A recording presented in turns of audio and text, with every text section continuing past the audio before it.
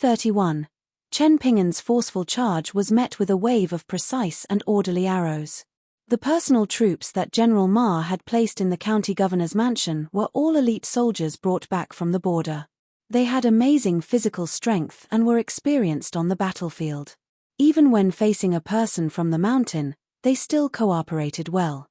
Chen Ping'an flew up from the roof ridge and landed in the depths of the county governor's mansion.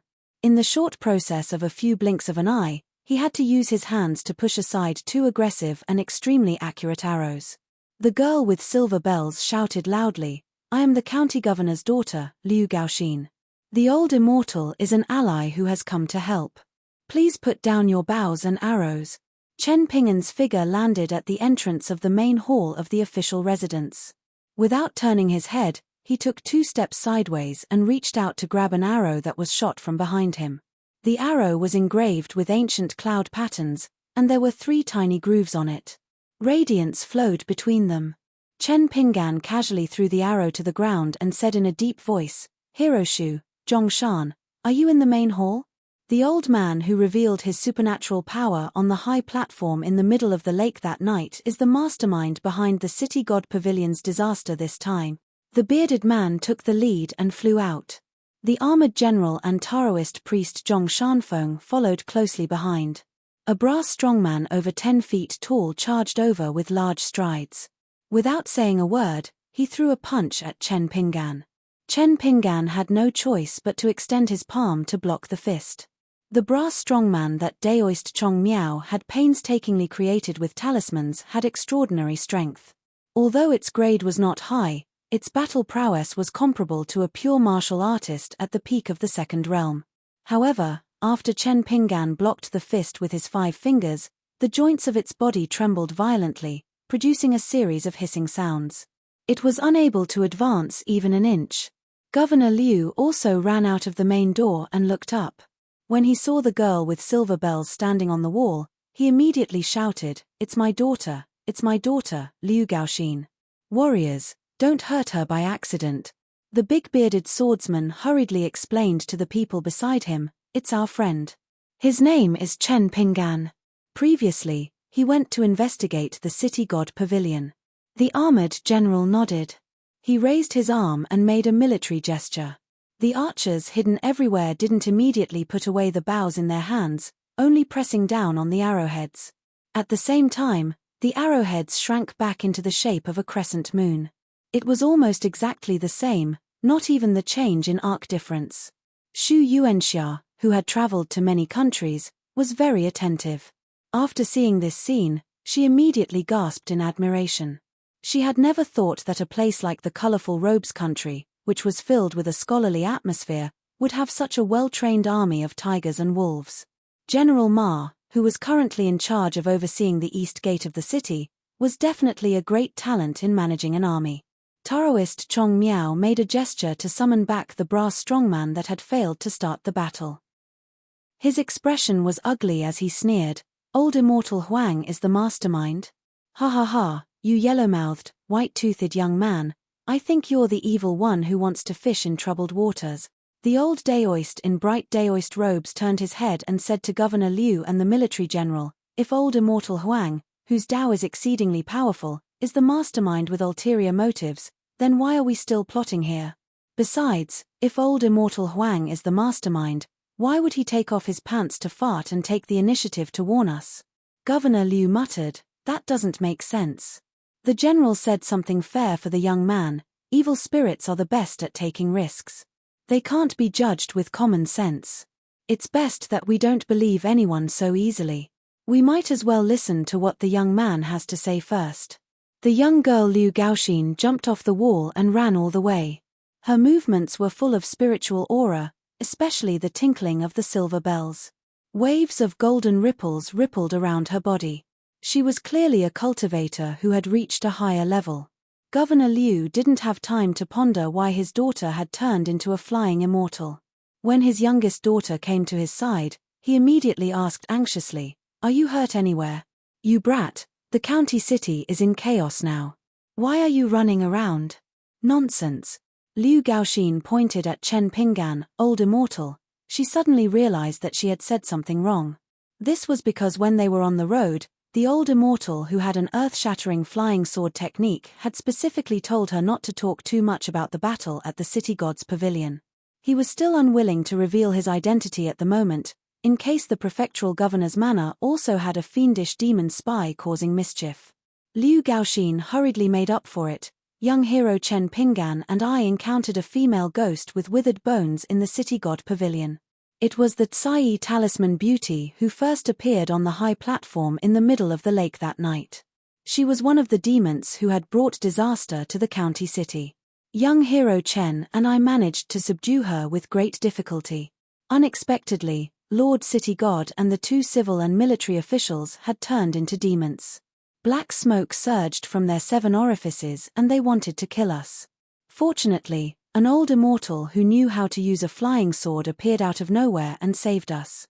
However, the old immortal was also seriously injured.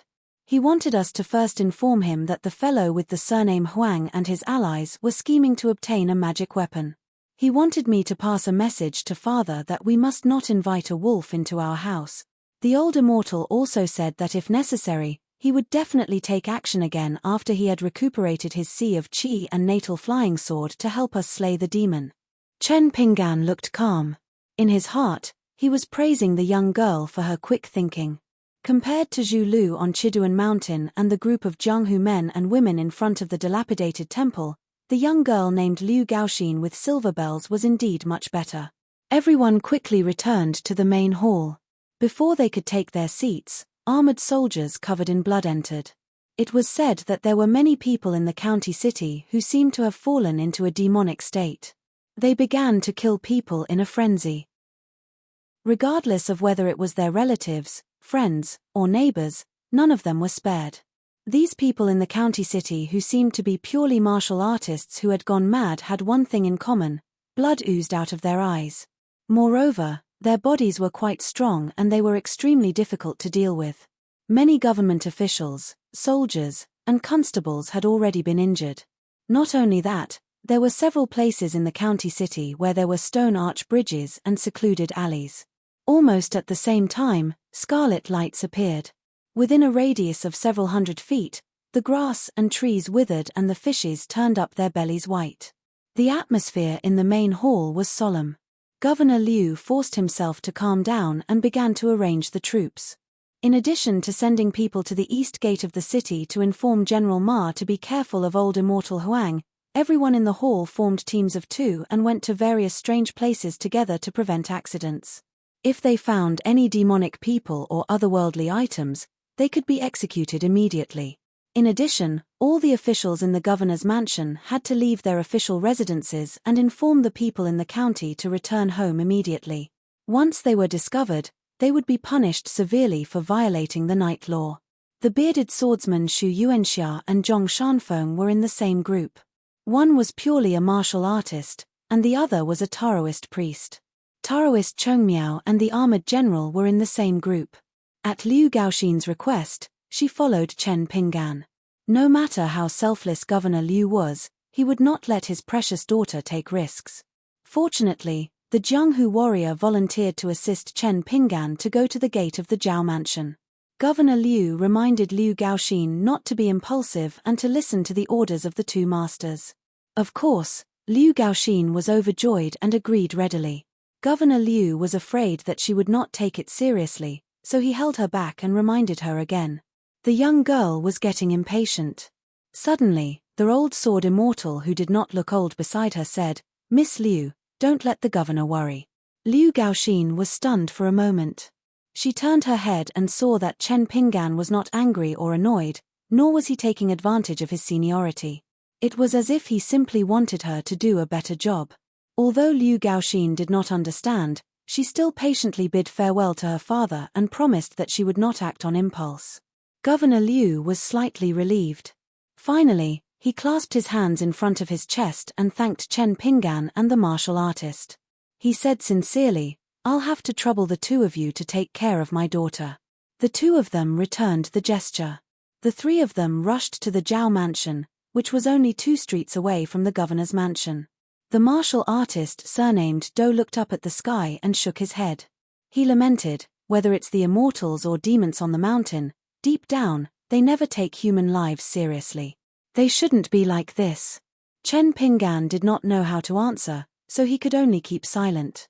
When the three of them arrived outside the Zhao mansion, there were already demonic men and women with blood oozing out of their eyes who were rushing out. They bared their fangs and brandished their claws as they ran swiftly. The machete men and archers outside were mostly constables of the county city and yamen runners of the governor's mansion. They usually dealt with big thieves and small thieves, so they had never seen such a scene. Most of them were pale and the accuracy of their arrows was unsightly.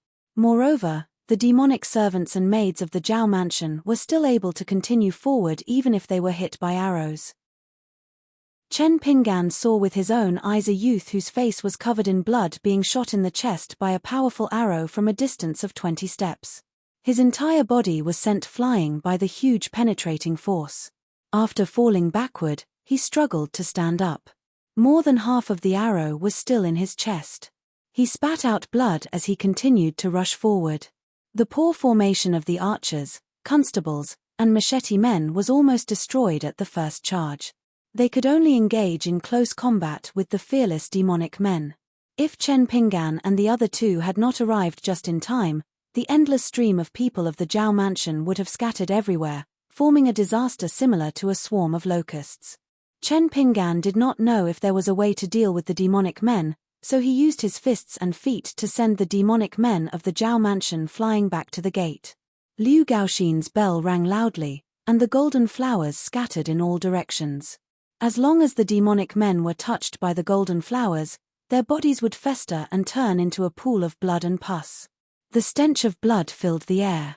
After the machete man surnamed Do unsheathed his saber, the blade bloomed with a dazzling snow-white light. With every slash, the demonic men, women, and children were split in half. The macheteman's machete skills were extraordinary. He had clearly reached the Grandmaster realm of returning to simplicity. He was straightforward, and his moves were straightforward without any sloppiness. However, compared to the machete man of the bearded machete man Shu Yuanxia's machete skills, this man's machete skills lacked the rough aura of the battlefield and had a touch of the acme of perfection. It was very likely that he was a martial arts grandmaster who was on his way to the fourth realm. From this, it could be seen that the concealment in the main hall of the official residence was more of the so-called the real man does not show his face in Jianghu. After Liu Gaoxin blocked a wave of demonic qi in the Zhao mansion, she found that the ground around her was covered in blood and broken limbs.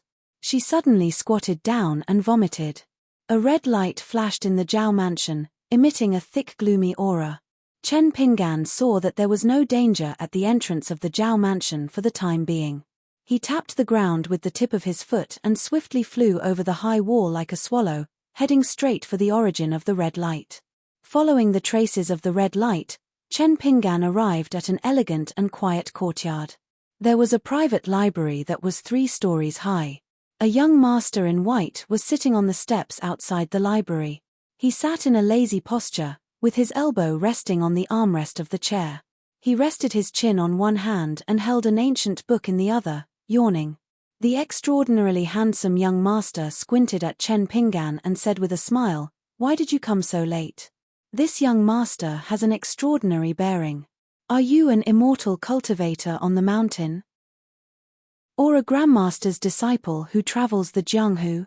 Sitting up straight, the young master of the Zhao mansion dipped his finger in his saliva and gently turned a page of the book.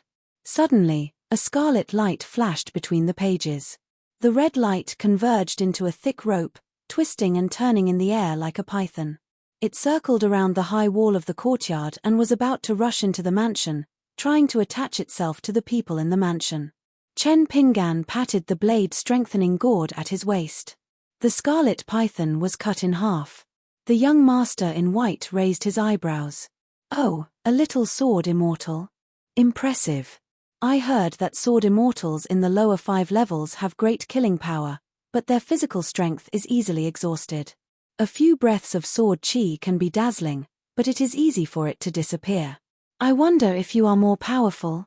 The young master in white held a book in one hand and flipped through an ancient book to the end with the other. Dozens of small scarlet snakes as thick as thumbs rushed into the sky from the library and were about to scatter in all directions. However, the young master in white saw that the young man who was about to hang the wine gourd was still in the mood to take off the wine gourd and drink a mouthful of wine. Before the young master of the Zhao mansion sneered, he could not laugh anymore. Because those little red snakes called crimson drill in the sky were instantly sliced into pieces by a wisp of crisscrossing white light. Then, he felt a chill between his eyebrows and suddenly widened his eyes, as if he had seen a ghost in broad daylight. He died with his eyes wide open. It turned out that his head was pierced by the flying sword from between his eyebrows. The wisp of sword chi that had seeped into his body and spirit also destroyed all his vitality in an instant with lightning speed. When Chen Pinggan put away the wine gourd, the two flying swords, Chu Yi and Chu Wu, slowly returned to the blade-strengthening gourd. On the other side of the courtyard wall, the machete man surnamed Do stood on the wall. After seeing this scene, he saluted Chen Pinggan with clasped hands. Chen Pinggan thought of something and said to the machete man, "Tell Liu Gaoxin that I have to go to the Earth Temple immediately. I will be back soon." The machete man laughed heartily and said, "There is no big problem here. There are only a few cats and dogs. Immortal Master Chen, don't worry." Chen Pinggan felt a little helpless. He wanted to end the battle quickly, but he did not expect that the machete man would still see him kill the enemy with his flying sword. He nodded at the machete man and then his figure disappeared quickly. Chen Pinggan sprinted all the way and leaped over a wall. Finally, he followed the voice of the ripples that appeared in his heart lake and followed that person's instructions. He came to an empty earth temple and looked up. Inside the earth temple, there was an elegant scholar waving at him with a smile on his face. However, his figure was swaying, like the last bit of light that would be extinguished with the slightest breeze. Chen Pinggan hesitated for a moment and then rushed over. The deity stood in the dimly lit doorway while Chen Pinggan stood outside the slightly brighter doorway. The scholar bowed first and then stood up with a smile. "This is the second time we meet. I am Shun Wen, the Lord Xing Wang of Yanji County. I have been watching over this city for hundreds of years. Today's result is the result of the past. I have neglected my duty first. If you did not break the restriction and successfully stop me from falling into the demonic path, the upright Lord Xing Wang of Tsai Nation might have become an accomplice to the Avildor and become a murderer who harms the people in his jurisdiction. I want to thank you." Speaking of this, the scholar smiled and said, "Previously, I did not know that I was about to fall into the demonic path. Therefore, I made a fool of myself. This time, I want to thank you not only for helping me not to go out and harm the people, but also for your sincerity and willingness to take the initiative to return the green wooden box." When he entered the Xing Wang Hall, the young man returned the wooden box. It was a good deed, a good deed. He clearly had a Fengsuan item, but when he handed over the wooden box, he did not take it out from the Fengsuan item, but directly took it out from his sleeve. This meant that the young man in front of him believed that the wooden box belonged to the Xing Wang Hall from the beginning. This was another good deed, a good deed. Chen Pinggan looked at Xing Wang carefully. He could no longer see any traces of him falling into the demonic path. He was slightly relieved. He hesitated for a moment and said, "Previously in the Xing Wang Hall, in order to protect myself, I had no choice but to break Lord Xing Wang's golden body." Lord Xing Wang, who was no longer in the form of a Lord Xing Wang, waved his hand and changed the topic. He asked, "Little immortal, are you a scholar?" Chen Pinggan was a little embarrassed and shook his head. "I am not a scholar. Now, I only know how to flip through books and take notes. I hope to know more words and learn more about how to be a person." Xing Wang smiled and asked, "Do you know the use of the golden body fragments?" Chen Pinggan still shook his head. He really did not know. Xing Wang said softly, "Those golden body fragments must be kept well. The gods in the world who enjoy the worship of the gods, whether it is the mountain gods or us, the Xing Wang and the civil and military temples, all have the golden body. First, the imperial court conferred the title and created the statue. Then, the gods themselves nurtured the little divine light. However, the golden body is also divided into high and low ranks. Similar to the officialdom, generally, the golden body of the 5 mountain gods is of the highest quality, followed by the great river god and Lord Xingwang of the capital, and so on. That green wooden box contains the Xingwang of Tsai Country's Tuoji County's seal of Tsai Country, which was personally engraved by a great celestial master of the celestial master residence of Longhu Mountain. It is an extremely powerful instrument that contains the mighty power of heaven. However, it can only be used with the 5 thunder mantra. Although I am the current Lord Xingwang of Yenji County, as a god, I am unable to use the thunder mantra. In fact, when the celestial master residence bestowed this item, it had more of a symbolic meaning to help protect the feng shui of the county. It was not for the Qi cultivators of Tsai Country or Lord Xingwang to use the seal to show off. If it was not for this little celestial master seal that deterred the demons, and the early formation of the mass grave outside the city with heavy resentment, they would have rushed into Yenji County long ago. Chen Pinggan thought for a while and asked, "Do you need me to help you hand it to Governor Liu? Or hand it to the Emperor of Tsai Country?" Lord Xingwang, Shen Wen, looked carefully at the pair of clear eyes. He waved his sleeves and laughed loudly. The teachings of the saints, the divine weapon of heaven and earth, can only be held by the virtuous. 232. I wish everyone a happy and peaceful new year. Just like little Ping An in this novel, I wish you all a happy and peaceful new year. I wish you all the best in this new year. The Golden City God's words carried a lot of weight. Even the gentlemen chosen by the Confucian Academy would not dare to call themselves virtuous. The 3 immortality of a scholar was to establish virtue, make contributions, and speak. With virtue as the head, it was the most difficult. Most scholars could only settle for the next best thing in their lives, and they would even retreat again and again. However, Chen Ping'an's knowledge was still shallow. He could not understand the deeper meaning behind Shen Wen's words as a scholar and not as the Golden City God. Chen Pinggan naturally liked the green wooden box that made him feel at ease. Now that he knew that it contained a seal personally carved by the palm imprint Heavenly Master of Longhu Mountain, he liked it even more. Who didn't like good things in the world? Chen Pinggan liked it very much. However, liking was one thing, but it did not mean that he could take what others liked. This had nothing to do with how fast Chen Ping'an's punches were, how high his martial arts realm was, or how many flying swords he had.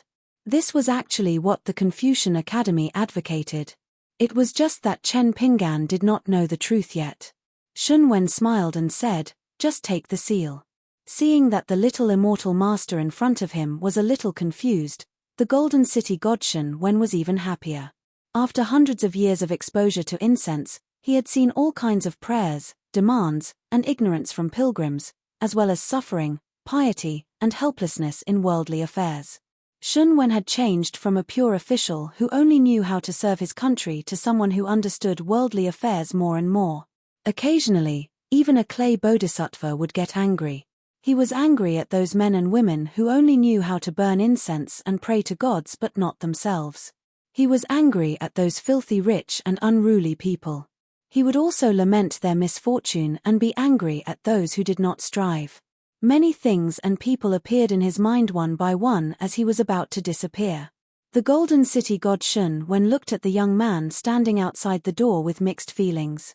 Shun Wen suddenly took a deep breath, and his scattered and ethereal figure stabilized a little. He said, "Shun Wen has a final request. You can consider whether you want to do it or not. Shun Wen does not dare to force you."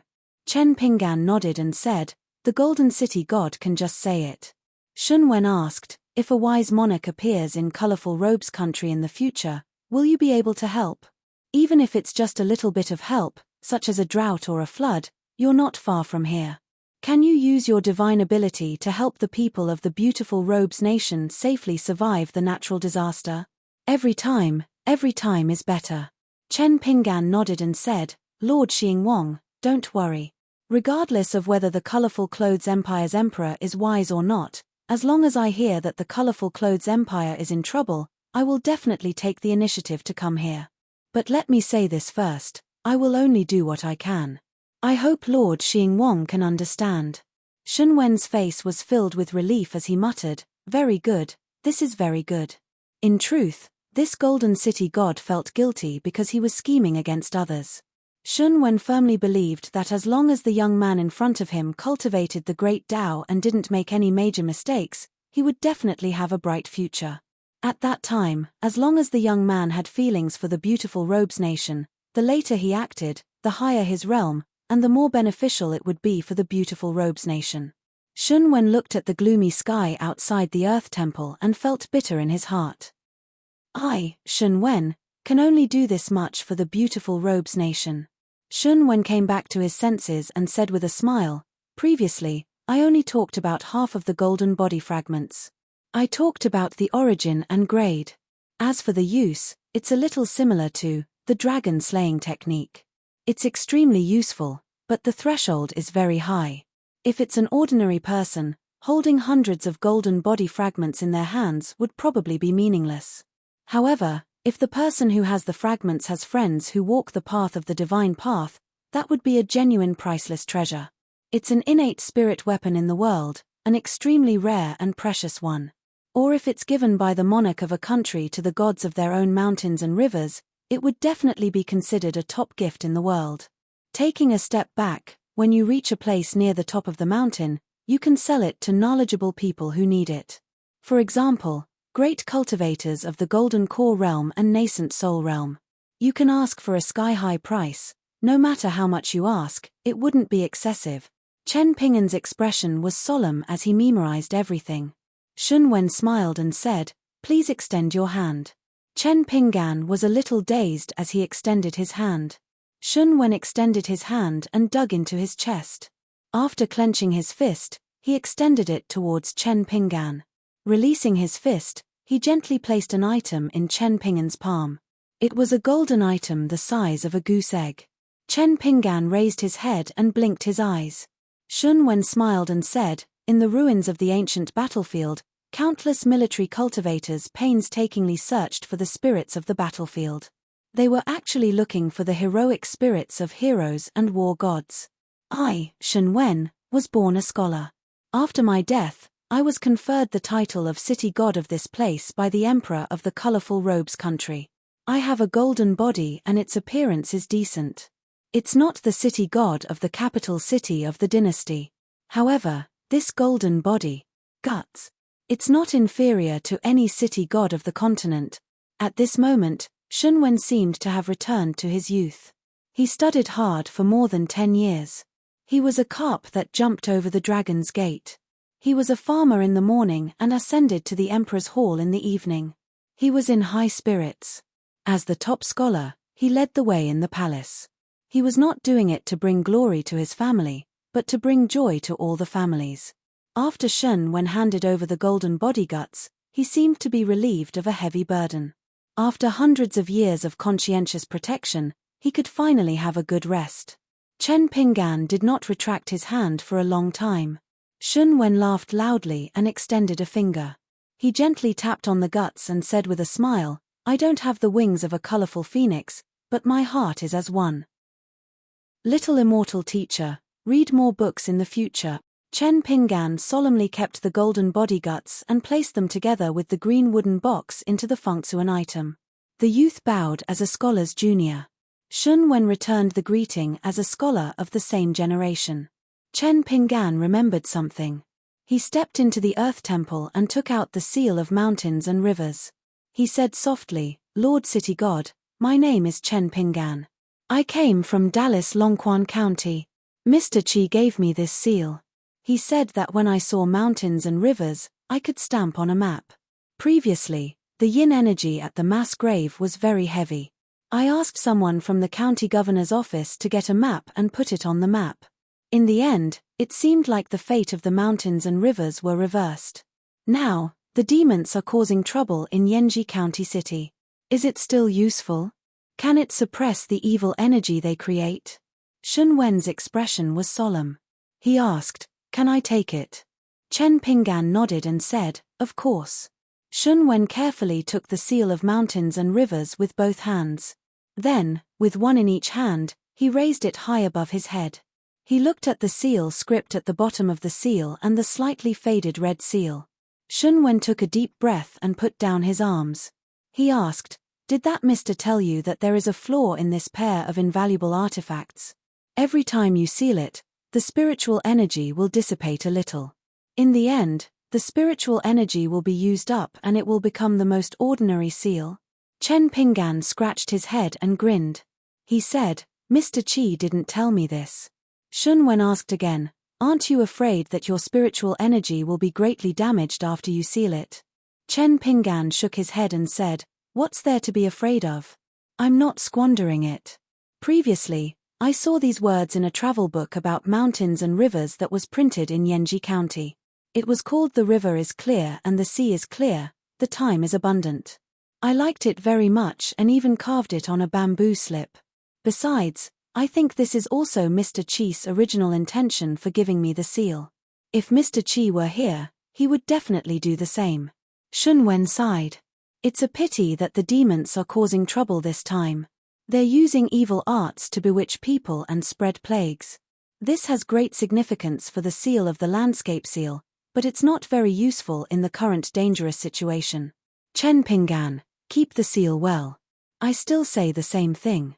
If there's a wise ruler in Colorful Clothes Nation in the future, when you pass by Colorful Clothes Nation, you can ask the emperor for a map of the capital.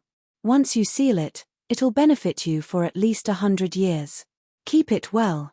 Remember, and treasure it well. Don't take it out so easily and let others see it. Chen Pinggan was somewhat disappointed. He could only put the seal away again. Seeing this scene, Shun Wen did not know whether to laugh or cry. How could there be such a stupid child? The hillmen were all businessmen. They all pursued small capital and huge profits. They did not care about the losses and gains in front of them. But they also planned far ahead. They planned for thousands of miles and thousands of years. In the end, they still wanted to make a huge profit. Shun Wen's figure became more and more illusory. He said solemnly, Chen Pinggan, this time, the demons are causing mischief. Just like what you said, it's within your power. It's enough. Chen Pinggan nodded his head. He took down his wine gourd and looked at the sky with Lord Xing Wang. Shun Wen suddenly asked, Dali Longquan County? The counties of Aquarius continent usually do not have the word dragon in their name. Chen Pinggan laughed. My hometown used to be the Pearl Grotto Heaven. Later on, the Grotto Heaven shattered and fell to the ground. Hence, it was renamed Longquan County. Shun Wen was startled. He probed, the Mr. Qi you are talking about, is it Mr. Qi from Cliff Academy, the disciple that Saint is most proud of? Chen Pinggan nodded. His expression dimmed, it's that Mr. Qi. Shun Wen stared blankly at the young man from Dali. Straw sandals, wine gourd, flying sword, seal, pure and innocent heart. His name was Chen Pinggan. Shun Wen's mouth was dry. Chen Pinggan, then are you Mr. Qi's direct disciple? Chen Pinggan was hesitant. In the end, he decided to speak the truth. Mr. Qi was not willing to accept me as his disciple. But later on, I met old Master Sheng. It seems that Mr. Qi wanted to accept me as his disciple. But at that time, I felt that I was not even a scholar. I did not agree to be his disciple. Old Master Sheng was not angry. He was drunk. When I was carrying him, the old man patted my head and urged me to drink. Chen Pinggan smiled and raised the wine gourd in his hand. He smiled brightly and said, so now I drink. The scholar Shun Wen felt as if he was struck by lightning. It was not just one lightning strike on his head, but wave after wave. Qi Jingchun, Qi Jingchuan's junior brother, Old Master Sheng, Old Master Sheng's closed-door disciple. The young man rejected him. Shun Wen was dumbstruck. Chen Pinggan stared blankly at Lord City God. Could it be that he had said something wrong? He could only secretly drink a mouthful of wine to calm himself down. Shun Wen suddenly laughed out loud. He laughed so hard that he almost cried. He reached out and patted the young man's shoulder hard. Good. Others will definitely not understand the matters of us scholars. That's right. Shun Wen retracted his hand. He put his hands behind his back and strode out of the temple. Wonderful. Scholar. Shun Wen turned around and smiled. He gave a thumbs up. Well done. After Shun Wen stepped out of the door, the last bit of divine aura dissipated. He laughed loudly and disappeared between heaven and earth. His entire figure shattered into pieces. Chen Pinggan was a little sad. He put the wine gourd on his waist and looked at the place where the scholar from Dali Yi Kingdom disappeared. He whispered softly, "Everything is fine, everything is fine." After the white-clothed young master was killed, no one else in the Zhao mansion fell into a demonic state. Although Liu Gaoxin was vomiting non-stop, she was still unwilling to return to the peaceful county governor's mansion. She accompanied the master of the Jianghu surnamed Do to search for the missing fish. When they came to a firewood hut, the door was tightly shut. The machete man frowned and kicked it open. He found a boy who was 8 or 9 years old inside. Behind him was a pile of firewood. The machete man said indifferently, "Move. Once you fall into a demonic state, you can't be saved." The boy pursed his lips and shook his head hard. The macheteman's face was cold. He strode forward and pushed the boy's head back. The boy crashed into the wall. The machete man used his long knife to push aside 2 bundles of firewood. There was a sallow and emaciated girl inside. She was tied up tightly with rope. One of her eye sockets was bleeding non-stop. The other eye socket was no different from a normal person's. The girl's lips were pale and slightly trembling. The machete man raised his knife and was about to strike when the boy struggled to get up. He picked up a hatchet and rushed to the girl. He gritted his teeth and said, "If you dare to kill him, I'll kill you." The Zhao Manor was indeed the #1 aristocratic family in Yanji County. Even the servants and children of the Zhao Manor could understand the language of the entire continent. The machete man sneered and said, "You don't know what's good for you. Don't you know that your *T kindness today may cause the deaths of thousands of people?" The boy was thin and his clothes were thin. He had a determined look in his eyes and said, "I don't care. I want to protect Luan Luan." The machete man kicked the boy who was holding the hatchet and sent a gust of knife energy toward the poor girl. A silver bell rang out, and the saber aura shattered the many golden flowers that flew over. The bladesman's hand paused for a moment, but the edge of the saber still left an inch-long wound on the girl's forehead. The machete man was not angry when his knife was blocked. He turned and stared at the girl and asked, "Liu Gaoxin, can you save her?" Others may not know the consequences of becoming a demon, but as an accomplished qi cultivator, how can you not know? Why, when the situation is beyond saving, are you going to personally execute this girl? Liu Gaoxin's face was pale and her lips trembled. "I can't bear to." The machete man snorted. "I think it's because I killed those demons outside the Zhao mansion too quickly. Miss Liu didn't see them gnawing on the flesh of the commoners." Liu Gaoxin. The boy struggled to get up again. He was in so much pain that he could not hold the knife steadily. The tip of the knife trembled. The boy screamed at the machete man, "Bastard, kill me first if you dare." The machete man sneered, "What's the point of killing you?" He was about to strike again. Liu Gaoxin's eyes were red. She turned away and could not bear to watch. Someone outside the door said, "Wait a moment." The machete man thought for a moment and sheathed his knife. He turned and smiled at the person. "Since the immortal master has spoken, I won't do anything unnecessary." It turned out to be Chen Pinggan who had returned to the Zhao mansion. He nodded at the machete man. Chen Pinggan walked quickly into the woodshed and squatted in front of the girl. He found that the girl seemed to be fighting against the demon in her body. Even though her eyes were bleeding and she was in so much pain, she still kept her lips tightly shut and did not make a sound. The girl tried her best to open her normal eye. Her eyes were full of pleading. If one could live, who would be willing to die? Especially a child of this age. Chen Pinggan looked at the stubborn girl and patted her head gently. He said warmly, "Don't be afraid. Cry out when you're in pain. It's okay, it's okay." The girl raised her head. Half of her face was bleeding. She looked at the unfamiliar young man who was smiling and cried out loud. Some grievances, no matter how big or small, could only be understood by those who had suffered the same grievances. Otherwise, no matter how kind others were, they would not be able to make people feel at ease. Chen Pinggan helped her untie the rope and turned around.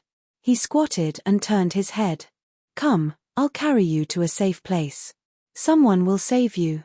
After putting 2 cold hands on his shoulders, Chen Pinggan smiled at the boy with the machete. Please tie us together with a rope. I'm afraid that something will happen to Wn Idong and I won't be able to take care of her. You have to be quick.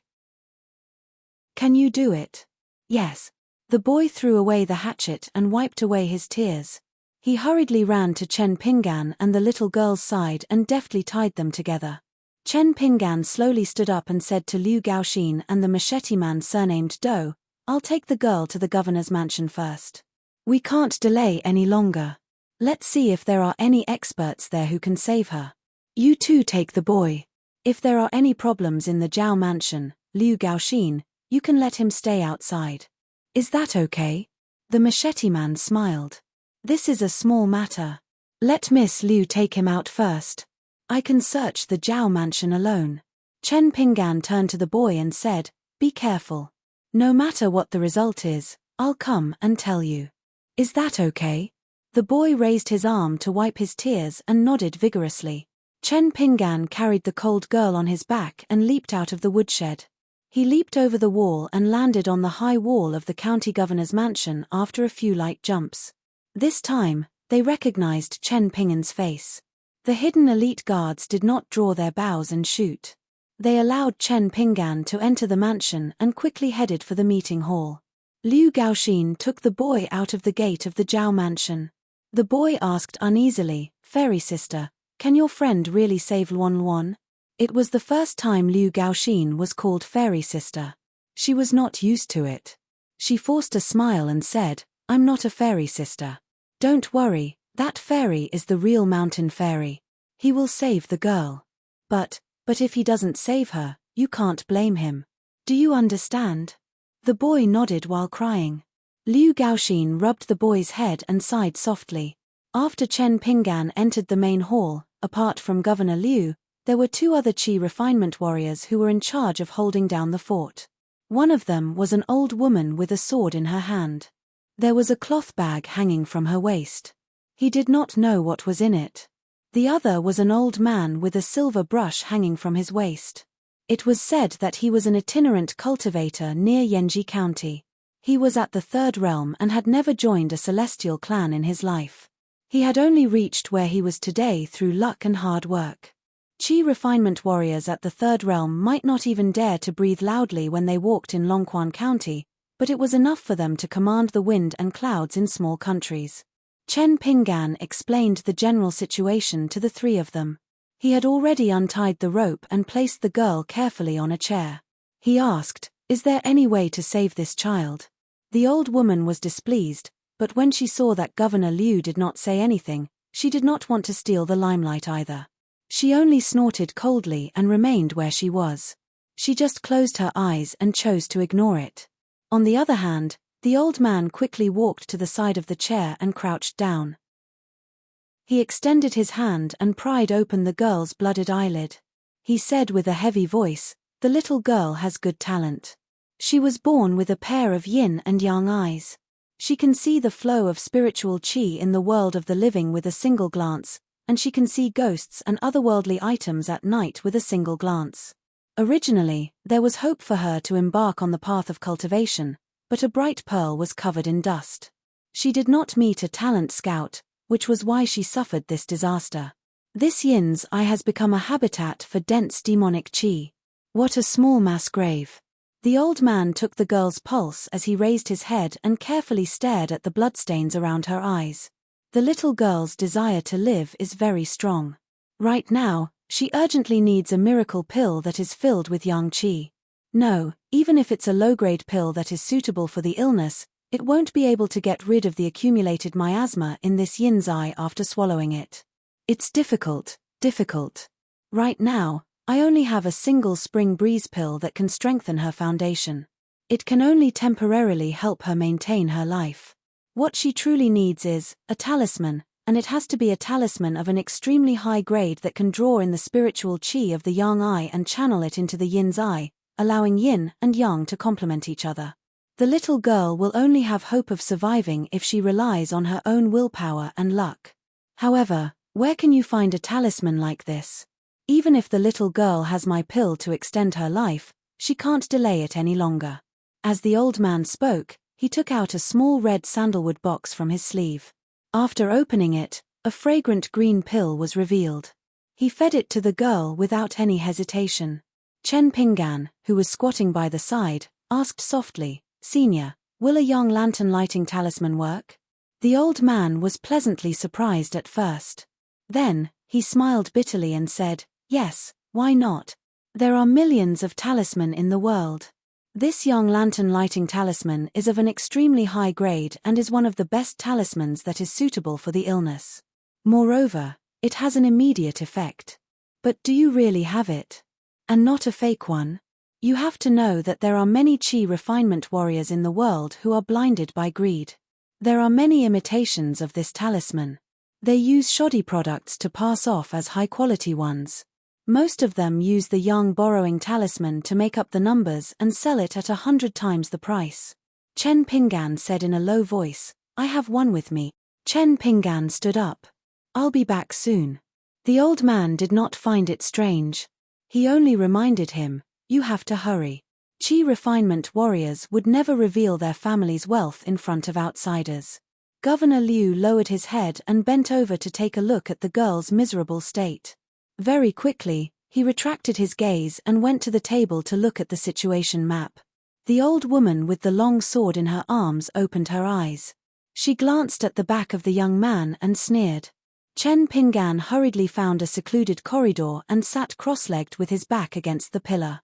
From the flying sword 15, the small wind and snow, all that Li Shixing gave him, and a golden talisman floated out.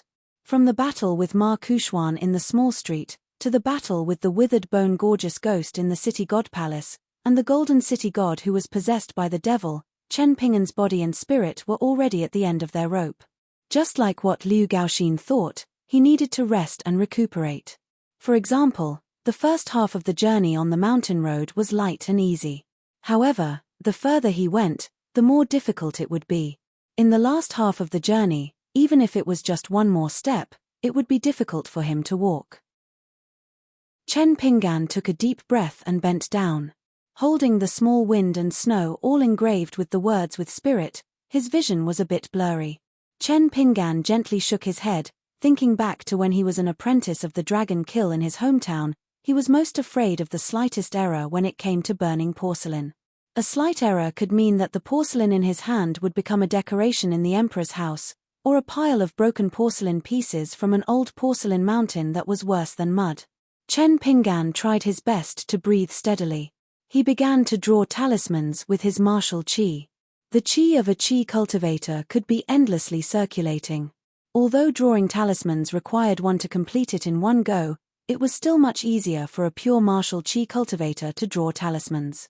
On the other hand, Chen Pinggan, whose longevity bridge had long been shattered, had to consume a great deal of energy to draw a talisman that was full of spirituality. It was not at all as easy as the 21 punching divine man's drumming style. He could not draw talismans too fast or too slow. In a secluded corridor that no one knew about, the young man held the small snow wind awl and bent over to draw talismans. His strokes were steady, but his 7 orifices were slowly bleeding. Chen Pinggan did not think about whether it was worth it to spend a golden talisman that he had already roughly known its value for a girl he had never met before. Whether he would feel heartache after the event, the miser Chen Pinggan would definitely feel it. But that was also a matter of the event. He would think about it when the time came. At most, he would just drink to relieve his boredom. A young lighting talisman drawn on the golden talisman paper was done. Chen Pinggan wiped off the bloodstains and rushed to the main hall of the official residence. When he handed the talisman to the old man was stunned. He took the talisman with both hands with a look of disbelief. The heavy and abundant qi was almost about to rush out of the golden talisman paper. The old man asked in an uncertain tone, "Then I'll use it." Chen Pinggan nodded and smiled. "Use it." The old man squatted down and clamped the young lighting talisman with 2 fingers. He shouted, "Rise." The golden talisman remained motionless, without the slightest movement. The old man was ashamed and his face flushed. He mobilized all the chi in his body and shouted again, "Rise!" The golden talisman suddenly burst into flames. However, it did not burn to ashes. Instead, a large ball of golden light emerged. Governor Liu, who did not know the real mystery, clicked his tongue in admiration. The old woman holding the sword was also staring so hard that her eyeballs almost popped out. The old man did not dare to relax. He forced himself to circulate his chi and raised his other hand. He put 2 fingers together and pointed at the ball of golden light that flowed like water. His lips moved slightly, divide yin and yang, merge water and fire, go. The golden light went to the girl's yin eye that was constantly bleeding. Most of the golden light majestically merged into the girl's yang eye. Soon, one could clearly see that there seemed to be a small bridge built by a golden thread between the 2 eyes. The golden light slowly flowed from the left eye to the right eye. The girl was in so much pain that her teeth broke through her lips. She pressed her hands on the chair's armrest. Her thin body shook violently and her face was extremely distorted. Chen Pinggan gently grabbed the girl's hand. Regardless of whether she could hear him or not, he always comforted her softly. "Hold on, you can definitely survive. Everything is important to survive. Believe that as long as you survive, you will have everything." The old woman could not hold back her kindness. She walked behind the old man and Chen Pinggan. She lowered her head and carefully looked at the flow of the golden thread near the girl's nose. The old woman smiled and said, "You are indeed a sword immortal who has achieved great success in cultivation." The old woman's face was wrinkled like chicken skin. She was very old, but at this moment, her eyes were charming like an enchanting woman. She had already noticed the instant change in the young man with the box.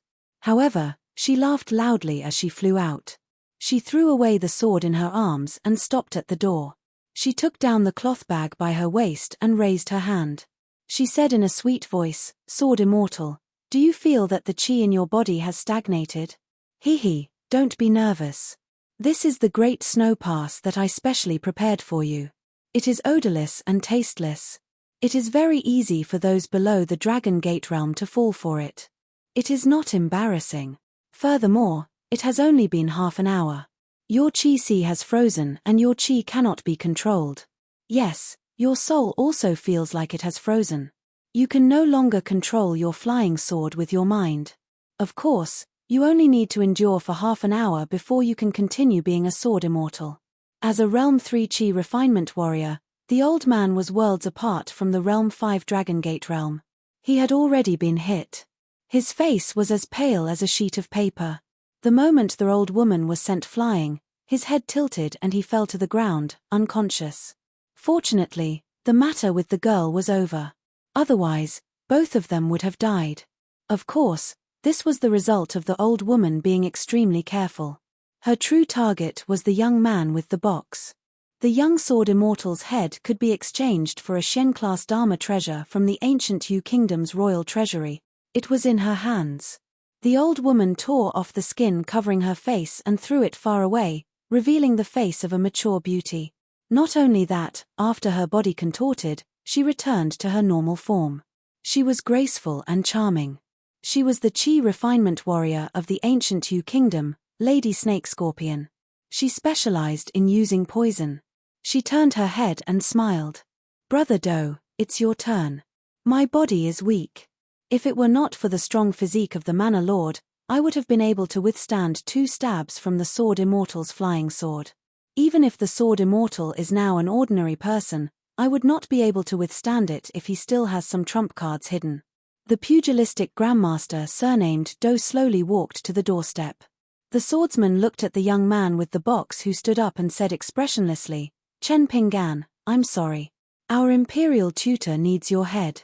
If we had only met in the pugilistic world, we might have had a drink. But now, we can't. Including you, the 3 people in the room will all die." Chen Pinggan looked at the man and woman at the door. He twitched his mouth but did not say a word. He seemed to be referring to what he had said previously. The mountain was not righteous and was used to disregarding human lives. However, how much better was the foot of the mountain? The man laughed and unsheathed his saber. He strode through the doorstep. "I'll help you finish the wine in the wine flask at your waist." Governor Liu was at a loss. What was going on here? Chen Pinggan remained standing in his original spot. Previously, Ma Kuxuan's master, the sword cultivator from Marshall Mountain, had killed an ancient Yu Kingdom assassin. Now, two had come at once. He did not know if there was a fourth. Chen Pinggan said, "Since you have already seen my family's wealth." After a slight pause, Chen Pinggan suddenly laughed. "The first day, the 15th day. This time, we can make our appearance more beautiful." The venomous woman from the ancient Yu Kingdom clicked her tongue. "Sword Immortal, you still want to struggle? Do you know that our Miao Miao Tower's owner, who is known as the Thousand Face, is very experienced in dealing with 5-realm mountain immortals? Usually, he might not be able to take advantage of you, but today, it won't be difficult for him to break your neck in half an hour." Chen Pinggan could not be bothered with the sarcastic woman. He quietly recuperated his qi. A resplendent white beam and a dark green beam flew out of the blade-strengthening gourd and hovered near Chen Pinggan's shoulders. The woman was shocked and said with a trembling voice, "How is this possible? How can you still summon your flying sword?" Even the swordsman, who was used to great storms, had to stop in his tracks. He switched from holding his saber with one hand to holding it with both hands. Chen Pinggan looked around and asked the two flying swords with a smile, "Then let's go together. Let's kill the one who talks the most first. I'll deal with the one who talks the least." The owner of the Miao Miao Tower, who was famous for his assassination skills, did not want to advance rashly. Chen Pinggan had already charged forward.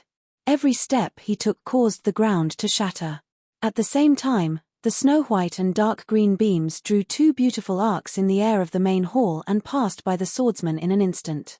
The woman screamed.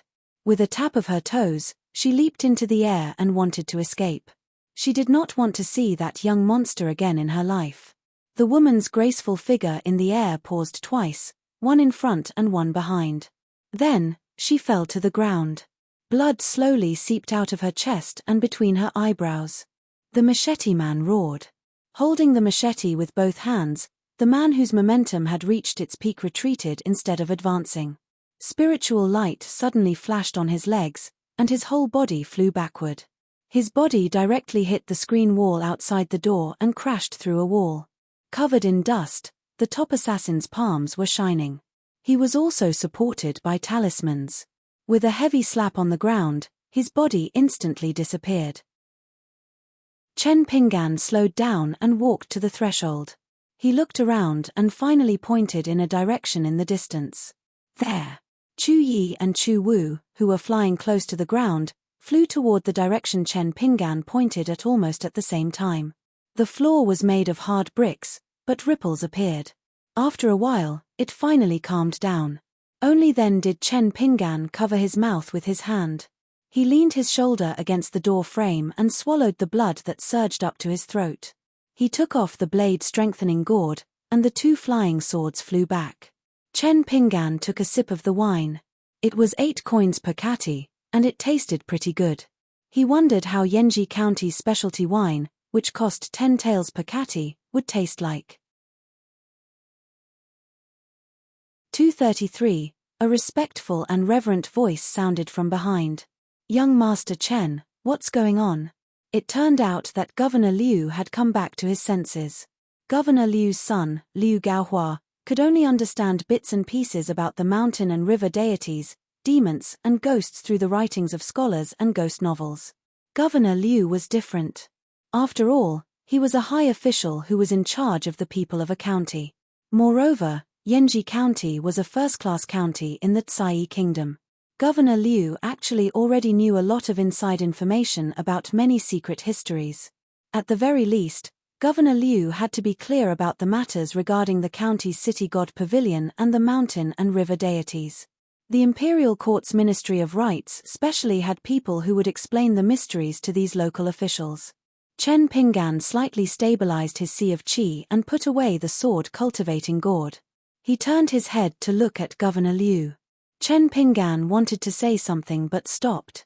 His victory could be said to be thrilling. In fact, after the battle at the city god pavilion and the talisman he drew for the little girl, his body was already at the end of its flight. Although he could control 2 flying swords with special origins and didn't need to consume the so-called spiritual energy of chi cultivators, this was true. This was because he had invited the 2 little ancestors of the sword-cultivating god to help him subdue demons and demons. Their minds were connected and their minds were connected. Therefore, Lady Snake Scorpion's trump card, the great snow-embracing pass that she had meticulously prepared, was meaningless to Chen Ping'an.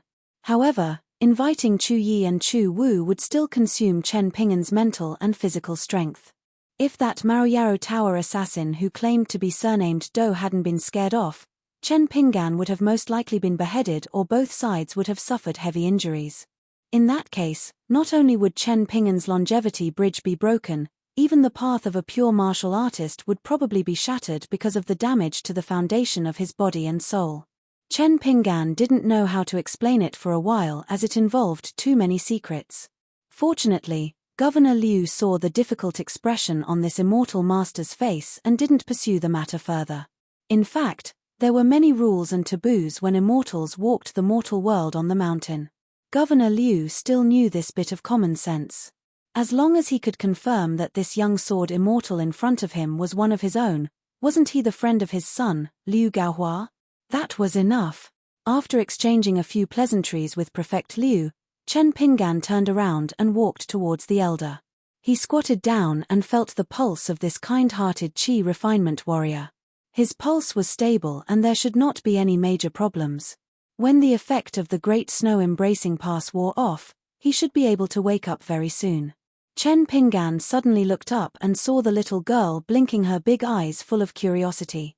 Under the guidance of the Yang Energy Lighting Talisman, a pair of watery eyes that were born with yin-yang eyes immediately overflowed with a faint golden luster.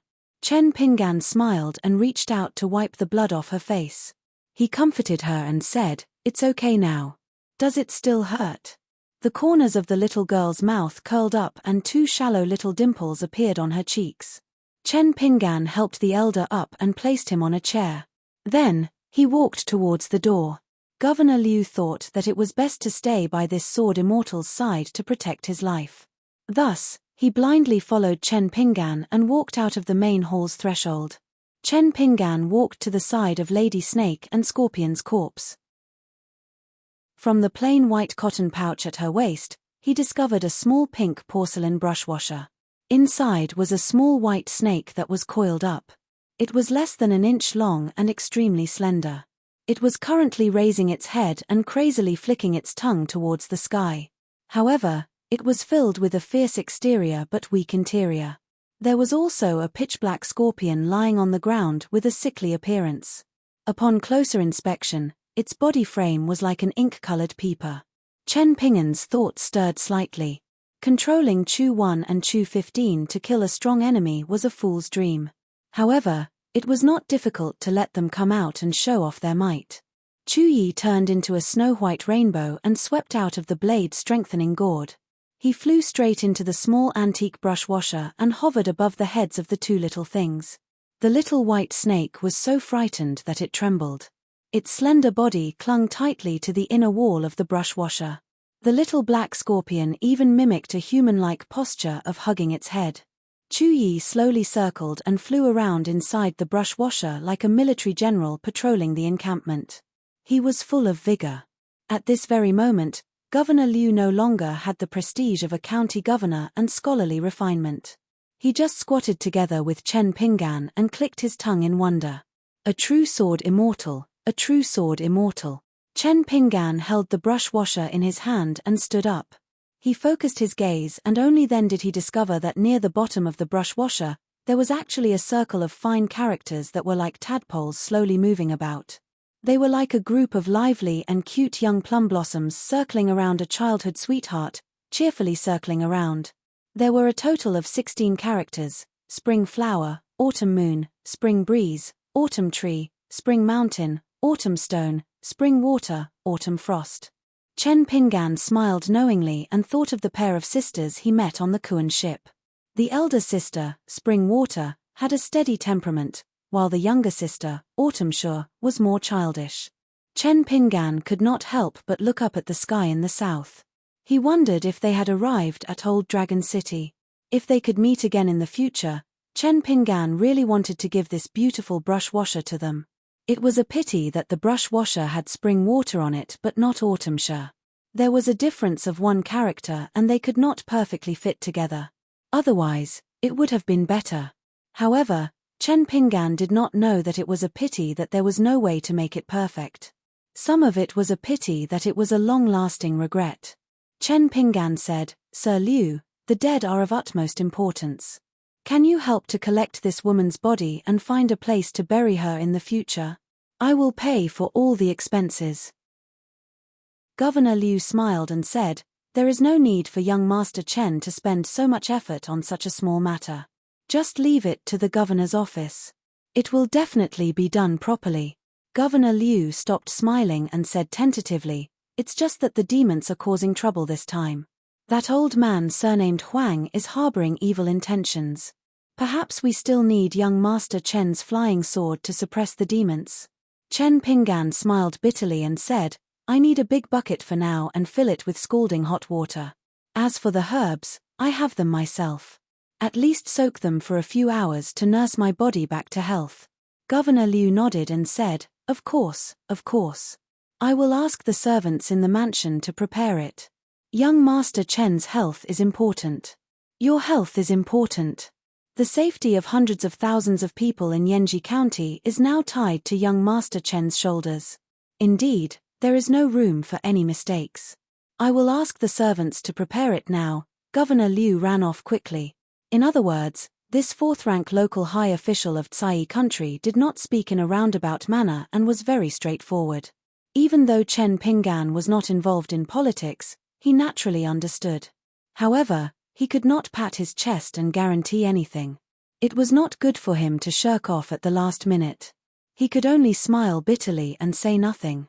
Apart from gifting the flying sword, Chen Pingan only had 4 words for everything else: to the best of my ability. This was the case for the Golden City god, Shen Wen.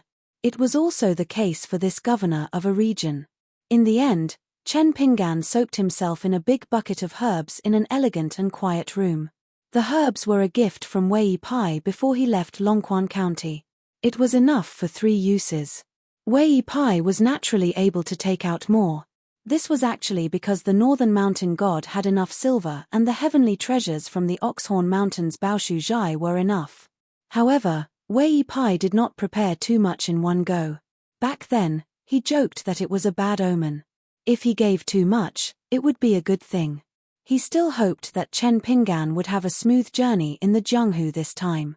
He would not be injured more than 3 times, so he treated it as a good omen. Before Chen Pingan entered this room, he asked Governor Liu to help him keep this a secret and not reveal that he was a sword immortal. Governor Liu understood and agreed very readily. He was just short of swearing an oath.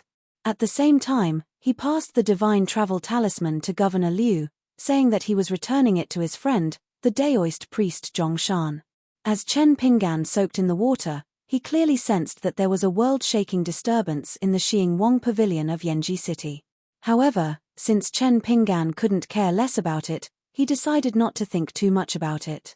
He calmly nurtured his qi and combined it with the 18 stops of sword qi that Alliance had taught him and the breathing exercises that Old Yang had taught him.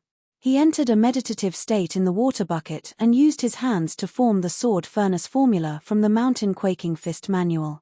He was like a withered tree in winter, quietly waiting for the spring breeze to blow past. On one hand, the fiendish demons had successfully activated the formation, causing demonic repellent to take over the bodies of the commoners everywhere. On the other hand, it was both a good thing and a disaster. The good thing was that General Ma had sent a secret message from the eastern gate of the city. For some reason, the old demon Huang, who wore the disguise of an immortal, had rebelled against the 3 of them at the Xingwang Hall. The battle was earth-shattering, and this was the cause of the disaster. The 4 of them didn't hold back at all. They used their magic treasures one after another and used their evil techniques one after another, damaging hundreds of houses and injuring the commoners. The elite cavalry under General Ma, who had rushed to Yenji City as reinforcements, could not pass through the streets and alleys like a cavalry. They could only dismount from their horses and fight on foot. Everyone was clad in metal armor and wielded powerful bows and crossbows. However, when faced with the 4 fiendish demon magnates who were cultivating on the mountain, apart from the dozens of specially made arrows stored in the Xiangwang Manor, which could pose a substantial threat, the rest of the arrows could not keep up with the 4 of them as they flew around. Furthermore, before they could even get close, they would be smacked away with a wave of their sleeves. There were even some arrows that the 4 fiendish demons caught and casually tossed back when they were fighting. Another 80 or so elites were killed or injured. Even if they wanted to trade their lives for injuries, they wouldn't be able to do so. General Ma really did live up to his reputation of not fearing death. He was valiant and skilled in battle on the border, and even when facing these cultivators, he led the charge. He and his deputy had found several opportunities to catch a stray demon and engage them in close combat. Later on, Old Immortal Huang and Old Demon Mi, who had provoked the 2 sides into a frenzy, became ruthless. They stopped fighting for a moment, heavily injuring both General Ma and his deputy. If not for a dozen personal guards intercepting them with special mohist bows and arrows, as well as several reckless guards, the 2 of them wouldn't have been able to leave the battlefield alive. They would have died in Yenji City that very night. In the latter half of the night, Old Immortal Huang, who was fighting against 3 alone, had a large handful of rice sprinkled over his head by Old Demon Mi. His entire body immediately began to emit green smoke, and his flesh was reduced to a bloody mess. Countless bloody holes were burned into his body. He had no choice but to burrow underground. The 3 demons began to search for him. If they encountered any bailiffs or soldiers who dared to obstruct them, they would mercilessly slaughter them. At dawn, Chen Pinggan put on his clothes and left his room. As a result, he discovered Liu Gaoxin sitting at the end of the corridor. She was currently napping on a small stool. The girl was a light sleeper, so she quickly woke up. She was afraid that she would drool in her sleep, so she hurriedly turned her head away to wipe her face. She had actually only returned to her residence a short while ago. She had changed into a clean set of clothes before coming here to act as a door god. Chen Pinggan accompanied her to the main hall. They exchanged questions and answers. Chen Pinggan had a rough understanding of what was going on in the prefectural city during this period of time. When he heard that there was internal strife between the diamonds, he found it rather hard to believe. However, the slaughter couldn't be faked. Even though he didn't know the twists and turns behind the scenes, as long as it was beneficial to Yenji Prefecture, it was still a good thing. However, no one could control the additional casualties that occurred. In Kuidong's words, there was a single person in the world who was the most powerful. Those who followed him would prosper, and those who opposed him would perish. The white-clothed imperial tutor had purposely kept him in suspense. He had no choice but to throw flirtatious glances at a blind man. Chen Pinggan was unwilling to answer, so Kuidong could only talk to himself and give an answer. He called it the general trend. That was the general trend. Quisha also said that the prosperity and decline of the human world depended on the direction of some general trend. At the time, Chen Pinggan wasn't interested at all in Kuidong's superstitious words. Because he didn't understand them at all, he was actually afraid that he would fall into that guy's trap. Even though Lin Shuyi, Li Huai, and Yu Luxi weren't very close to Kuidong, deep in their hearts, they should have a considerable amount of reverence and even admiration for this person.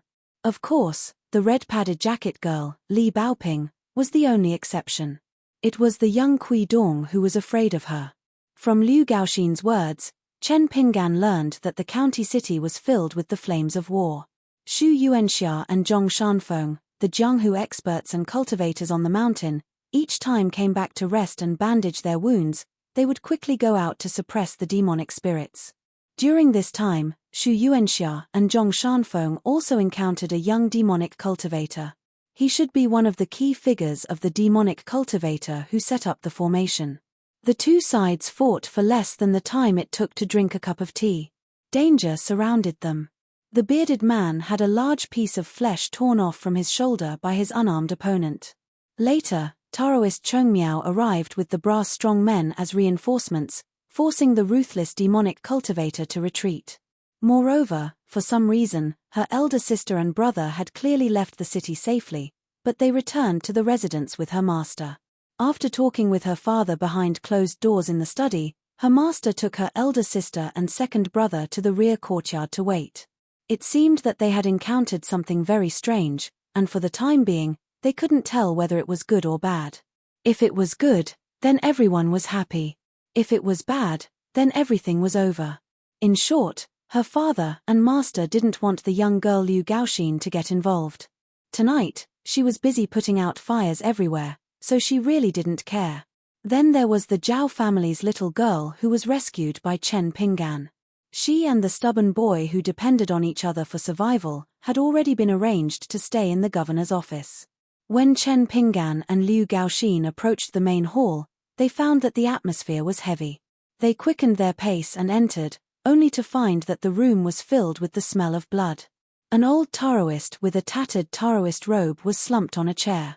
His face was covered in blood, his hair was disheveled, and blood was flowing from his chest. His body was covered in wounds, and there was no way to bandage them. He was in a miserable state where he could barely breathe. Governor Liu, Shu Yuanxia, Taoist Zhong Shanfeng, and an old man with a writing brush hanging from his waist all surrounded the old Taoist. The old man who had saved the little girl before shook his head gently at the crowd, his face full of bitterness and guilt. Governor Liu also let out a long sigh. The old Taoist who was on the verge of death was the arrogant and unscrupulous Taoist Chong Miao. The old man seemed to have a final burst of energy. His originally murky eyes gradually brightened. He raised his head and smiled at Governor Liu. Lord Liu, if the immortal masters of the Lingxi sect save Yanji County this time and get rid of the big and small devils, I'll have to trouble Lord Liu to take care of my family of dozens of people in the future. Governor Liu nodded and said in a deep voice, "Don't worry, Taoist Chong Miao. Even if I don't work in Yanji County one day, I'll let the new county governor know about today's battle and how much Taoist Chong Miao has contributed to Yanji County. In short, I won't let Taoist Chong Miao's family suffer." The old Taoist cupped his fists and thanked him with difficulty. He then turned to the young Taoist Zhong Shanfeng, whose eyes were slightly red. He smiled and said, "Zhong Shanfeng, if it weren't for your foolishness, I'm afraid I would have been beaten to death. Perhaps the devil would have escaped. How could I have the magnificent feat of killing the devil with my own hands?" The old Taoist coughed violently. Everyone advised Taoist Chong Miao not to speak anymore. The bearded man, Shu Yuanxia, asked softly, "Old Taoist Chong Miao, do you want your family's juniors to come here?" The old Taoist nodded. Governor Liu then instructed the servants to quickly inform the old Taoist Chong Miao's family in the county city. The old Taoist Chong Miao took advantage of his breath to mentally calculate the distance and time it would take for his family's descendants to rush here. After a moment of silent rest, he looked around at everyone and smiled slowly. "I actually know that all of you looked down on people like me who take advantage of a burning house. However, business is business. As cultivators, don't be ashamed to talk about business and money. There's no other way. We're lone cultivators in the mountains. We don't have a big tree to shade us, nor do we have the protection of our ancestors. We can only rely on ourselves to earn money and fight for that slim chance. How else can we do it?" At this point, the old Taoist Chong Miao fell into silence again. He looked absent-minded, as if he was recalling the ups and downs of his life. After a long time, the old Taoist Chong Miao collected his thoughts and suddenly sighed. "You have to do business, but you also have to be a cultivator. Isn't that right?" The old Taoist Chong Miao coughed and laughed. "However, it could be that my aptitude is too poor. I knew early on that I had no hope of achieving the great Tao. That's why I had such a childish and ridiculous idea. How could a real cultivator in the mountains be stink of money? How could they care about the life and death of the people at the foot of the mountains?" The old Taoist Chong Miao looked in the direction of the door in a daze, as if he was looking for those familiar figures. The old Taoist Chong Miao muttered, "I've been called Taoist Chong Miao for my entire life, and I've never been able to change my name. What a pity." As soon as he said that, the old Taoist Chong Miao's spirit seemed to collapse. His vision was blurry, and his breathing was extremely weak. His voice was so weak that it was almost inaudible. Why aren't they here yet? In the end, the old Taoist Chong Miao did not wait for his family to arrive. He leaned against the back of the chair and passed away. He did not die in peace, nor did he close his eyes peacefully. He was just like an old man squinting his eyes and looking into the distance. He wanted to see something but could not see clearly. Everyone was silent. Chen Pinggan walked over and helped the old Taoist Chong Miao wipe away the blood on his face. Not long after he was done, the younger generation of Taoist Chong Miao's family swarmed over. There were more than 10 of them, men and women, old and young. Governor Liu roughly explained the process. Of course, he also told the old Taoist Chong Miao's children and grandchildren about the promise he made. Taoist Chong Miao's eldest son was a middle-aged man with a potbelly. Naturally, he was deeply grateful to the governor. Most of the women were sobbing. However, a boy of about 10 years old rushed out without warning. He angrily questioned everyone, "Why is my grandfather the only one who died?" The boy, whose face was filled with hatred and anger, widened his eyes like a wolf's. He roared, "Answer me." The bearded man, Shu Yuanxia, frowned. The Taoist priest, Zhong Shanfeng, turned to look at the pale-faced old Taoist Chong Miao. He sighed inwardly. Some answers were truly hurtful if spoken aloud. The old Taoist Chong Miao had wanted to take the credit for himself at first. However, he had fallen into the trap of the devil who pretended to be weak. He had underestimated the enemy and attacked prematurely. If not for the righteousness of Jianghu in their hearts, he and Shu Yuanxia would have risked their lives to save the old man. Otherwise, the outcome would have been worse. However, it was true that the old Taoist Chong Miao had selfish motives. However, this was human nature. The old Taoist Chong Miao had killed his way from yesterday until now. In the end, he had died in a spectacular battle. This was not something that could be explained by business is business. A place nurtured a person. If the old Taoist Chong Miao did not have the most sincere feelings for Yanji County, he would not have risked his life like this. The affairs of the world were the most difficult to reason with. This was because if one were to break them apart and reason with them, it would be tasteless and tasteless. The flustered and exasperated child pointed at the crowd and shouted, "All of you are murderers." The old Taoist Chong Miao's eldest son, the man, hurriedly asked his wife to pull his crazy son back. Then, he apologized to Governor Liu and the crowd. Governor Liu's expression remained the same. He said that the child's words carried no harm and that he would not take it to heart. He even apologized to the man instead. He said that it was his negligence as the county governor and that he had let down their family. He had caused their family to lose a pillar of support. In the future, he would have to pay them a visit to apologize and so on. However, what was the county governor thinking? Would the relationship between Taoist Chong Miao and the county governor's office be reduced? Only God knew. Therefore, even if the ancestral blessings in the world were given to their descendants, everyone had their own fate. Some could grasp it, while others could not. Some could grasp it more, while others could not. Moreover, the people involved in such matters were often unaware of it and could only act according to their hearts. Within a gloomy alley in Yanji County, a young man was seated against the wall. Although his clothes were simple, his lips were red and his teeth were white. His appearance was as beautiful as a young girl's. He was hugging a dying man who was constantly vomiting blood. Beside the two of them crouched a man who was on the lookout. The three of them were the clerks of the rice shop.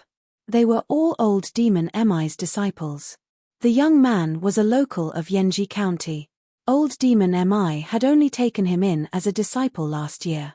The senior brother in the young man's arms was the demonic cultivator who had essentially exchanged lives with Taoist Chong Miao. He truly lived up to his name as a demon. He grinned from ear to ear. His final words before he died were, "Little junior brother, between me and your second senior brother, who do you like more?" The young man gently supported the man's chin with one hand and lowered his head. His eyes were filled with deep affection. He choked out, "Of course it's you."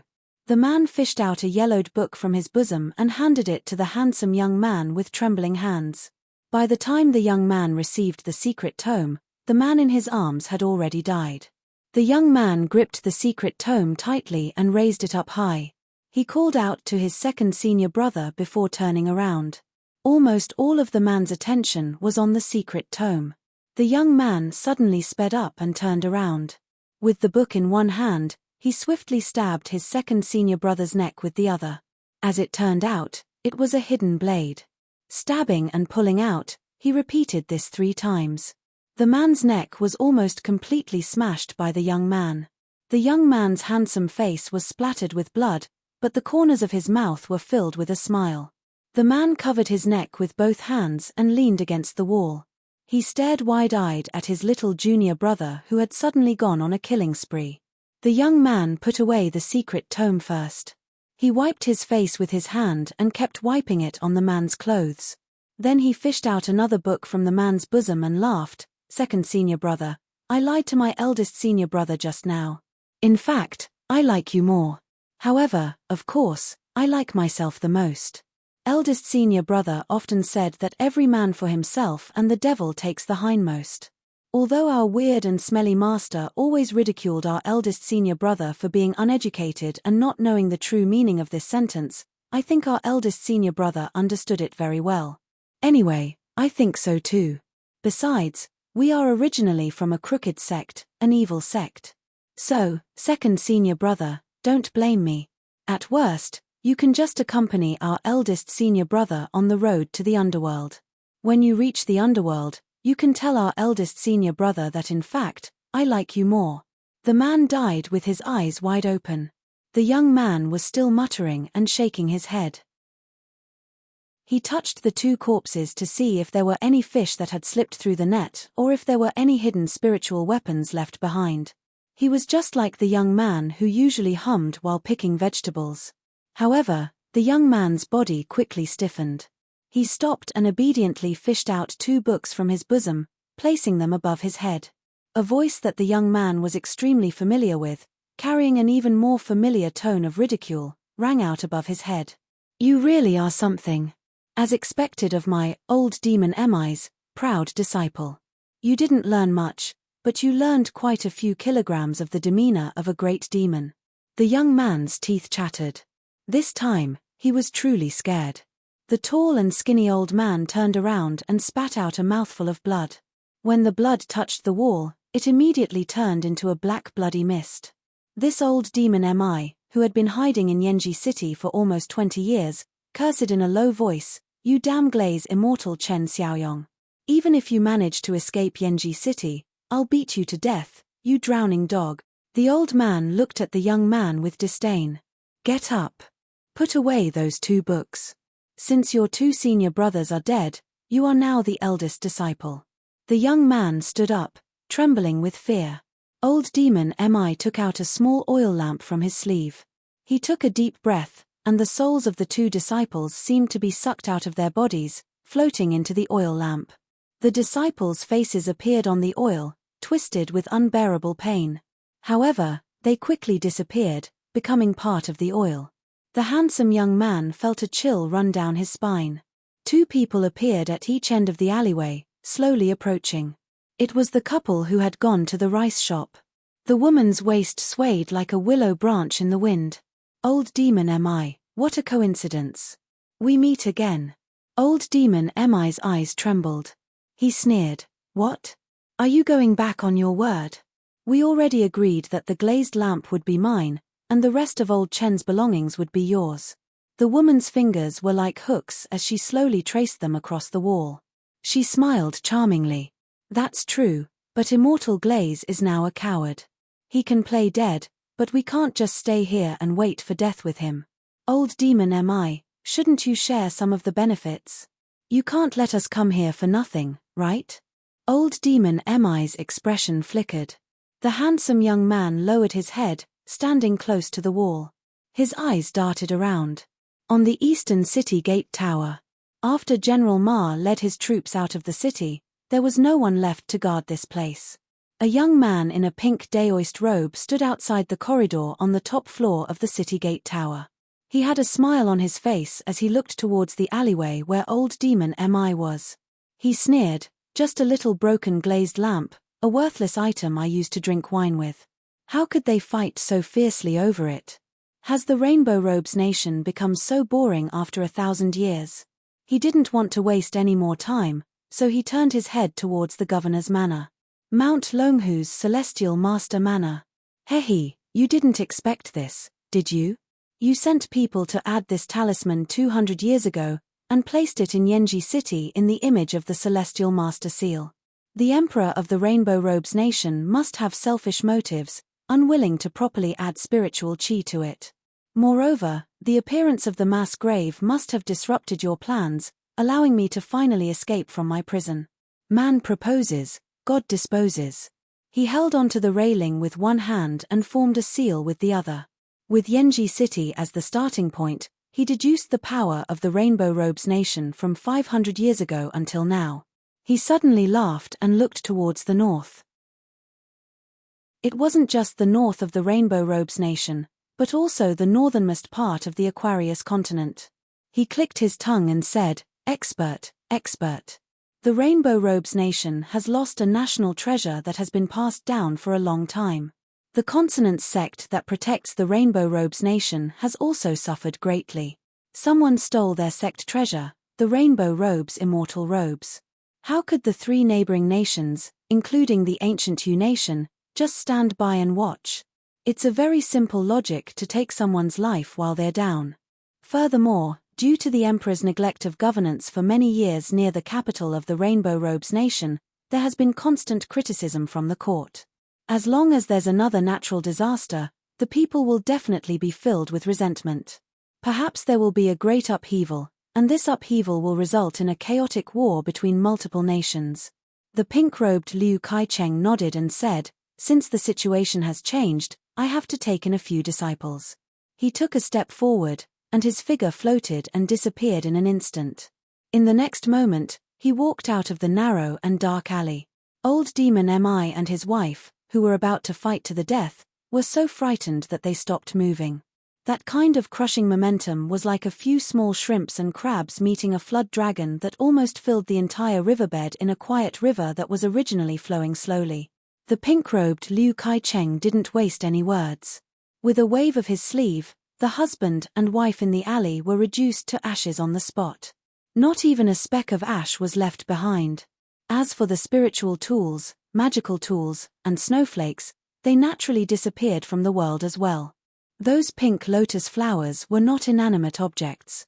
Instead, they swayed and swayed on the daoist robe, emitting waves of fragrance.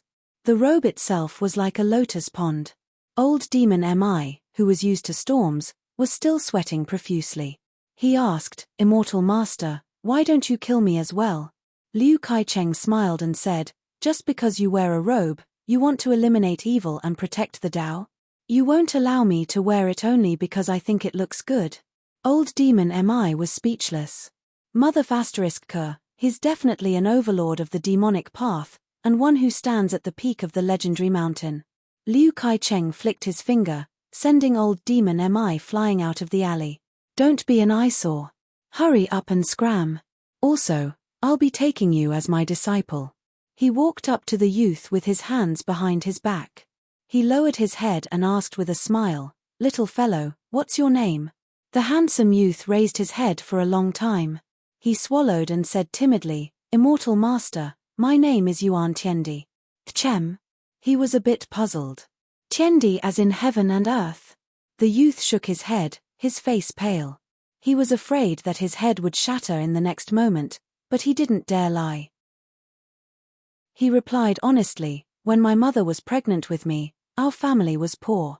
She was 9 months pregnant, and was still doing farm work in the fields. In the end, she accidentally gave birth to me prematurely. My father then named me Tiendi." Liu Kaicheng smiled brilliantly and patted the youth's shoulder. "Then your name is quite good. I like it. From now on, you are my disciple. Master will first give you a gift for entering the sect." The young man then saw this strange master of his raise his hand and snap his fingers. Then, the scarlet miasma from all directions surged crazily and gathered into a huge red ball. The young cheap master in a pink Taoist robe just rubbed his 2 fingers casually, and the huge miasma ball that was as big as a water tank condensed into a small ball that was as big as a fist. Liu Kai-cheng gently patted the youth's forehead with his palm and said with a smile, "I forgot to tell you. To become my disciple, you have to be alive. If you can survive until daybreak, you will be the second great figure of our great sect." The youth's back slammed against the wall. He was in indescribable pain, and the space between his eyebrows felt as if it had split open. Liu Kai-cheng didn't seem to care. He closed his eyes and took a deep breath. When he opened his eyes, he looked towards the west and muttered to himself, "Eldest senior brother, your White Emperor city smells even better." This unexpected disaster happened so quickly that people were caught off guard. However, it also ended so quickly that people found it incredible. The entire governor's mansion and the elites under General Ma's command who entered the city mistakenly thought that the great demons and devils had a more swift and violent backup plan. However, when the sun rose, the city began to return to normal, and the number of people who were possessed by demons decreased sharply. People anxiously waited for the immortal master of the Lingxi sect to arrive on the colorful phoenix to calm them down. However, the immortal master of the Lingxi sect didn't show up. From noon to night, there was no sign of him. Governor Liu was also sick in bed. Fortunately, after midnight, there were no more tragedies caused by demons and devils in Yanji County. There were only a few cases of ruffians who tried to take advantage of the chaos and broke into houses to rob people.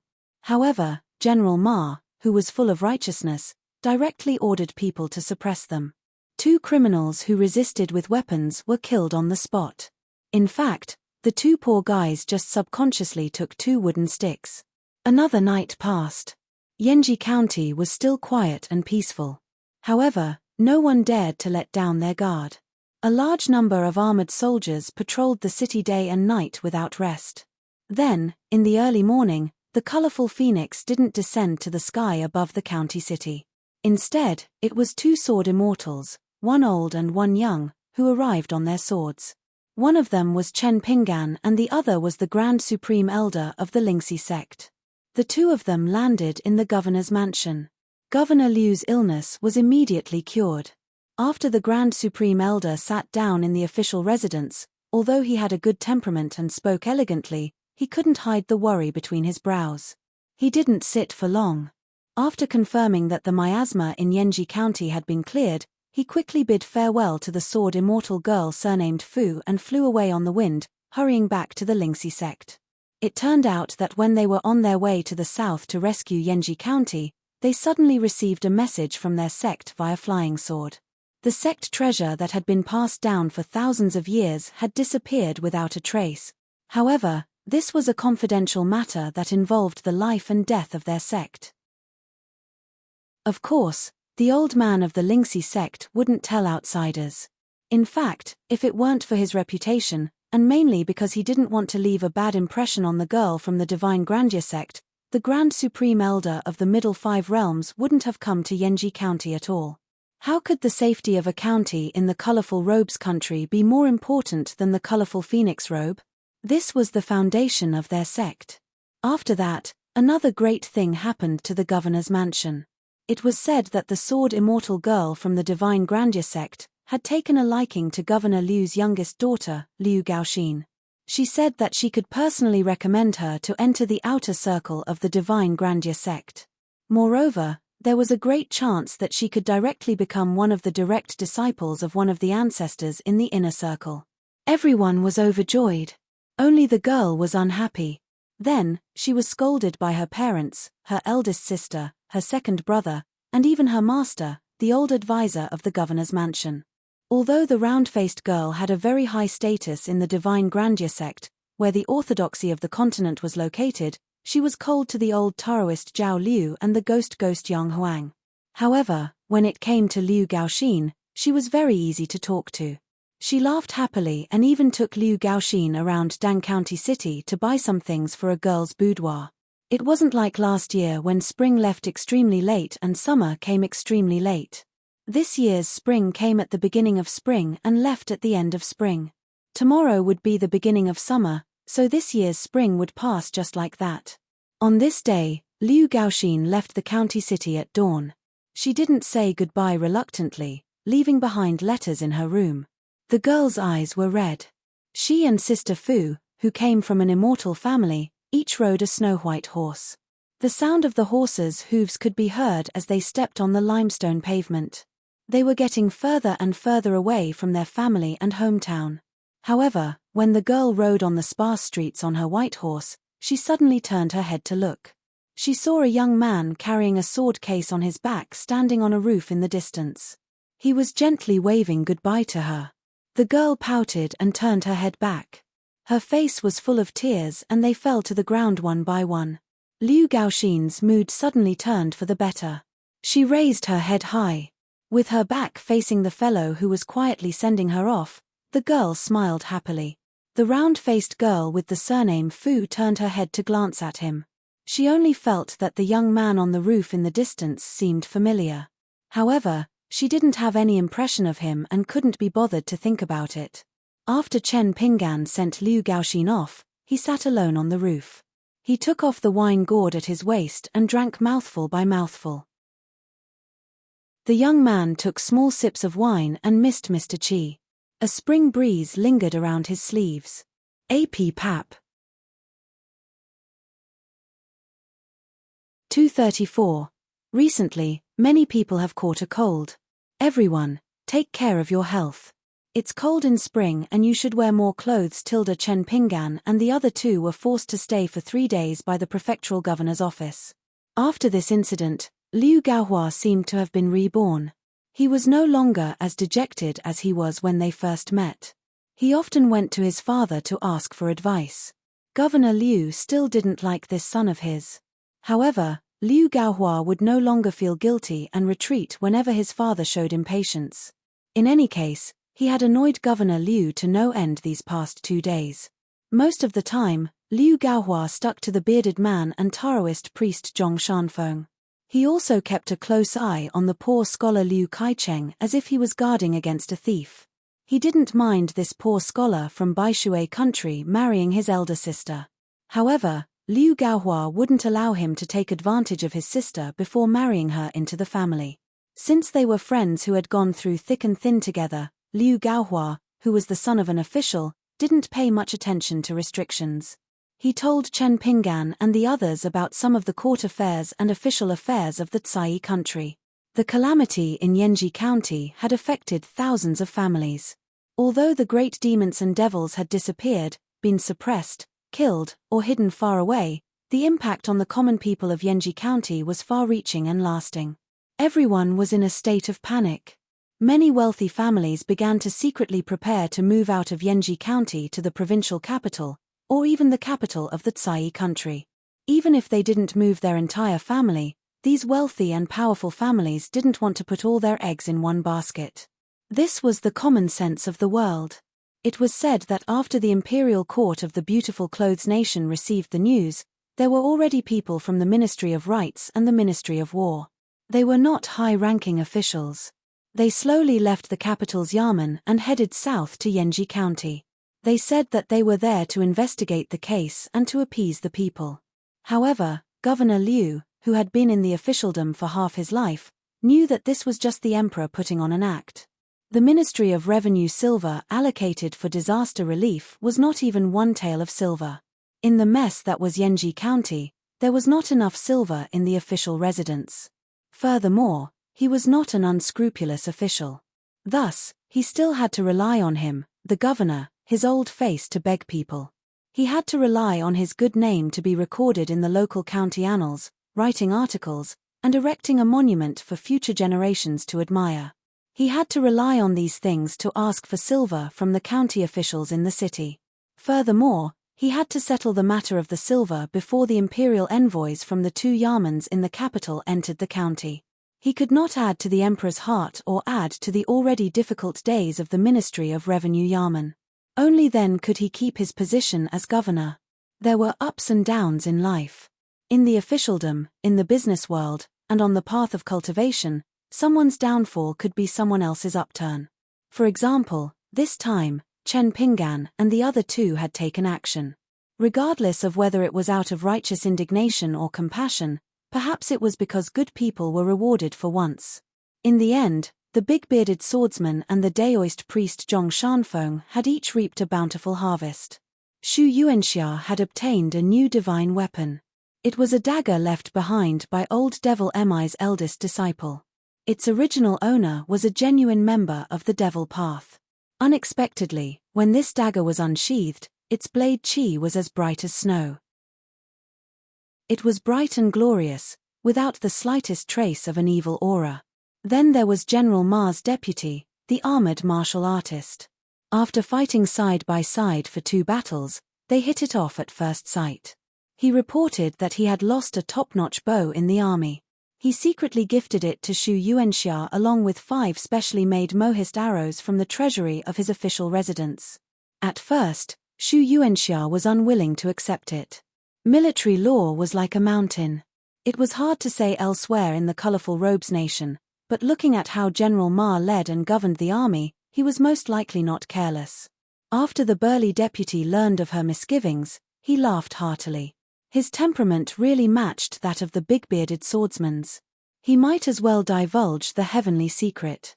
He said that it was General Ma who had originally agreed to it. At first, he only dared to ask for 1 arrow.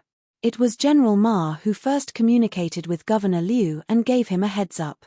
Afterwards, he waved his hand and directly increased the number of arrows in the official document to be submitted to the Imperial Court's Ministry of War from 16 to 21.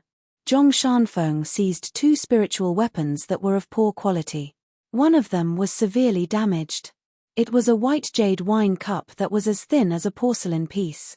It could absorb the spiritual energy of heaven and earth on its own. In the end, it could condense into a dewdrop full of spiritual energy every half a day. When Zhong Shanfeng put it into his pouch, the wine cup had a chip on it. Presumably, it would affect the speed of condensing spiritual energy to a certain extent. The other item was a pair of legendary bamboo chopsticks from the Green Immortal Mountain. One of the chopsticks had Green Immortal Mountain inscribed on it, while the other had Divine Cloud Bamboo inscribed on it. At the very least, one could tell at a glance that they were old objects. As for whether or not they really came from the Green Immortal Mountain, it was temporarily unknown. However, the bamboo chopsticks did indeed contain abundant spiritual energy. No matter what, they were spiritual weapons that all Qi cultivators of the lower 5 realms yearned for even in their dreams. Chen Pinggan did not take out the green wooden box and the gold and silver shards of the golden body. This was a matter of great importance. Fortune and misfortune came hand in hand. These things were not like the mountain tortoises or snake-hunting eagles that he caught in his hometown back in the day. They were not things that he could enjoy with friends like Liu Xianyang. Chen Pinggan only took out that piece of charcoal-like ebony and the white bowl that was painted with the true shape of the 5 sacred mountains. Xu Yuanxia did not see through the secret of the white bowl. However, she was amazed by the heavy piece of wood. She said that this was a piece of wood that was struck by lightning. It could not be formed by ordinary lightning strikes. It must be some special type of lightning that contained the power of heaven. Moreover, the tree that was struck by lightning had to survive. It could not be dead wood because dead wood would not be able to retain the mysterious power of heaven's lightning. Xu Yuanxia weighed the ebony that looked like charcoal in her hand and smiled. Chen Pinggan, do you believe that as long as you give it to a farmer Qi cultivator, he will turn it into a small sapling that is full of vitality? Chen Pinggan immediately understood. It was a valuable item. The county governor's residence even symbolically gave them 500 taels of silver as a reward for their meritorious service. The bearded man was unwilling to accept it. Neither the Daoist priest Zhong Shanfeng was willing to accept it. Only Chen Pinggan accepted it. Because of this, Zhong Shanfeng even teased Chen Pinggan that he was a moneygrubber. Chen Pinggan smiled indifferently. The boy in the Zhao residence was called Zhao Shuxia and the girl was called Luanwan. Now, they had profited from their misfortune and left their lowly status. They followed the old man who was nicknamed Mr. Fisherman. The girl, Luanwan, had even become the last disciple of the old man. Chen Pinggan practiced his stance walking in the courtyard of his residence every morning. The boy would squat at the entrance of the courtyard and watch carefully with his hands on his cheeks. Chen Pinggan also turned a blind eye to it.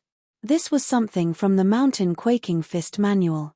He did not treat the manual as his own. It was even more inappropriate for him to casually impart his fist techniques to others. However, the boy, Zhao Shuxia, had the intention to secretly learn from him. In fact, Chen Pinggan felt that it was not a bad thing. This child had a good heart. Therefore, Chen Pinggan deliberately slowed down his 6-step stance, walking over and over again. On the last day, the sun was high in the sky. The beginning of summer had arrived and all living things had grown up. In the twilight, Chen Pinggan said to the boy, Zhao Shuxia, "Can you seriously practice that stance walking 100 times? Chen Pinggan quickly changed his words, "Practice 100,000 times?" The boy vigorously nodded his head. Chen Pinggan warned, "You can't ask for speed. You can only ask for stability. Moreover, you can't make any mistakes each time. Then, practice 100,000 punches in 3 to 5 years. Finishing all 6 steps counts as one punch. Remember, if you feel that you have taken a wrong step, you have to start all over again. You can't be the slightest bit careless." Chen Pinggan either did not speak or was overly sentimental. This was something that the blue-clothed boy and the girl in pink, who were currently in Luopo Mountain, should be most familiar with. Chen Pinggan carefully thought for a while and continued, "Practicing boxing is a very stupid thing. Zhao Shuxia, you can be smart. Of course, you are indeed very smart, much better than me. However, the more stupid you are, the better. Do you understand?" The boy's eyes were firm. He clenched his fists and said, "I understand. Only by enduring the most bitter of hardships can one rise to the top." This talented and intelligent child really understood. Chen Pinggan was amused and asked, "What do you want to do when you rise to the top?" The boy did not even think before blurting out, "Buy a lot of good clothes for Luan Luan to wear in winter." Chen Pinggan asked again, "Then what about yourself?" The boy wiped his mouth and said with longing, "Eat a full meal every day." Chen Pinggan restrained his smile and frowned slightly. "That's it?" The boy was born poor at the bottom and was best at observing people's expressions. He immediately felt a little embarrassed, afraid that this great benefactor of his would think that he was useless.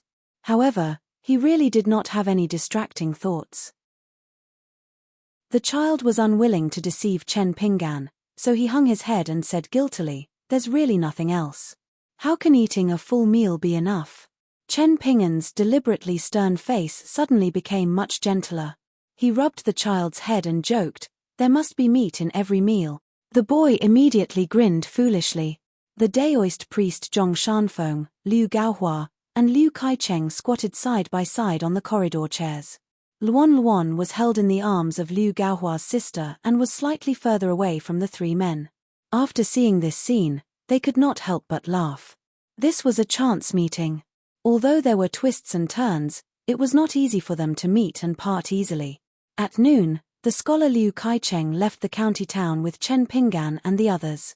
Liu Gaohua and his sister, Zhao Shuxia and Luan Luan, as well as the Confucian fishermen, all came to see them off. They walked to the roadside pavilion 5 miles outside the town. The pavilion was surrounded by willow trees. Liu Kaicheng and Miss Liu reluctantly said goodbye under the shade of the tree. No one knew what words of love they said. Although the woman was sad, she was also smiling.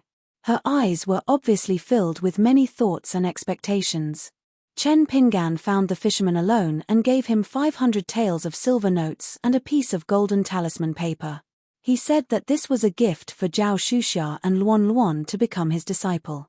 He earnestly asked the fisherman to accept it. The old man was also open-minded and accepted them without any hesitation. He smiled and told Chen Pinggan not to worry. He would definitely treat the 2 children under the tree and Luan Luan as his own and would not wrong them. Chen Pinggan finally made a fist salute and said, "Teacher, the mountains are high and the rivers are long." These were Chen Pinggan's words from the bottom of his heart. Therefore, Chen Pinggan spoke in a genteel manner for the first time and was not embarrassed at all. The old man held the children in each hand and watched the 4 people walk away. He smiled softly and said, "Immortal and chivalrous. What a true national scholar. Liu Gaohua gently nudged his sister's arm with his elbow and asked with a smile, "Sister, what kind of magic potion did Liu Kaicheng give you that made you not cry?" The woman smiled and said, "Liu Kaicheng said that when he became successful, he would definitely come back to marry me. At that time, he would definitely hold hands with his father-in-law and let our father call him a virtuous son-in-law at the table." Liu Gaohua grimaced and said, "Do you really believe the nonsense of a scholar?" The woman clasped her hands in front of her chest and looked at the back of the scholar with a willow wreath on his head. She murmured, "That's what the books say." Liu Gaohua said helplessly, "He's a man, and he's already so old. Isn't he ashamed to wear a willow wreath? What can a poor scholar like him do?" The woman stepped on the back of her brother's foot and said angrily, "Don't talk about your brother-in-law like that." Liu Gaohua was in so much pain that he quickly retracted his foot and stood a little further away. He held the back of his head with both hands and leisurely. As a result, his head was heavily slapped. Liu Gaohua turned his head and was about to curse, but his whole body seemed to be grabbed by the neck. He could not open his mouth no matter what. His face was red for a long time and he shouted angrily, "Father." The woman was even more nervous. Governor Liu, who had taken off his official uniform and changed into a scholar's green robe, stood between the two children and asked, "Are you friends with Chen Pinggan?" Liu Gaohua could not understand his father's scholarly temperament and the profound meaning of his words. He said carefully, "Kind of." Governor Liu glanced at his son and laughed. He did not say another word and turned to the fisherman. He talked with the old man about morality. The woman secretly patted her chest and felt relieved. Liu Gaohua asked softly, "Sister, did I say something wrong again?" She gloated and said, "Debt is no burden. That's it. What are you afraid of?" Liu Gaohua wailed. The brother and sister did not dare to get close to their father for fear of being glared at. They were even more afraid of walking into a trap. They just followed at a distance. The boy, Zhao Shuxia, suddenly slowed down his footsteps and came to Liu Gaohua's side. He whispered, "Brother Liu, my master is praising you. He said that you are filial and kind. Your father is too kind. You barely live up to the family name." As a result, Liu Gaohua, a big man, had just said that Liu Kaicheng was useless behind his back. Now he ran to the river and said that he wanted to wash his face. It was rare for them to be free. They walked slowly along the official road back to Yanji County. They passed by a handsome young man one after another. The young man was swinging a bunch of willow branches. There was a red mark between his eyebrows. He was really beautiful. 3 days later, Chen Pinggan and the other three were on a secluded mountain road to Shui country. They stopped at a dilapidated ancient temple. Governor Liu had said something before. He heard that there was a strange ferry port in Shui country's Earth Dragon Mountain that was not recorded by the government. It was very likely that it was the place that Chen Pinggan was looking for. It was the starting point for the immortals on the mountain to travel in the Sea of Clouds. Xu Yuanxia would say goodbye to the two there and go to Qingluan country in the southeast of Aquarius continent alone. She would send her friend's ashes back to her hometown. Xu Yuanxia liked to travel the mountains and rivers on foot. She also liked to write about the mountains and rivers. She recorded the strange landscapes and landforms, so she was not willing to take the immortal ferry. Liu Kaicheng was going to the southwest of Aquarius continent. It was a place that no one had ever heard of. Even Xu Yuanxia, who was experienced and knowledgeable, had never heard of it. At night, the ancient temple that had been abandoned for a long time was a little creepy. The statues of the 4 heavenly kings of Buddhism had fallen to the ground. The temple occupied a large area and was empty. The chilly wind blew through the hall and corridor. In addition, there were occasional noises in the mountain forest. Liu Kaicheng was so scared that his lips trembled. Even though he had lit a bonfire, he still tried his best to stay close to the bearded man. He always felt that this man looked the most fierce and could definitely suppress the ghosts and otherworldly items. Teenagers like Chen Pinggan and Zhong Shanfeng were most likely unreliable. As for the rouge old ghost that temporarily lived in his body, Liu Kaicheng never thought that he was very powerful. He was not even an immortal in Jindan realm. He only knew how to hide and brag. If he was really powerful, why would he be suppressed for so many years? Why would he need Liu Kai-cheng to save him? How powerful could he be? Besides, which real immortal did not have the demeanor of an immortal? Who the hell would wear a pink Taoist robe and walk around the city? Anyway, Liu Kai-cheng was so embarrassed. Liu Kai-cheng knew everything he had seen and heard about the guy who was nicknamed Rouge Old Ghost. However, after the old ghost wore a pink Taoist robe and appeared in the world for a long time, Liu Kai-cheng completely lost his memory several times until the old ghost was willing to return to his body. This made Liu Kai-cheng gnash his teeth with hatred. In the future, he would marry a beautiful wife, have many beautiful concubines, and have many beautiful maids. What if he just went to bed and touched their hands, and then his vision turned dark and he didn't know anything? When he opened his eyes, he found that he was dressed and got out of bed in the middle of the day. What would happen then? The key was that it was useless for Liu Kai-cheng to complain to anyone about this unique loss in the world. Liu Kai-cheng squatted with his butt up and reached out to warm himself by the bonfire. His face was full of worry. The ancient temple was shrouded in the night. Liu Kai-cheng raised his head and looked left and right. It was more and more frightening. Fortunately, Xu Yuanxia was drinking, and Taoist little Zhong was practicing his swordsmanship with his peachwood sword. Liu Kai-cheng was a little relieved. Chen Pinggan went to the distance to find firewood for cooking. Liu Kai-cheng really admired this young man surnamed Chen. He was not afraid of anything and was very stubborn. He practiced the two boxing styles every day. Liu Kai-cheng felt that if he could study half as hard as Chen Pinggan, he would have been a student of Lakeview Academy.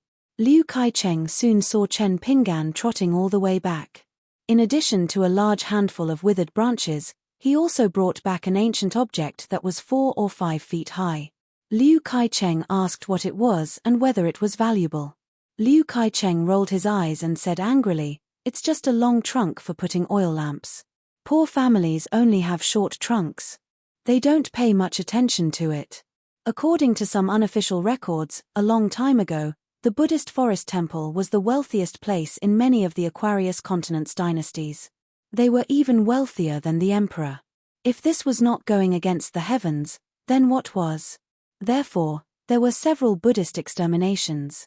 The long trunk in your hand is not bad if it is brand new. Now it's just a piece of scrap metal. It's not worth much. Chen Pinggan was a little regretful. After putting down the withered branch, he eagerly took the long trunk back to its original place. Liu Kai-cheng touched his forehead and felt that it was very shameful to follow such a country bumpkin in Jianghu. After the food was heated, Liu Kai-cheng picked 3 or 4 to eat. After dinner, he began to tidy up the bedding and prepared to have a big dream. The bearded man drank enough wine. He fell back and began to sleep. His snoring was as loud as thunder. Today, Taoist Zhong Shanfeng was in charge of the first half of the night while Chen Pinggan was in charge of the second half. Chen Pinggan first helped to gather the broken statues of the bodhisattvas and heavenly kings and piled them up in a corner that could block the wind and rain. After doing that, he began to practice walking on the uneven ground.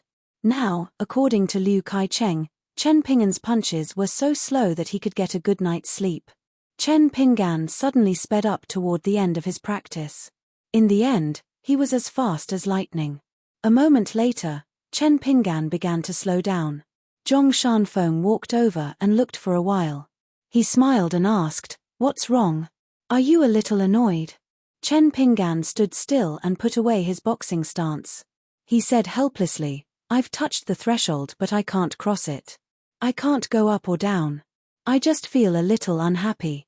Zhong Shanfeng smiled and said, "Kid, you're going to break through.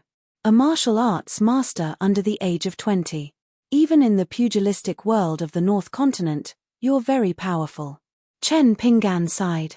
"Before I left, someone told me that before I reached Old Dragon City, it would be best if I could enter the Qi refinement realm." Suddenly, the devil listening bell that Zhong Shanfeng had placed on top of his bag vibrated violently and the bell rang loudly. Zhong Shanfeng's heart tightened. Demonic Qi is approaching the temple. Chen Pinggan nodded. Put away the devil listening bell first so that we don't alert the enemy. The bearded man quickly sat up and laughed. Our business is really booming. When fortune comes, we can't stop it. After laughing, Shu Yuanxia touched his beard. He placed his hands on the handles of the long and short sabers at his waist and said in a low voice, "But remember, when killing demons, staying alive is the most important thing." Chen Pinggan and Zhong Shanfeng looked at each other and smiled. The young Taoist said, "I still have a divine travel talisman." Chen Pinggan held it in for a while and said, "I run fast." 235. Longquan County, Xie family in a small town. A young man with long eyebrows ran into the courtyard with a few books in his hands and said happily, "Old ancestor, I learned a new sword technique from my master today." Xie nodded and put down the books in his hands. When talking to people, even if it was a junior like this young man, Xie would still be so serious. He would never look left and right and be absent-minded. The young man still did not know the meaning of this attitude. He was thinking more about the old ancestor's title of Daoist Heavenly Monarch and the great cause of returning from the south. He was also immersed in the great joy of the Xie family's rise. He was still young and did not feel much about these minor details. Xie took the books and placed them on the stone table. He gestured for the young man to sit. After the young man sat down, he asked, "Old ancestor, are they good enough?" Xie patted the books lightly and smiled, "Why not? If I were to take the exam, I would not even qualify for the exam." Although Xie looked crude and was no different from a farmer in a small town, he was actually well-read. He was well-versed in the knowledge of the three religions. During his stay in the Xie family's old house, he read books in the small courtyard. Every day, when Long Eyebrows came back from the Ruan family's shop, he would bring back a few books from the newly opened bookstore in the small town. Xie had already told Long Eyebrows that there was no need to be restricted to Daoist books. He could buy any book. Xie suddenly stood up. Long Eyebrows naturally stood up as well. The two of them stood there for about half an incense stick's time. The young man was shocked to find that his mother was smiling and leading a young Daoist to the courtyard. After the woman left, Xie was about to speak when the lotus flower crown Daoist gestured for him to sit down. Lu Chen sat on the stone stool and used his palm as a fan. He slowly fanned the breeze as though he was chatting with someone. He instructed Xie, "After the matter in the Aquarius continent is over and you return to the Lu continent, keep an eye on He Xiaoyong for 60 years. You don't have to help her. Just make sure she doesn't die. Wait until she gets a firm foothold and establishes her own sect. At that time, you can add flowers to the brocade. Whether it's people, money, or artifacts, the more the better. The two of you can be considered to have formed a good relationship." Xie stood up again, cupped his hands and bowed, "I will obey the sect master's decree. Your old-fashioned temper is really not likable." Lu Chen teased and turned to the young man with a smile. "Long my come, come. Let me give you a parting gift." The long-browed youth trembled with fear. He was both excited and in awe. He hurriedly looked at elder ancestor Xie. Xie nodded, indicating that he could accept the reward without worry. The Jade Raw Realm cultivators of the upper 5 realms actually didn't dare to casually give their blessings to anyone.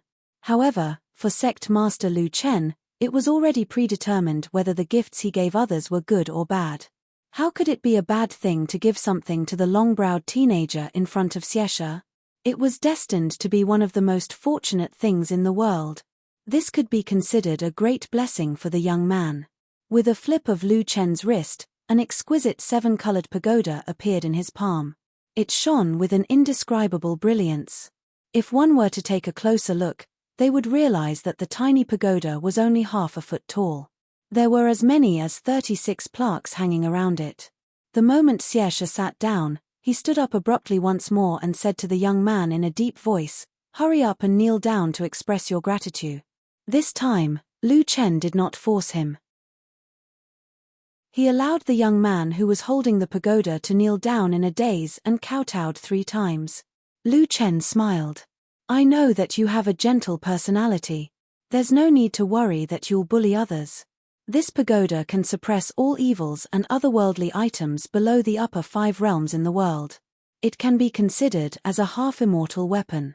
However, you must remember that evils and otherworldly items that can be seen with the naked eye are not necessarily the worst. When one's heart is in turmoil, it's more likely that inner demons will be born. The young man blushed and said loudly, "I'll definitely remember this." Lu Chen was still in his mischievous attitude. He smiled and said, "In the future, when you master the sword with Ruan Teng, since you're a sword cultivator, you'll definitely have to travel around. When the time comes, you'll have to observe people's hearts. The reason why I'm giving you this pagoda is so that you won't have to worry too much about external matters and think more about your own matters. There's a saying in Buddhism that goes like this. It's quite interesting. Oh right, Xieshe, remember to find a good item for this child. It's good to not spoil things by excessive enthusiasm. However, as an elder, it's not good to be too stingy." Xieshe stood up to accept the order again. Lu Chen was so angry that he laughed.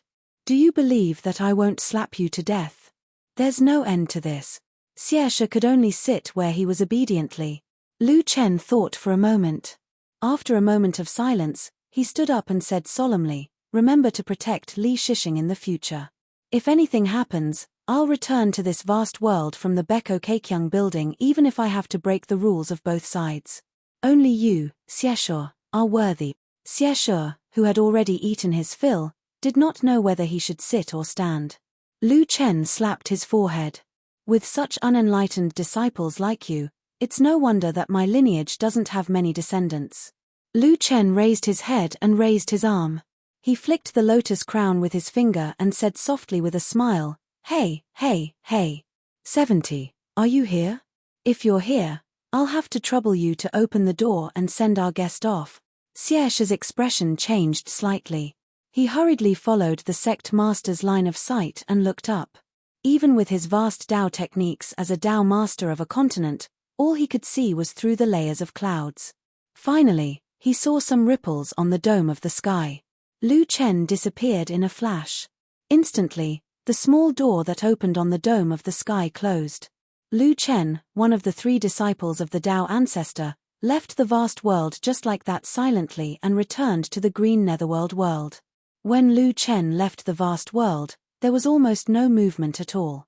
However, this sect master who wore a lotus crown on his head caused a huge commotion over at the green netherworld world.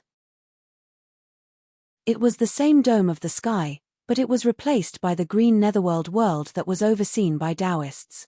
A cave of golden clouds that was as large as a mountain broke open. A golden rainbow light that was as thick as a mountain crashed down and landed on the peak of a tall building that was 10,000 feet tall. An elderly scholar who held a bamboo cane and carried a book box on his back was walking in the continuous mountain range of the green netherworld world. Beside him was a young page boy that he had just taken in. The thin old man covered his forehead with his hand and looked up.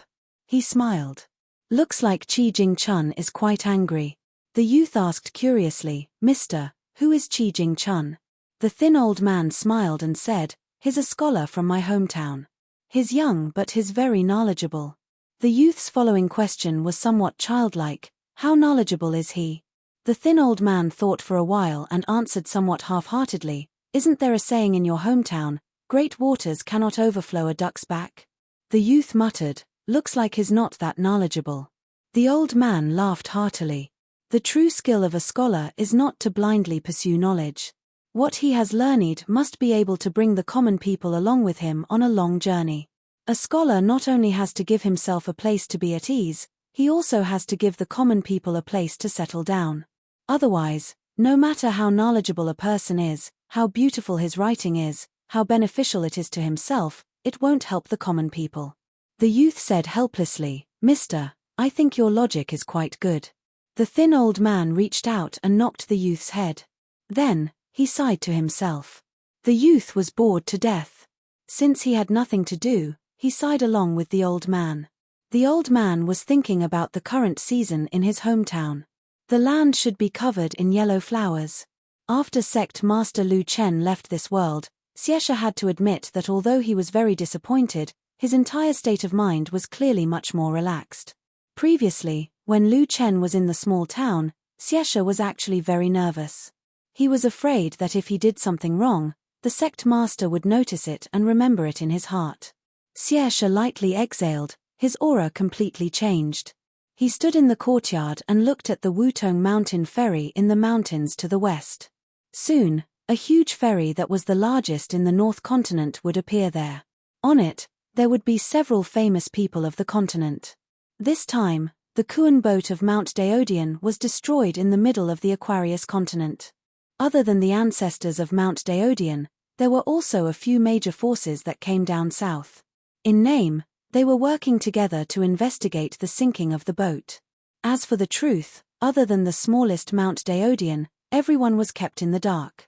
Xieshe knew, Dali Imperial Tutor Kuidong knew, and the two big shots on the new ferry were also well aware.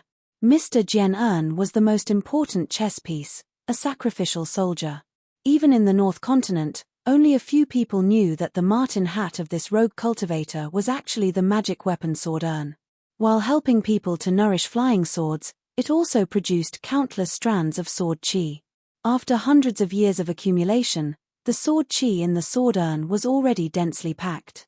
Therefore, Mr. Jian En's all-out attack, at the cost of completely destroying the magic weapon sword urn, was almost equivalent to the all-out attack of a Jade Raw Realm sword cultivator. It was enough to sink the Kuan boat of Mount Daodian. All of this was to allow Xieshe to take the second step, to let this Daoist heavenly lord of the North Continent personally go to the north of Lakeview Academy. He would completely cut off the connection between the north and south of the Aquarius continent and prevent any accidents from happening to the general trend of Dali swallowing the entire north of the Aquarius continent. Xieshe patted the young man's shoulder. "Come with me to a place." The young man with long eyebrows followed his elder master to the Yang family's shop. When he walked out, he had the so-called near object and a promise from the old Yang.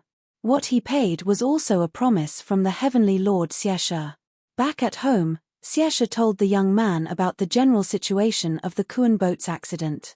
The young man looked at the elder master's solemn expression and asked curiously, "Elder master, since our Aquarius continent is the smallest continent in the world, and you are the Daoist master of a big continent like the North Continent, what do we have to worry about?" Xieshe shook his head and laughed. "You think too simply of the world. In the future, there will be countless people who will clamor, 'Is the North Continent bullying our Aquarius continent?' Among these people, most of them will only wave their flags and shout and watch the fire burn across the river. A small number of them will be ready to make a move. Among the small number of people, there will be a group of people who will rush over from all directions due to various reasons and original intentions. There will be real experts hidden in this group of people, such as some people similar to the Wei and Jin dynasties of the Wind Snow Temple. And in the end, there will be more and more of these people. But for the time being, you just have to wait and see. In short, no matter how this matter develops in the future, before you become a Qi refinement warrior of the upper 5 realms, don't interfere. Focus on cultivating the way of the sword with Ruan Tian." The young man with long eyebrows had a lot on his mind. Xieshe laughed involuntarily. Even if the worst outcome happens, it will not happen in a year or so. What are you worried about? The young man was unhappy. He turned and walked towards the door. "Elder master, I am going to practice my swordsmanship."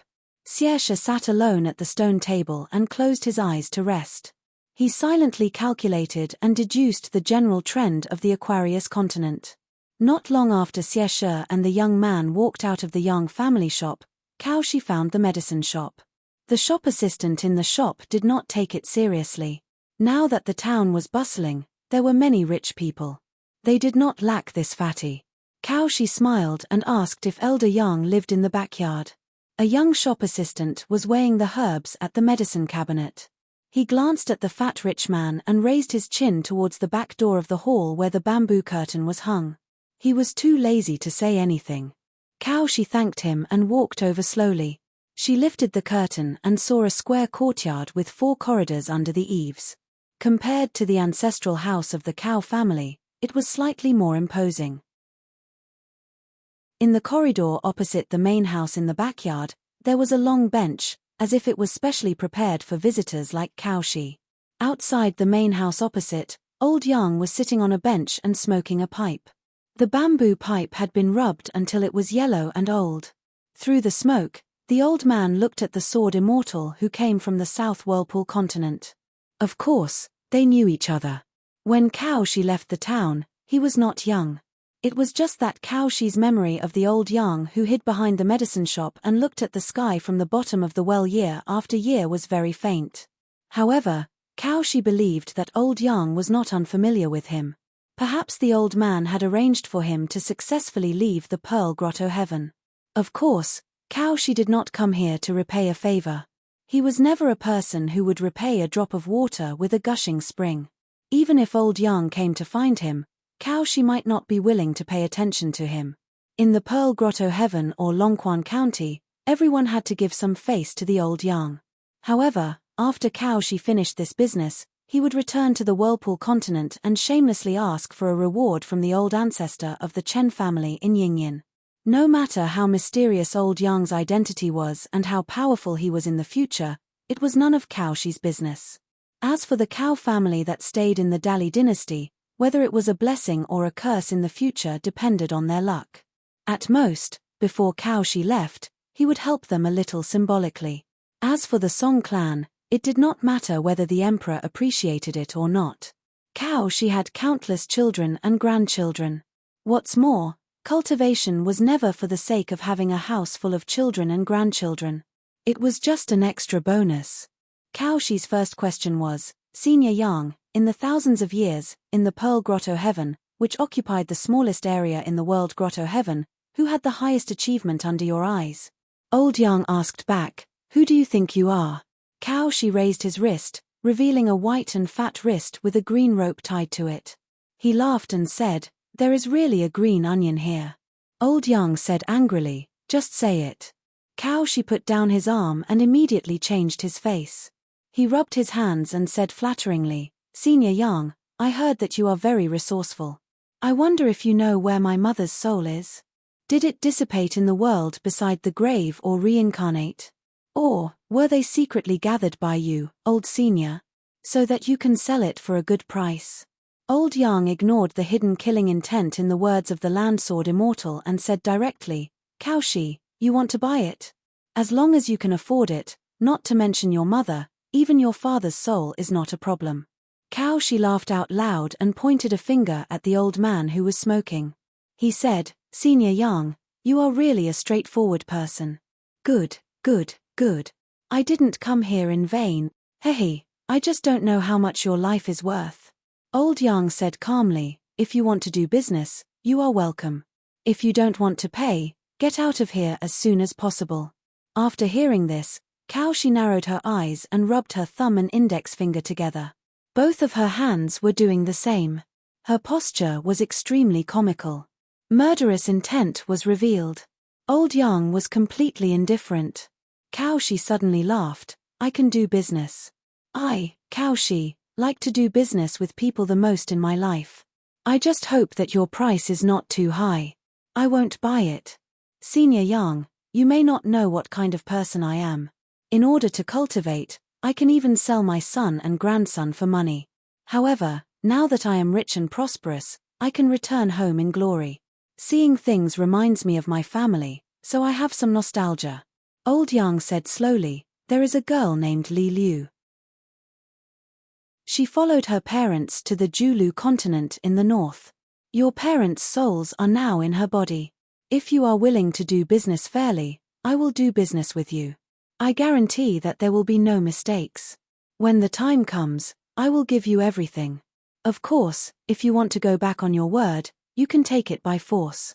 You can turn around and leave now. Whatever happens in the future, you will have to bear the consequences. Kaoshi said with a bitter face, full beard and full tail. Senior Yang, your words are too unpleasant to hear.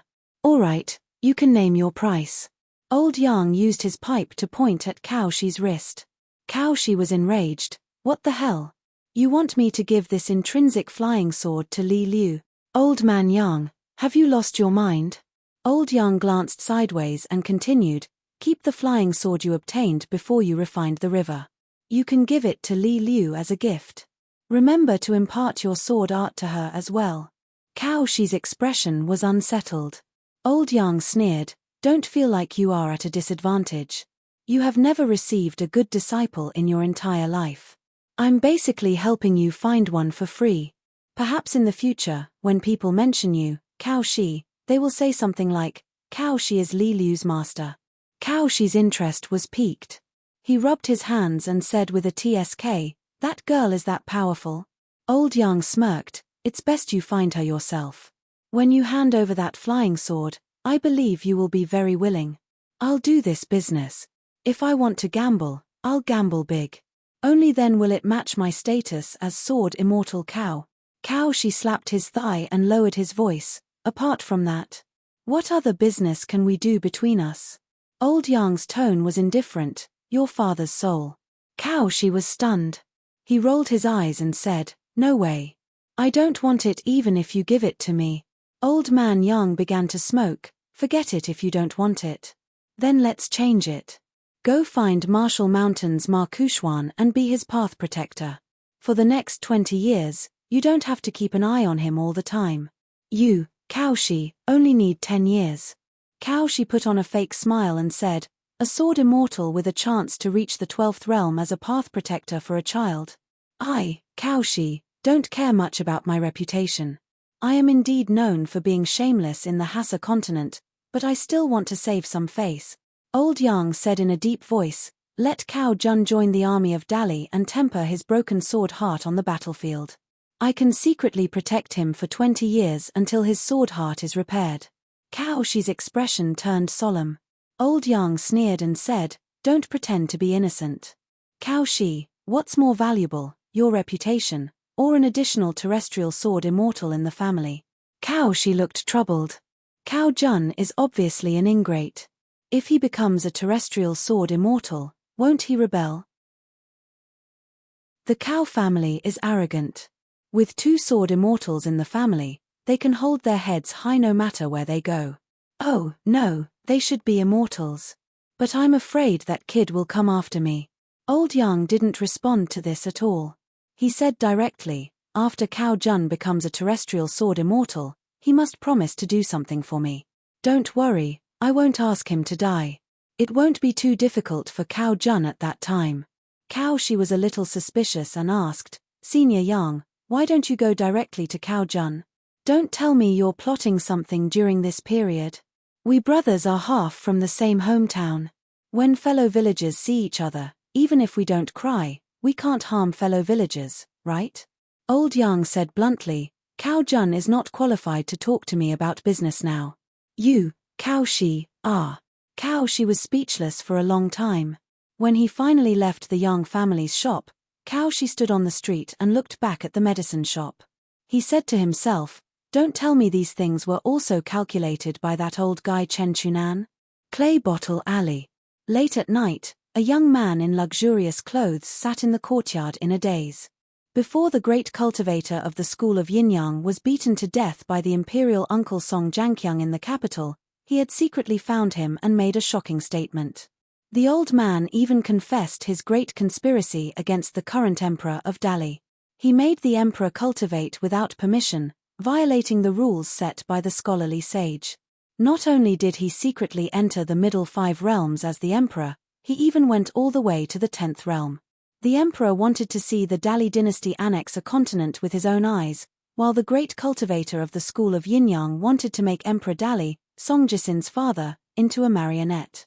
Because when Emperor Dali officially entered seclusion to break through the threshold of the middle 5 realms, he would completely lose his intelligence and become a puppet. Alliance's arrival interrupted Emperor Dali's longevity bridge, making it very likely that he saw clues when the longevity bridge was broken. The various mechanisms and foreshadowing that were originally hidden in the bridge were very likely to have been exposed. Although Emperor Dali hid it very well in the square outside the White Jade building, the emperor did not expect that he also did something to Song Jisin. But no matter what, Alliance's punch completely disrupted his branch of the school of Yinyang, the far-reaching plan that had been carefully planned for decades. But all of this was far from over. At this moment, Song Jisin recalled those words with an extremely heavy heart. The maidservant GQ came out and asked, "Young master, is there something on your mind?" Song Jisin turned his head and smiled, "I just can't sleep." GQ made a no sound and moved a small stool to sit beside Song Jisin. Song Jisin suddenly suggested, "The moon is bright and the stars are sparse, the scenery is beautiful. Why don't we just walk around?" Languid GQ said, "Okay. I'll listen to you." The two, still master and servant, walked through the streets and alleys of the small town together. At the old school where Mr. Chi taught, at the stone table in the backyard, Song Jisin reached out and wiped the cold surface of the table. Every time, he sat on the north side, and Zhao Yarrow sat on the south side. At that time, he did not know why this arrangement was made, but now that the truth was out, he understood. Song Jisin smiled, "I wonder how Zhao Yarrow is doing." GQ was somewhat taciturn when they arrived here. After that, the two of them continued to stroll around aimlessly, doing whatever they wanted. The iron chain in the iron lock well had already been taken away by a man from another town. This was the immortal's opportunity. The black cat in Apricot Blossom Lane seemed to have followed the taciturn fool Ma Kushwan out of the small town. The covered bridge was demolished, and the stone arch bridge was restored to its original appearance. The old sword under the bridge was gone. It was said that the sage Wan Jiao was about to establish a sect in a certain mountain. When the time came, it was destined to be a grand event. Dallas Ministry of Rites treated this as the top event of the end of spring this year and carefully arranged it. The shops adjacent to Dragon Riding Lane were all surnamed Chen. This was a rare thing. Almost everyone in the small town with the surname Chen was a servant or maid of the 10 clans. The new civil and martial temples in the Immortal Tomb and Old Porcelain Mountain had been completed. They were dedicated to the ancestors of the Yuan and Cao families respectively. The two pillars of Dallas resurgence in the past were now returning to their roots. The couplets were written by famous people. Even the renowned literary figures of the faraway southern Stream Kingdom had sent over their own handwritten couplets. Their strokes were strong and forceful, and their style was unyielding. Song Jisin was outside the temple where the sage was worshipped.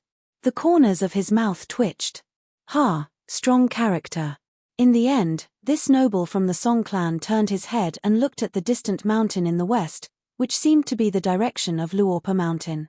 There was a mountain god temple there with very little incense. The young man who was looking at Luopo Mountain from afar had a gloomy expression, as if he had lost his soul. Other than the big temple of the North Mountain God in the Cloud Padding Mountain, there were also ordinary mountain god temples in the west. The one with the most incense was Mount Fengliang in the north. Because it was close to Longquan County City, the Divine Road was the widest and smoothest. It was convenient to enter the mountain. Along the road, tea shops, taverns, and inns of various sizes for good men and women to rest on the way, sprung up like bamboo shoots after the rain. There was a market at the foot of the mountain that sold all kinds of tea, wine, noodles, flowers, birds, fish, and insects. So many children in the small town were very happy when they heard that their parents were going there to burn incense. It was not much worse than the New Year because there were delicious freshly baked meat pies and old men who made dough. Many children received their New Year's money and secretly went there to have fun. As a result, when they returned home, most of them were taught a lesson by their parents. A young man named Dong Shuijing set up a stall there and only sold wontons. Shrimp, spring bamboo shoots, and dried tofu were all very delicious. At the end, he sprinkled a handful of green onions and added a small plate of chili sauce that the young man made himself. The taste was amazing. The young man was originally studying at the school newly opened by the Chen family in Longwei Creek. But for some reason, even if he did not need to spend money, the young man still dropped out. He sold one of the 2 old houses in the small town and bought a new big house in the new county city. It was only a dozen miles away from Mount Fengliang. The wonton stall was open from early morning to dusk. As long as there were customers, no matter how late it was, the young man would wait for the customers to finish eating before he cleaned up and pushed the cart back. There was no night curfew in the county city now. Everywhere was a bustling scene with dust flying. If one was at the mountain god temple at the peak of Mount Fengliang and looked at the county city at night, it would be like a big lantern on the ground. When night fell, the tall young man, Dong Shuijing, had already started to clean up the wonton stall and was ready to go home. Unexpectedly, a strange man walked over from afar. He did not carry a sword on his back, but held it horizontally behind his back. He walked to the stall and asked with a smile, "Shopkeeper, are you still selling wontons?" Dong Shuijing grinned and said, "Of course. Why not? It's just that I have to boil water. Customers will have to wait for a while." The man smiled and sat by the table. He wiped it clean without any grease or stains. On the table was a self-made bamboo tube filled with slender bamboo chopsticks. It turned out that he was a skillful shopkeeper. The man waited for a big bowl of piping hot wontons. The green onions floating on the red soup looked very tempting.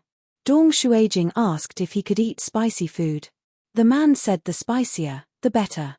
The young man handed over a plate full of chili sauce. The man took out a pair of chopsticks and was not in a hurry to eat. He lowered his head and closed his eyes to smell the fragrance. He clicked his tongue and said, "This smell is right." The man asked casually, "Do you know the school of Mo?" Dong Shuijing, who was sitting not far away, nodded and said, "Of course. Mr. used to say that the school of Mo used to be one of the 4 prominent schools. The knowledge they promoted was very impressive, but it was not easy to know and was even more difficult to practice. It was a test of the disciples' temperament." Speaking of this, Dong Shuijing scratched his head and smiled foolishly. "My mister said that." The man chewed on a wonton and nodded vigorously. "Well said." He asked again, "Then have you heard of the school of Mo's rangers who were on credit?" "That's on credit, and that's on the sword."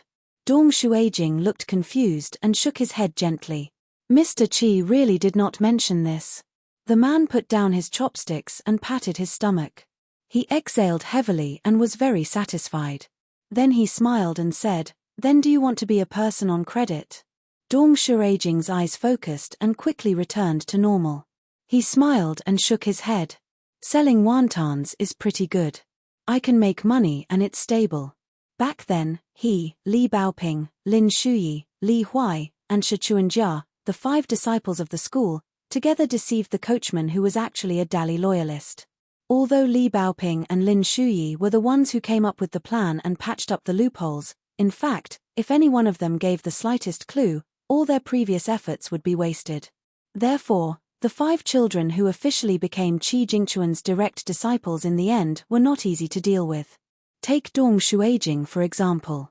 At such an old age, he knew how to find Miss Ron Xiu and ask her to help him sell the old house in the town at a sky-high price. Then he quickly went to the county capital to buy a big house, not just one, but an entire street. Money that fell from the sky had its own way of spending it. Money could make money. The small amount of money to support the family should also have its own way of earning money. Not spending money was equivalent to earning money. There was no conflict between the two. "Don't be in a hurry to answer me." The man waved his hand and smiled. "As for why I chose you, Dong Shuijing, I have observed you for a long time. You are not the best in all aspects, but there are no problems. That is enough." Dong Shuijing said helplessly, "You are?" The man did not hide and went straight to the point. "My name is Shu Ruo, a disciple of the school of Mo from the central divine continent. Of course, I am not a person who owes money. But I have a very good friend. Before he died, he asked me to help him choose a suitable disciple to inherit his legacy. He is the ancestor of the previous generation of the school of Mo who owes money. He is a very powerful guy. He used to drink with Alliance many times and he paid for the drinks. When Alliance was traveling in the central divine continent, he signed a lot of debts and he helped to pay them off." "Who is Alliance?" "The son of your master's rival." "What?" Dong Shuijing was confused. What was this? The man stood up. "I will come again next time. Think about it carefully." Dong Shuijing suddenly shouted, "Wait." The man smiled and said, "I will owe you the money for this bowl of wonton first. Maybe you will agree to be a person who owes money in the future." Dong Shuijing insisted, "How can I do that?" "As long as it is a business deal, You should settle the accounts with your own brother. The man nodded and took out a few copper coins. Haha, you really are a person who owes money. As the sun set, Shu Ruo walked away. Dong Shuijing sat at the same place and watched the nominator ranger leave. He raised his arm and wiped the sweat on his forehead. The reason why Dong Shuijing had the courage to ask for those copper coins was not because he was a simple-minded person who did not know the immensity of heaven and earth. It was because he wanted to test people's hearts. Dong Shuijing sat quietly at the table, motionless and in a daze. He did not feel the ecstasy of a pie falling from the sky. Instead, he felt a little lost. The teenager actually did not like this feeling. He did not have much ambition. He just wanted to earn money in the future and not have to worry about food and clothing. In the house where he lived, there was a well that could draw water. There was a willow tree beside it. Every spring, the willow tree would spit out tender shoots. When the wind blew, the willow branches would sway. It was very cute. 236. It was a dark and windy night in the wilderness. It was a good time to kill people and rob them. It was also a good time to kill demons. It all depended on whether the Taoist was 1 foot taller or the demon was 10 feet taller. Outside the dilapidated ancient temple of Shu Shui country, there was the sound of laughter. Finally, there was a knock on the door. The bearded man looked at Chen Pinggan and glanced at Zhong Shanfeng. He teased, "Which one of you is going to welcome the guest? If I go to open the door, I am afraid that I will scare the female demon. What if she turns around and runs away without saying a word?" The Taoist priest Zhong Shanfeng patted his chest and said, "I am more handsome than Chen Pinggan." Liu Kaicheng was awakened by the demon listening bell. He was in a daze. When he heard the word female demon, he immediately thought of the fox fairy in the fairy tales. He became bold and quickly got up from the floor and shouted, "I will go, I will go. The strange spirits in the books like weak scholars the most. The 3 of you are carrying knives and swords, so I am the most suitable. But I have to say in advance that if I meet a good demon, we can talk it out. If she is willing to spend a night with me, don't stop her. But if I meet a bad demon who eats people's hearts and livers, you have to save me." Liu Kaicheng ran to open the door. Suddenly, a strong wind blew, making the poor scholar unable to open his eyes. Then, he felt a fragrant wind. 2 charming voices sounded beside him, and a silk sleeve swept across his face. It was smooth and delicate, which made Liu Kaicheng a little intoxicated. He quickly closed the door. When the mountain wind stopped, he turned around and looked carefully. He saw 3 beautiful women. 2 of them smiled and ran to the fire where the bearded man and his 2 companions were sitting. Their figures were plump, and their backs swayed Liu Qiqing's mind. There was a younger girl in a light pink dress and embroidered shoes. She stood timidly not far from Liu Kaicheng. Her fingers were twirling her dress. Compared with her 2 bold and beautiful sisters, Liu Kaicheng thought that she was a pretty girl from a humble family. The bearded man was sitting cross-legged and drinking. The 2 well-dressed women exposed a large area of white charming scenery on their chests.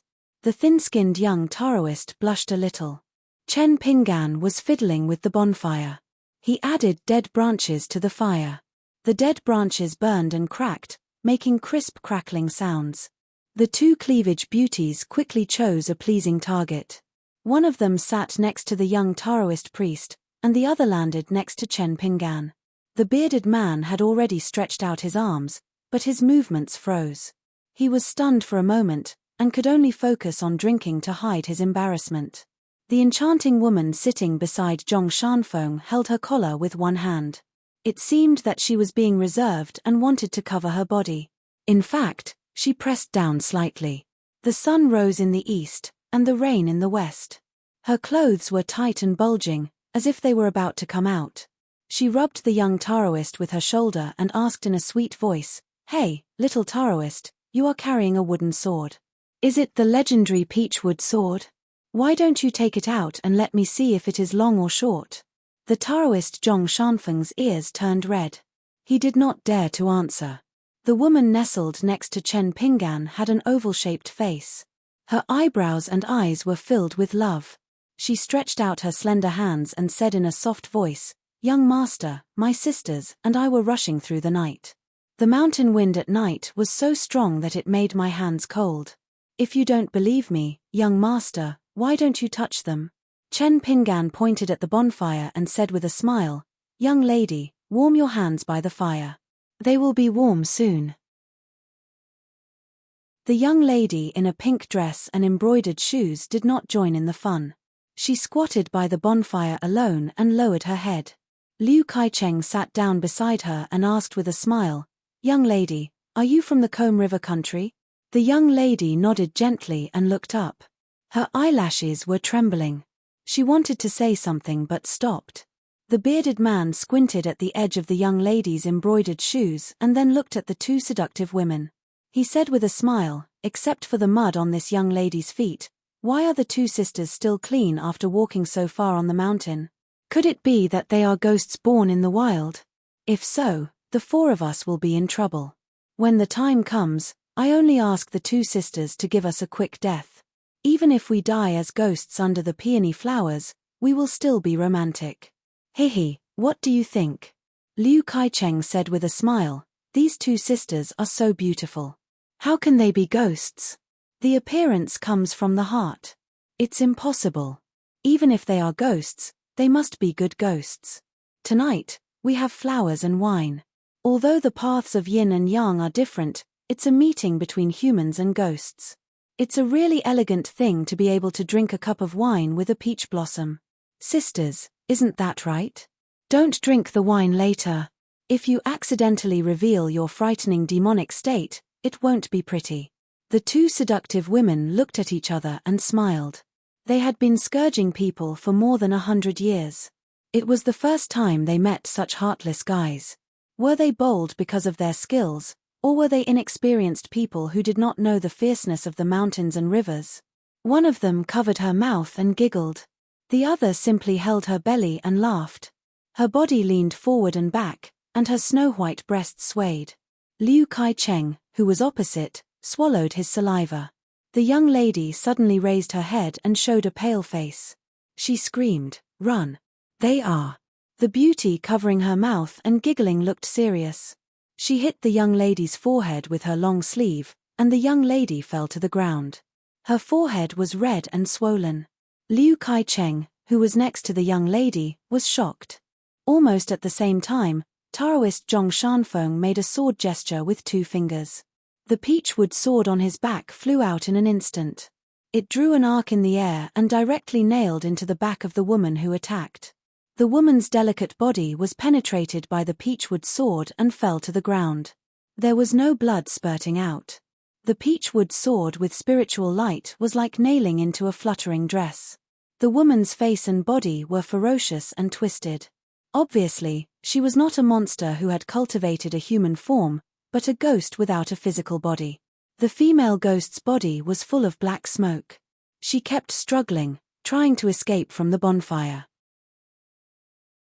However, she could not get rid of the peachwood sword on the ground. She was like a beast tied by an iron chain. Taoist Zhong Shanfeng chanted the incantation. The peachwood sword was shining with spiritual light. The female ghost could no longer maintain her human form. A saber aura exploded. It turned out that the bearded man had swiftly pulled out his saber. That long saber slashed through the flames like a divine weapon refined by an immortal. Flames constantly spread out like fire dragons coiling around the saber. Then, Shu Yuanxia chopped down with the saber. The female ghost whose soul was nailed by the peachwood sword was chopped into pieces with one slash. Her entire body was covered in black smoke. When the black smoke came into contact with the divine weapon covered in gang qi, it immediately melted into nothingness. The female ghost's ear-piercing wail resounded throughout the ancient temple. Shu Yuanxia turned her head and looked. She was a little embarrassed. With one hand Chen Pingan pretended to pull the woman's neck, while with the other hand Chen Pingan punched the female ghost's chest like a gust of wind and torrential rain. His punches had already reduced the black smoke to almost nothing. Chen Pingan's attack could be said to be stealthily and ruthlessly destroying a flower. That was all there was to it. Liu Kaicheng was not stupid. He had no time to care about the fairer sex. He ran away from the girl on the ground, went around the bonfire, and came to the back of the three people. The girl struggled to sit up. She was about to cry. "Hurry up and run. Our mammy will be here soon." Before she finished speaking, the demon-listening bell began to vibrate violently again. The door was blown open by a strong wind. A gust of cold mountain wind hit the girl's back. The girl spat out blood. Her petite body was blown over the bonfire, and she threw herself at the young Taoist and the bearded man. Xu Yuanxia quickly put away the long saber in her hand to avoid hurting the innocent. But at this moment, the girl smiled slyly. Her hands moved like lightning. She tapped on Xu Yuanxia and Zhong Shanfeng's chests several times. Her body bounced back a little. The girl stood in the bonfire and used her embroidered shoes to gently stir the raging fire. The hot charcoal and flames could not hurt her at all. She no longer paid attention to the bearded man and the young Taoist who could not move. She just kicked the peachwood sword away. The moment the tip of her embroidered shoes touched the peachwood sword, it was slightly charred. She looked down at the only young man who still had the strength to fight. She said with a playful smile, "If you are willing to run for your life, I can let you go." On the other side of the door, a cold wind whistled. Several men and women holding black banners appeared. Ghost Chi lingered around them. They looked at the girl in the temple with burning eyes and shouted, "Mammy's supernatural power is unparalleled. Long live." Chen Pinggan stood up and asked, "Are you a human or a ghost?" The mammy who looked like a girl smiled gloomily and said, "People's hearts are filled with ghosts. People's hearts are in front and ghosts are behind. It can be seen that people's hearts are more terrible. This immortal has been in Shu Shui country for 200 years. I have a specialty dish called stir-fried heart and liver. It must be freshly picked heart and liver with a lot of spicy seasonings. Otherwise, the earthy smell is too strong and people can't eat it at all. However, there are exceptions. A few years ago, there was an old Taoist who passed by here. His cultivation was not weak. He killed many of this immortal's obedient maidservants. That Taoist was born with a first-class heart and liver. It was a rare taste. I don't know how the four of you who are foreigners have good skills. How does your heart and liver taste? I think it shouldn't be too bad." After all, the body and spirit of a martial artist are better than the foundation of an ordinary person. Outside the door of the ancient temple, a very clear and old voice sounded from far away. "It's suitable for the sword." The girl's expression changed dramatically. On the other side of the gate, sword light flashed everywhere. The heads of the evil creatures that ran rampant rolled down. Under the sword light, they were as weak as living people. After their heads were chopped off, there was no chance for them to survive. Soon, a black-clothed old man with a wooden expression strode through the door. A scabbard hung from his waist, and beside him was an unsheathed long sword.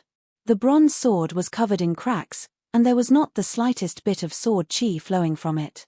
However, when the rusty long sword quietly hovered beside the old man, it still had a kind of indescribable deterrence. Pure sword aura, abundant sword intent, and sharp swordsmanship. In Jianghu, there was always a better mountain. The girl obviously knew the identity of this person. Her fingernails were like 10 silver hooks. She bent her back and stared at the old man in black. She said fiercely, "Song Yufan, you are a Jianghu person. Do you want to be enemies with us, the four evils of Shu Shui? Do you believe that we won't work together to flatten your sword water villa?" The old man's eyes were calm. He looked at the notorious devil path giant of Shu Shui country and said slowly, "Don't you look like a fool?" 237. The devil who looked like a young girl had an uncertain expression. "Song Yufan, are you determined to arm wrestle with me today?" The old man in black took out an old almanac from his bosom. He opened a page and placed his finger on it. He silently recited, "Abstain from meat and seek wealth." The old man put away the old almanac, grabbed the ancient bronze sword, and put it back into its sheath. He reached out to the girl and said, "I'll let you spend money to avoid disaster." The girl knew the old freak's Jianghu rules very well. Without saying anything, She took out a topaz coin from her sleeve. The front of the coin was engraved with Out of Plum Blossom Ambush and the back of the coin was Thundering Heaven Peak. This kind of jade coin was the same as the snow coin. They were both used by the immortals on the mountain to do business.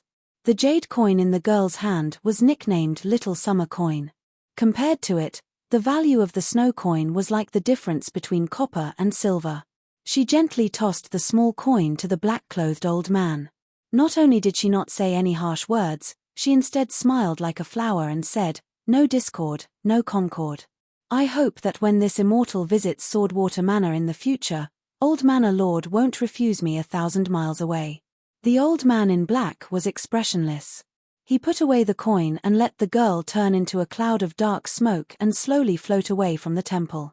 The sword master named Song Yufan flicked his finger. Wisps of cool wind like arrows hit several acupoints on the chest of the bearded man and the young Taoist priest.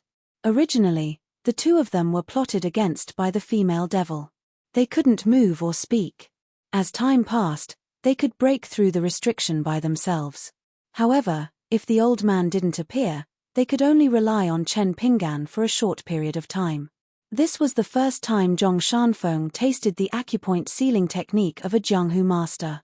After regaining his freedom, he immediately gasped for breath. He still felt a little uncomfortable. Xu Yuanxia was originally a pure martial artist. This time, she failed miserably. She couldn't help but blush. She clasped her hands and said to the old man, "Thank you for your help, Sword Saint Song." The old man in black was eccentric. He turned a deaf ear to her and walked straight to the fire. He sat cross-legged with his sword on his knees and closed his eyes to rest. Xu Yuanxia lowered her voice and gave Zhong Shanfeng and Chen Pinggan a brief introduction of Jianghu matters. In the central region of the Aquarius continent, especially in the 10 countries near the beautiful Robes Nation, there were 4 sword Dao great masters. Their names shook the region. The beautiful Robes Nation had a sword god, who had long retired from the Jianghu and lived in seclusion in the mountains for over 30 years. He was hailed as a sword god. His sword was candle sunlight. However, there was a shocking piece of news recently. The old god of swords had actually died from the revenge of his enemies. This caused a huge commotion in the surrounding Jianghu, and the people's hearts were shaken. Then there was the black-clothed old man in front of him. As the old manor lord of the Swordwater Manor of the Combe Nation, he had a strange temperament. He was 1 generation younger than the sword god of the colorful Robes Nation. He had the reputation of sword sage. He carried the iron water sword and founded the Swordwater Manor, which was the #1 Jianghu sect in the Combe Nation. The current manor lord was the eldest grandson of Song Yufan. His skills were also superb. A renowned sword venerable emerged from the ancient Yu nation. He had great killing power, but his martial virtues were extremely poor. He was an itinerant Jianghu immortal who did not have a fixed residence. He did not establish a sect and was a lone wolf. It was rumored that he had a good relationship with the emperor of the ancient Yu nation and carried the green pearl sword. The Pine Stream nation also had the youngest rising star, who called himself the green bamboo sword sage. These 4 sword Dao great masters were like stars in the sky above the Jianghu of the colorful Robes Nation and the other countries. Even the immortals on the mountain did not dare to underestimate them. The black-clothed old man suddenly opened his eyes and sneered, "Sneaky, show yourself." This old man, who was revered with the title of sword sage, unsheathed his sword and casually swung it in the direction of the temple's altar. A large expanse of dazzling and clear sword chi suddenly appeared. The already damaged altar completely shattered with a bang, revealing a petite and thin girl behind it. She ignored everything and held her small head with both hands, as if no one could see her like this. When another strange girl appeared, Zhong Shanfeng's demon listening bell began to vibrate slightly. Almost all the cultivation methods of the elves and demons in the world, as well as otherworldly items and ghosts, were not orthodox. As long as one's cultivation was not profound and their realm was not high, they would usually have nowhere to hide from the demon listening bell. This was also why the demon listening bell could become a must-have item for chi cultivators, second only to the white swamp diagram. It was highly respected. Before Xu Yuanxia reached the 4th realm of martial arts, She also had a similar bell to protect herself. Xu Yuanxia and Zhong Shanfeng placed more attention on the girl. Chen Pinggan, who wanted to formally practice swordsmanship but could not find the right way, was stunned by the old man's unsheathed sword. It seemed to be played down casually, but the sword qi was like a rainbow. Wherever the sword qi went, it was as if it was smashed by a straight waterfall. It was invincible. Liu Kaicheng became abnormally silent after the young female devil made her move. He squatted by the bonfire and did not say a word. He stretched out his palms and lowered his head to warm them. How can such a good and peaceful place of Buddhism be tarnished by a little demon like you? The old man in black looked cold and stiff. He shook his wrist, and the bronze sword tip trembled slightly. In an instant, a dazzling white light shot out from the sword tip. It was like the demon binding rope of the immortal master on the mountain. It twisted and turned, and soon spread out in the air. It was like a vast and mighty net of heaven, covering the timid girl who was judged to be a demon. Chen Pinggan calmly took this scene into his eyes. It was an eye-opener. The sword qi, which was supposed to be meticulous, could be controlled so skillfully and have so many changes. The old man held the sword with one hand, and everything was at his fingertip. Chen Pinggan was especially fascinated by his calm temperament. The girl was first condensed by the sword qi and then scattered by the sword qi. She was in so much pain that she rolled on the ground. The burning pain had already hurt the mountain demon's divine soul. Chen Pinggan was in so much pain that he wanted to die when he was in the bamboo house of Luopo Mountain, not to mention a little demon who practiced undisciplined cultivation and stood aloof from worldly affairs for hundreds of years. After this disaster, the girl soon could not stabilize her human form. Half of her face showed the face of a fox. Clumps of snow-white fur grew on the back of her hands and neck, giving off a faint fox smell. The weak snow-white fox fairy struggled on the ground and wailed, "I didn't hurt anyone, I didn't hurt anyone. I only teased and scared some scholars who stayed in the ancient temple. Don't kill me, don't kill me." The old man in black seemed to have a knot in his heart. He held the long sword in his hand, and the sword qi was brilliant and the rainbow light bloomed. He said sternly, "A demon is a demon, and a devil is a devil. So what if you don't hurt people today? When your cultivation is high, you will naturally slaughter the innocent for fun." The girl who had half of her body turned into a white fox crawled on the ground and said weakly, "I also saved 2 scholars from the Mami. For this reason, I gave them a lot of treasures that I had kept for a long time. Only then did they let the scholars go. I won't hurt people, I won't in my life." The old man in black sneered, "Little fox fairy, your death is not regrettable. I dare to say that I can kill 100 demons with my sword. At most, I will wrongly accuse one." The young fox fairy was already powerless to defend herself. Her body was twitching, her clothes were torn, and her whole body was bathed in blood. Her pair of black and unusually bright watery eyes had already dimmed. However, at the moment of her death, the young girl did not resent the old man's vicious attack. She just stared at the gate of the ancient temple in a daze, as if she was waiting for a poor scholar to visit her. Then, she could scare them again. If she succeeded this time, she would be happy for several months. Liu Kaicheng slowly raised his head. Golden light flowed in his deep eyes. There was a cold smile at the corner of his mouth. He sighed helplessly as if he had seen everything in the world. He felt that life would still be so boring even after 1,000 years. Just when Liu Kaicheng was about to stand up, Chen Pinggan stood up and gently shook the sword box on his back. He suddenly asked, "Senior Song, what if this fox fairy is the wrongly accused demon? What should we do?" The corners of the old man's mouth twitched as he smiled. "That's good. I can now confirm that the first 99 and the next 99 are all demons that harm the common people. Therefore, it will only be easier for me to attack." Chen Pinggan pointed to the girl who had completely turned into a fox. "What about her?" The old man patted his chest and said straightforwardly, "If the almanac turns out to be suitable for burial, I will bury her. If not, I will expose her body to the sun and strive for a good reincarnation in the next life. Don't be a demon of the mountains and lakes. Of course, don't let me meet her again." Chen Pinggan was a little stubborn. "Senior, You kill demons when you meet demons and subdue demons when you meet demons. Of course, you do the right thing. But you can do more, right? The old man carefully stared at the young man with the sword box and suddenly laughed. Silly boy, don't you look like a fool? You are just staying in the ancient temple. Do you think you are a bodhisattva who saves people? Chen Pinggan hesitated and asked, Senior Song, how can you let go of this fox demon? The old man in black, Song Yufan, stood up and said in a low voice, considering that you are also a swordsman in Jianghu, I will use the sword that was supposed to kill the fox fairy to kill you. If you can withstand it, I will let the matter of the ancient temple go.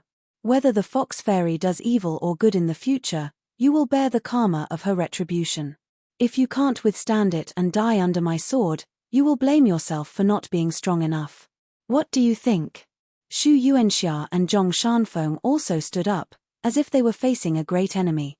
Song Yufan laughed, It's okay. If you two want to fight, I will use 2 more swords. The rules are still the same. The old man's laughter was so loud and full of energy that the rotten beams in the ancient temple trembled and scattered dust. Okay. Chen Pinggan nodded and then shook his head at Xu Yuanxia and Zhong Shanfeng, indicating that they didn't need to interfere. Be careful. The old man was not a sloppy person. After warning them, he swung his sword. Less than 3 meters away, the sword Radiance and Gang Qi were in front of Chen Pinggan in a flash. Chen Pinggan had already taken out a magic talisman made of ordinary yellow paper from his sleeve. He pinched it with 2 fingers. The moment the sword Qi approached him, Chen Pinggan's figure disappeared. The old man in black sneered. It turned out that the sword Qi continued to move forward after hitting the air. It happened to be in the direction of the white fox curled up on the ground. The magic talisman from the true works of alchemy given by Li Shisheng was mysterious and magical, but it was a one-time consumable item. After Chen Pinggan took out the talisman, he had already appeared in the open space 2 meters away. However, when he found that the sword Qi continued to slash at the fox demon, he didn't have time to take out another magic talisman. He could only jump forward quickly with the tip of his toe. At the same time, he reached his shoulder to hold the handle of the Demon Slayer sword and slashed at the sword Qi. Although he was using a sword, in the end, Chen Pinggan still relied on his fists. He walked the firm and fierce path of the iron cavalry chisel formation that the old man surnamed Kui had taught him. However, he used a wooden sword to replace his fists. Chen Pinggan's body and spirit were only at the 3 realms of martial arts. He was also not the kind of martial arts grandmaster who could master his fists and sword will. Naturally, in the eyes of a true expert, his hasty attack this time was rather awkward. The Huaiwood sword that flowed with fist will slashed at the old man's sword Qi, forcibly stopping it from killing the young fox fairy. For a moment, the sword Radiance exploded and the sword Qi scattered in all directions. Chen Pinggan held the Huaiwood sword in his hand.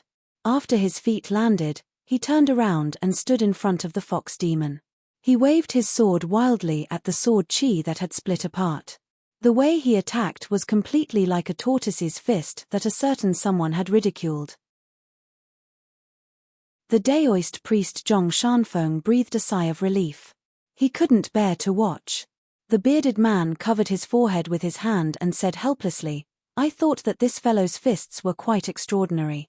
After carrying the sword case for so long, he must be a young swordsman who hid his strength. The sword Qi in front of him shattered. Chen Pinggan finished his work and hurriedly weighed the Huaiwood sword in his hand. Although it was a light wooden sword, it was extremely tough. Against the majestic sword Qi of the Combe Nation's swordmaster, there was not a single flaw on the sword. Chen Pinggan's heart was set.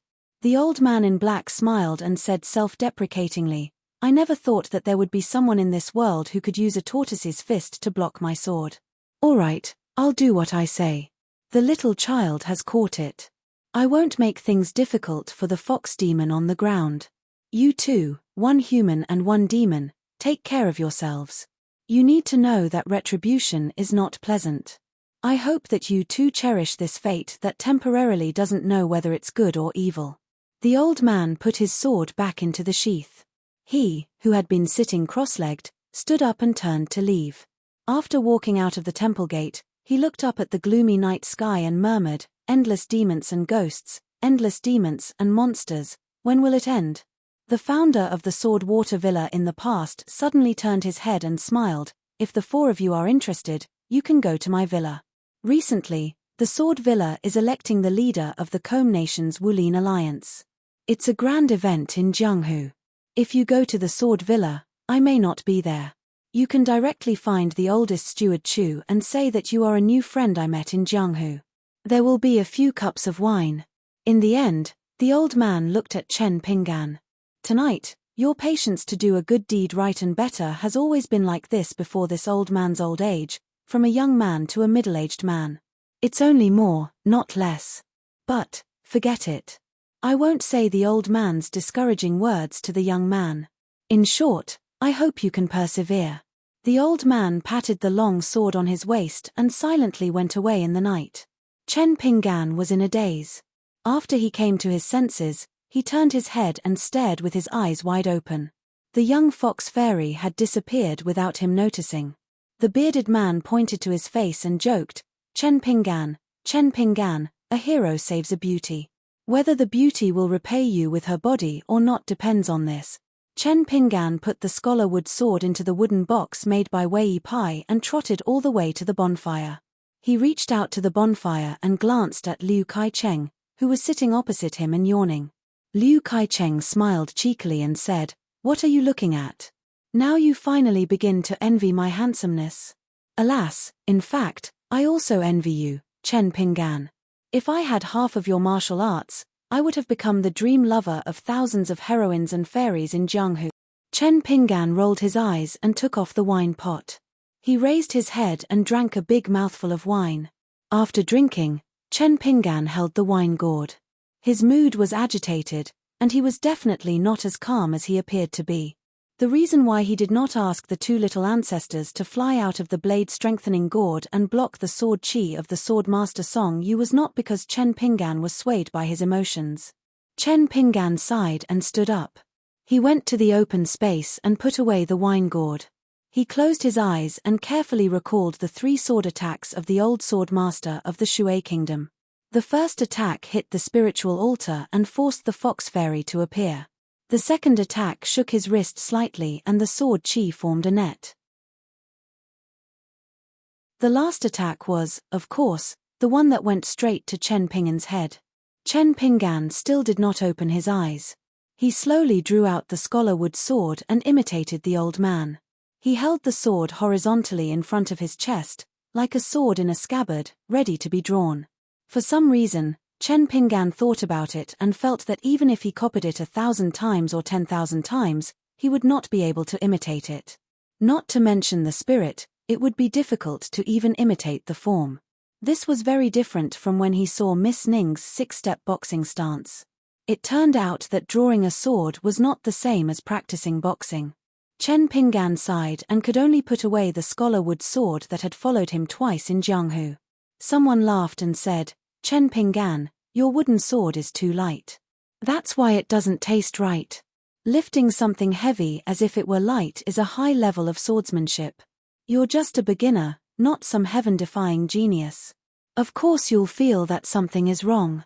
Let's not talk about reaching the top. Let's just talk about the beginning. When it comes to boxing practice, you can have a slightly famous master to guide you. But when it comes to sword practice, you still need a master to guide you. You should ask Song Yufeng sincerely about sword practice. His martial arts realm is not high, but he has already found his own way of sword practice. It is not easy." Chen Pinggan turned his head and looked. This insightful view was not from the bearded man, nor from Zhong Shanfeng who could fly with the peachwood sword. Instead, it was from the scholar Liu Kai-cheng, who was the least associated with Jianghu. When he said this, Liu Kai-cheng stood next to the raging fire with many dry branches. His slender figure swayed slowly with the light of the fire. Zhong Shanfeng was asking Xu Yuanxia about the Jianghu acupoint ceiling. He was very focused on the questions and answers, so he did not pay much attention to Liu Qiqing's words. Or it could be said that the two of them did not hear Liu Qiqing's words at all. Because from beginning to end, Liu Kai-cheng did not speak, but Chen Pinggan clearly heard Liu Qiqing's voice. Chen Pinggan asked a strange question. It's you? In Yanji County, I heard Governor Liu say in private that you are actually an immortal in the elixir realm because you showed your magical power outside the city. Liu Kaicheng waved his hand and slowly walked around the fire. He came to Chen Pinggan's side and said with a smile, "Well, let's stop scheming against each other. You already know that I am a powerful demon, and I also know that the sword you carry on your back has a great origin. Otherwise, it would not have been unable to suppress itself. After sensing my spirit, it spontaneously trembled. Although you quickly suppressed its movement, I am not blind and deaf. So now you and I both know clearly. Chen Pinggan, can you tell me who made this sword? You want to send it to the inverted hanging mountain. Who will take it to?" Chen Pinggan looked dignified and asked, "You want to steal the sword?" Liu Kaicheng smiled as if he had heard a big joke. He put his hands behind his back, shook his head and said with a smile, "It is a good sword, but I am really not interested. I know you don't believe this. It doesn't matter. I am much stronger than you. You only need to see what I do. By the way, have you heard of a saying? The good things in the world are not firm, and the colorful clouds scatter easily." Chen Pinggan nodded and said, "I have seen it in poetry." Liu Kaicheng waved his sleeve. Misty water and clouds covered the fire. There was nothing strange in this place. Liu Kaicheng was talking happily with Chen Pinggan. In fact, this Han scholar of Baishui country was wearing a pink Taoist robe and looking handsome. At this moment, the scene was extremely strange. Liu Kaicheng continued, "The colorful clouds scatter easily refers to the colorful clouds in the White Emperor city. The rosy clouds gather and scatter like flying smoke. The scenery is magnificent. The colorful glass refers to a big demon from the devil cult orthodoxy in the White Emperor city. Just like tonight's conflict, it was also because of a seemingly insignificant little demon. He had a dispute with Big Brother. He did it for the power of the world, while I did it for a small reason. Looking back now, it was really funny. It was almost like two children throwing a tantrum. Anyway, in a fit of anger, I smashed an entire colored glass pavilion in the White Emperor city's colorful clouds. In the end, only a few small colored glass wine cups were left. From then on, I left the White Emperor city and wandered around. Without the protection of my sect, I was chased by the Righteous Path's defender for thousands of miles. Finally, I was thrown into prison and suppressed for thousands of years. That big brother of mine just stood by and watched from the beginning to the end." Chen Pinggan frowned and asked, "Why are you telling me this?" Liu Kaicheng smiled slightly. He shook his hands and shook the two big sleeves of his pink Taoist robe. His hands were folded on his abdomen, and his manner was solemn. "Because recently, I have the idea of accepting a disciple. I think that you, Chen Pinggan, are quite good. I can teach you the best sword art in the world. Although I am a native demon of the vast world, my big brother is the leader of the devil cult, and we are more like immortals than immortals. Even many masters of the righteous path are willing to worship my big brother. Therefore, the sword art I will teach you is also an authentic sword art that can help you reach the top of the Great Way. When the opportunity comes, there is hope that you can reach the upper 5 realms." Song Yuxuan and the others may have figured out the true meaning of their own sword Dao, but for a pure martial artist with limited aptitude, the height of his martial arts can only help you reach a position similar to that of a sword practitioner of the middle 5 realms. Chen Pinggan, what do you think? Are you willing to practice the Great Way with me as a disciple? Chen Pinggan asked back, "Be a devil?" Liu Kaicheng smiled and said, "In my opinion, the Great Way is rugged and difficult to walk. Only those who are persistent and indomitable can walk to the end, and even have the hope to go further and higher than those talented God's favored sons. You, Chen Pinggan, are the same as me. Now I have accepted a big brother for you. Don't worry. You are my last disciple. At most, in 100 years, the 3 of us, master and disciple, will be famous in the world. We will return to White Emperor City and occupy a place there." Liu Kaicheng stared into Chen Pinggan's eyes and smiled.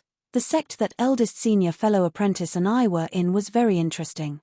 Eldest senior fellow apprentice was a human being who cultivated the magic arts of the devil path. I was a monster who cultivated the magic arts of the human tribe. The purpose set by our master was to educate everyone without discrimination.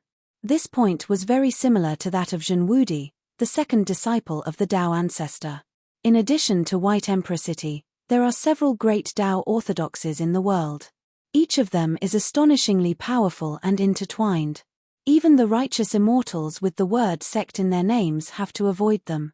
Therefore, as long as your fist is hard enough and your realm is high enough, the devil path and the righteous Tao are nonsense. It doesn't matter at all. Chen Pinggan grinned. I have to ask if I want to recognize you as my master. Sweat had already seeped out of his forehead, but at this moment, the young man with the box looked calm and without any fear. Oh! Liu Chicheng's eyes brightened. I knew that you brat must have a good master. It doesn't matter. Let's hear it and judge the situation. A fine bird chooses a good tree to nest in. I won't force you, nor will I scare you. As long as your master is higher than mine, I won't insist on this master-disciple relationship. The old scholar Wen Sheng had already left the Aquarius continent. Where could Chen Pinggan find him? Mr. Qi had also passed away, and there was nothing he could do. But Chen Pinggan was not willing to follow this person and cultivate the great Tao of the heavens. Chen Pinggan took a deep breath. Then he would take a gamble. Whether he succeeded or not, it all depended on this.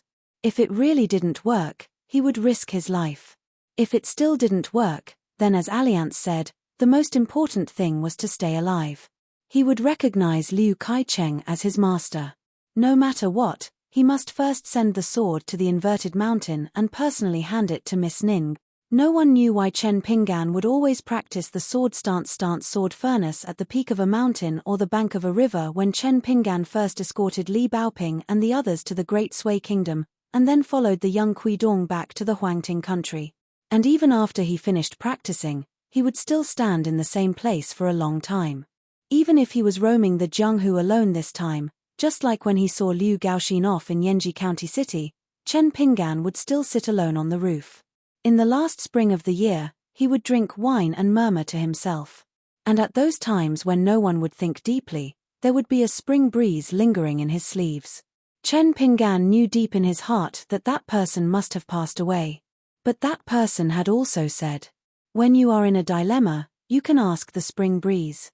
Then Liu Kaicheng couldn't help but laugh happily because he thought it was funny. It turned out that when he saw the young man in front of him, he imitated him by shaking his wrists and raising his sleeves. But soon Liu Kaicheng couldn't laugh anymore.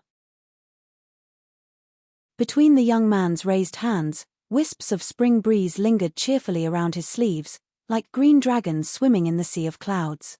Chen Pinggan asked softly, Mr. Qi? Liu Kaicheng was shocked. At this moment, it was just like the battle 1,000 years ago, when he faced Master Zhong who held a fairy sword in one hand and a Taoist seal in the other. A warm and mellow voice sounded beside Chen Pinggan. I'm here. 238. Although I took 5 days off because of a cold this month, I still finished the 120,000 words update as promised. Liu Chicheng's pink Taoist robe was fluttering in the breeze. For the first time, this giant of White Emperor City from 1,000 years ago was a little cautious. It didn't make sense. Because the figure condensed by wisps of spring wind next to Chen Pinggan was an illusory Confucian in a green robe with white hair and a smile on his face. Liu Kaicheng observed the atmosphere and found that it was just an oil lamp that was about to dry up. But other than the atmosphere, there was something inexplicable. Any Qi trainers below the upper 5 states might not be able to figure out the key points. However, Liu Kaicheng, who was temporarily attached to Liu Chicheng's body, was a genuine 12th state immortal at the peak of his cultivation. Before he betrayed the orthodoxy of the devil cult, he happened to see too many capable people standing on the top of the mountains in White Emperor City, which was under the torrents of the small heaven of the Yellow River and was surrounded by colorful clouds. Therefore, he suddenly felt restrained and did not dare to act rashly. The more he couldn't figure out the real situation, the more Liu Kaicheng didn't dare to underestimate it. Qi Jingchun first signaled Chen Pinggan to rest assured, stood side by side with the teenager, and introduced himself to Liu Kaicheng with a smile, Qi Jing-chun, a disciple of the Sage of Literature, used to be the headmaster of Cliff Academy. Liu Kai-cheng was a little confused. The guy in front of him was not arrogant and looked gentle. Was he just the Sage of Literature? Qi Jing-chun? Cliff Academy? What a mess. Was he the master and disciple of the Confucian school who emerged in the past 1,000 years when he was defeated by Celestial Master Zhong of Dragon Tiger Mountain? However, the title Sage of Literature was not simple. The title of a person was suffixed with the word sage. For example, the Sage of Rites and the Sage of Demisage were all qualified to erect statues in Confucian temples, and the positions of the statues must be very high. It was all Liu Qicheng's fault. He was a half-baked scholar. His foundation was too shallow, and he did not do proper work all day long. He was never interested in the situation of a continent. He only wanted to rely on his poor knowledge of literature to fool women's feelings. Of course, he was also responsible for it. He felt that the Eastern Treasure Bottle continent was a barbaric land. Even if it had been accumulating resources for 1,000 years, the number of cultivators in the upper 5 realms could still be counted on one hand. He didn't need to worry at all. Qi Jing-chun waved his sleeve, and the restriction created by Liu Kai-cheng dissipated. A gentleman should treat others with sincerity.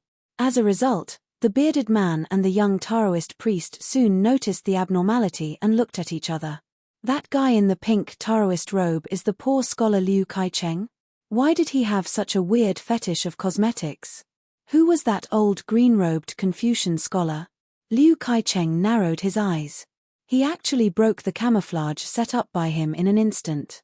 Although he only had half of the cultivation of Jade Pure Realm, even a real Jade Pure Realm Qi cultivator would not be able to break the restriction so easily with the profound skills inherited from the devil cult of White Emperor City.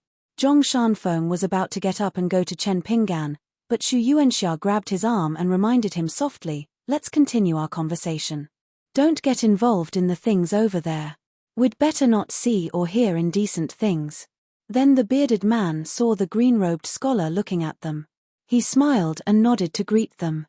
Xu Yuanxia hurriedly cupped her fists to return the greeting. Qi Jing-chun asked with a smile, "Senior, are you the lord of the glazed pavilion of White Emperor City?" Liu Kai-cheng nodded and said playfully, "Why? Have you heard of my name? Isn't he notorious in the central divine continent?" Qi Jing-chun shook his head and said, "I once traveled the Yellow River and met the lord of White Emperor City on the bank of the river. Then we talked about senior." Liu Kai-cheng suddenly cursed, "T. How could my eldest senior go out of the city to meet people? Given my senior's temper, even if those old men in the Confucian temple came to pay him a visit out of admiration, my senior has never once taken the initiative to come out of the city to greet them. At most, he would show his face to colored clouds on the city's ramparts, and that's already giving your Confucian school of thought a great deal of face, yet the two of you still want to meet by the banks of the great river? Good boy, there should be a bottom line for bragging." Qi Jing-chun laughed involuntarily and said, "The Lord of White Emperor City even invited me to play 3 rounds with him. But I had something to do at that time and had to return to the school immediately, so I owed him. I never thought that after that, I would never have the chance to return to White Emperor City. I really had no choice." Liu Kai-cheng raised his hands and rubbed his cheeks. He was full of anger. Although he had broken off relations with his eldest senior and no longer had any feelings for him, deep in his heart, he had always respected the Lord of White Emperor City. It was a kind of pure admiration and worship, which was why he was hesitating whether or not he should act decisively and destroy the last remnant of this guy's soul. Since this lapis lazuli pavilion master was unwilling to believe him, Qi Jing-chun did not say anything more. Qi Jing-chun actually had a good impression of this great demon of White Emperor City that had reappeared in the world. The first time this person had felt murderous intent, it was when the swordsman of the Comb Nation had indiscriminately killed that young fox immortal. Scholars who spoke of benevolence and righteousness did not lack hypocrites, and those who walked the path of demons did not lack romantic people either. Qi Jing-chun had followed seniors were several times in the past and traveled the world with him. He had long since seen the world, so of course he would not be black or white. What's more, Qi Jingchun had already affirmed the great demon in front of him because of the lapis lazuli case from 1,000 years ago in White Emperor City. Qi Jingchun patted Chen Ping'an's shoulder and said to Liu Kaicheng with a smile, "Chen Ping'an will definitely not be able to become your disciple. However, if Senior is willing to teach and Chen Ping'an is willing to learn, I, Qi Jingchun, am happy to see it happen." Liu Kaicheng stretched out a finger and shook it gently. "You and I both know what kind of situation you are in now. You are just a soul condensed by a wisp of spring wind.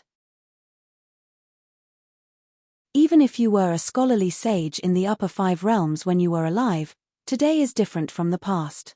Do you think you have the ability to bargain with me?"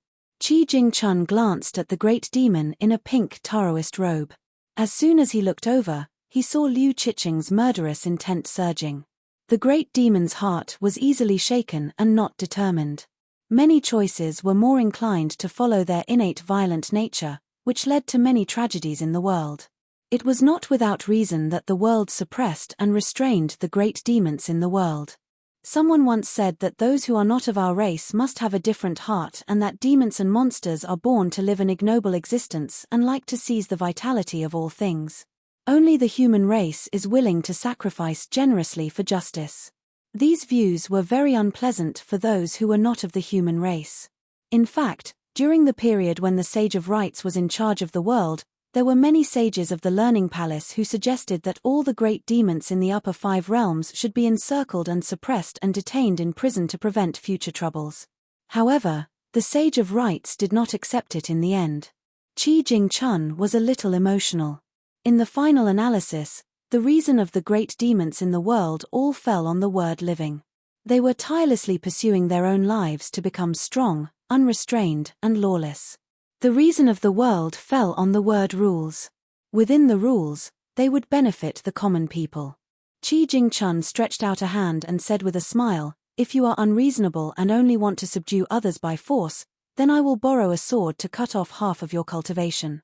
The scholar wood sword box on Chen Ping'an's back, the long sword that he had secretly named Demon Subduing, was like rain after a long drought. It hummed cheerfully as it slowly unsheathed itself inch by inch, its aura surging like a bull. Liu Qiqing's pink Taoist robe was fluttering. His eyes were full of hostility and his body was full of majestic demon aura. He asked with a smile, "Qi, are you sure you have the chance to hold the heavenly weapon that is specially designed for the great demon? Even if I can't smash your soul with one punch, aren't you afraid that I will smash Chen Ping'an into a pulp with one punch?" Qi Jingchun's expression was as usual, as if she was talking about the most natural principle. "As long as I, Qi Jingchun, am alive, no one will be able to bully little junior brother for a while." Liu Kaicheng laughed and said, "I don't believe it."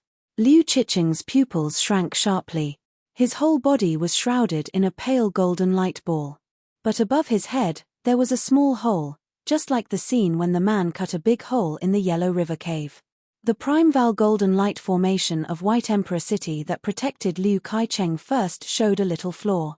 In Liu Qiqing's sight, there was a black dot as small as a mustard seed. Then, there was a thin black line. Finally, it completely cut open the Primeval Golden Light formation with a crash.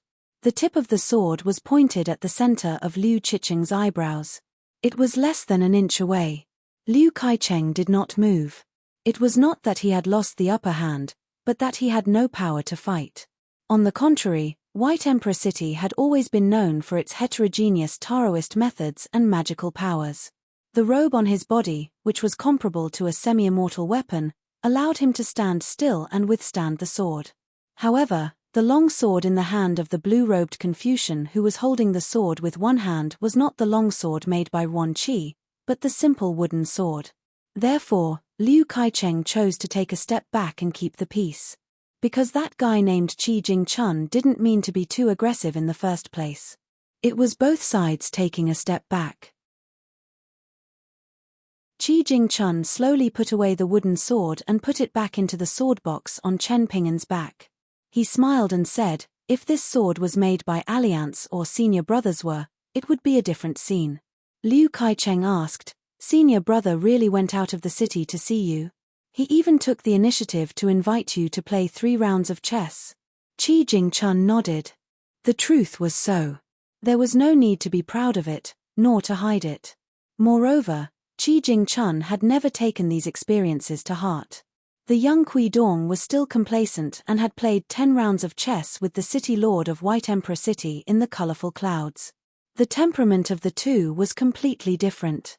Liu Kaicheng sighed and looked absent-minded. It was as if there was a glass cup in his heart that suddenly broke. He felt both lost and relieved. In his heart, no matter how much he resented his eldest senior brother's ruthless great Tao, that arrogant man was an invincible existence after all. He was a virtuous man who should not make an exception for anyone. Liu Kaicheng was a little disheartened. Since I can't be Chen Ping'an's disciple, I won't teach him swordsmanship. My Taoist skills are not so cheap. Qi, since you are so capable, you can teach him yourself. He seemed to be a little angry. He turned around and strode toward the gate of the ancient temple. Qi Jingchun suddenly said, "Wait a moment. I have something to say to you." Liu Kaicheng turned around and was a little puzzled. Suddenly, in the lake of his heart, there were ripples of strange light and strange colors. Then, Liu Qicheng's face was filled with horror and ecstasy. After all kinds of feelings welled up in his heart, he asked softly, "Qi Jingchun, a person like you would be a great immortal in any world. How did you end up like this?" Qi Jingchun smiled and asked, "What do you mean by end up like this?" Liu Kaicheng was slightly startled. He was convinced and said, "I am ashamed. This time, I owe Chen Ping'an a favor. When I become famous again in the Central Divine Continent, I can ask Chen Ping'an to go to White Emperor City to find me." Before Liu Kaicheng left the ancient temple, he waved his sleeve and grabbed a young fox immortal hiding in the dark. He took her with him and left the ancient temple. The young fox immortal had changed into a new set of clothes and smeared several layers of rouge on her face. She looked funny with patches of red and green. Maybe she was the pink beauty that she had mistaken for? She also had a favorite secret book that she had kept close to her all year round. It was coarsely printed and full of mistakes. It was called Talented Scholar and Beautiful Woman. It was a love story between a man and a woman.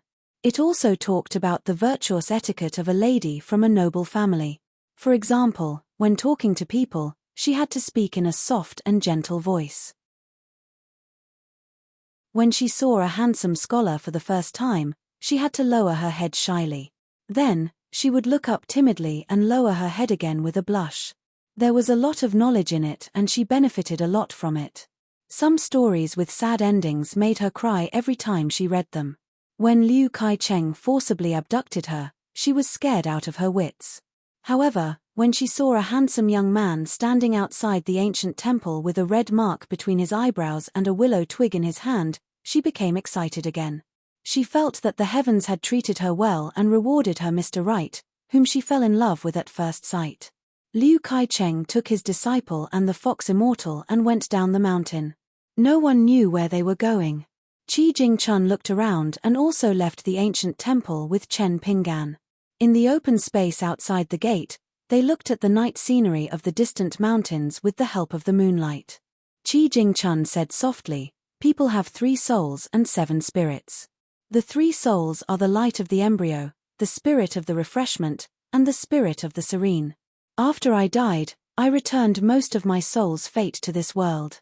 My disciples, Li Baoping, Li Huai, and the other children were all given the word Qi.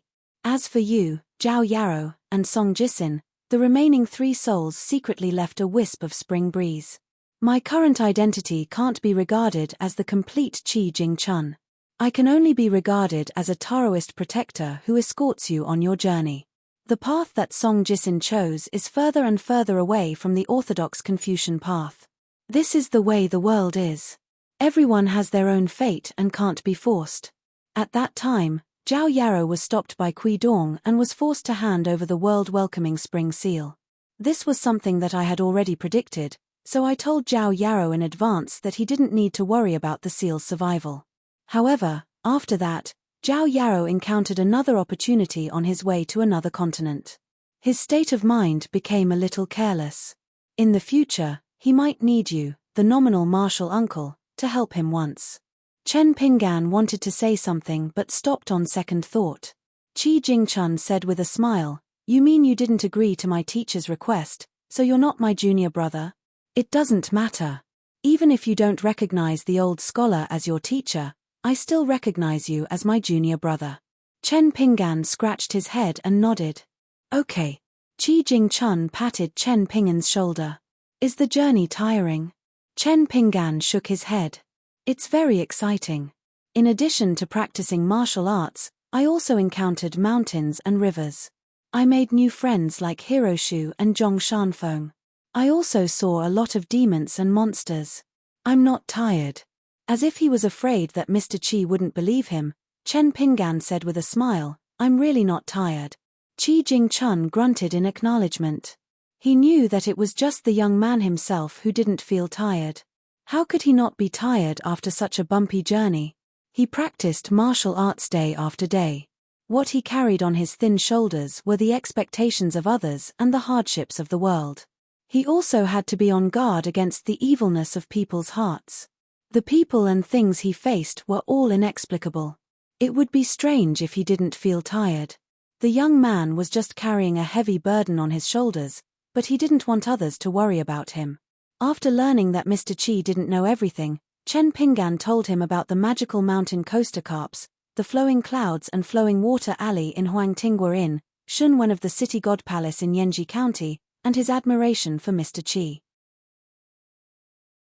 He also talked about the power of the seal of mountains and rivers, about Wei Pai who moved from Chiduan Mountain to his hometown, Mount Biyun, and about the ghosts in wedding clothes and withered bones with different personalities. Of course, Chen Pinggan talked about the man in the bamboo hat the most. He said that when the man talked about Mr. Qi, his face was obviously bright and his whole face was squeezed together. That moment seemed to be the saddest moment for Alliance. In the end, he smiled and said that he punched a guy called Dao No. 2 back to the human world. However, after they met again, Alliance also told him that he didn't need to rush to practice the sword. When he practiced martial arts to the extreme, he was already practicing the sword. Therefore, Chen Pinggan wasn't particularly anxious. Qi Jingchun stood side by side with the talkative young man and asked with a smile, "Do you miss Alliance very much?" Chen Pinggan looked up at the sky and murmured, "Alliance will come back." Chen Pinggan turned to look at Mr. Qi. "Right." Qi Jingchun nodded with a smile. Chen Pinggan asked again, "Then what about Mr. Qi?" Qi Jingchun sighed and shook his head. "Even if you can accompany me for thousands of miles, there will be a farewell. I, Qi Jingchun, can only be like this in my life." Chen Pinggan lowered his head and looked at his feet silently. This news was just like what happened in the Yang family's shop. Although Chen Pinggan had a premonition, when he heard old Yang say that it was not worth it, he still felt sad, and it was not a normal sadness. Qi Jingchun reached out and gently put his hand on the young man's head. "This time, I said that I would be the protector of the three of you. In the end, all the spring winds gathered here. In fact, I let you take a trip to Jianghu on behalf of me, Qi Jingchun. I have no regrets." Qi Jingchun smiled knowingly.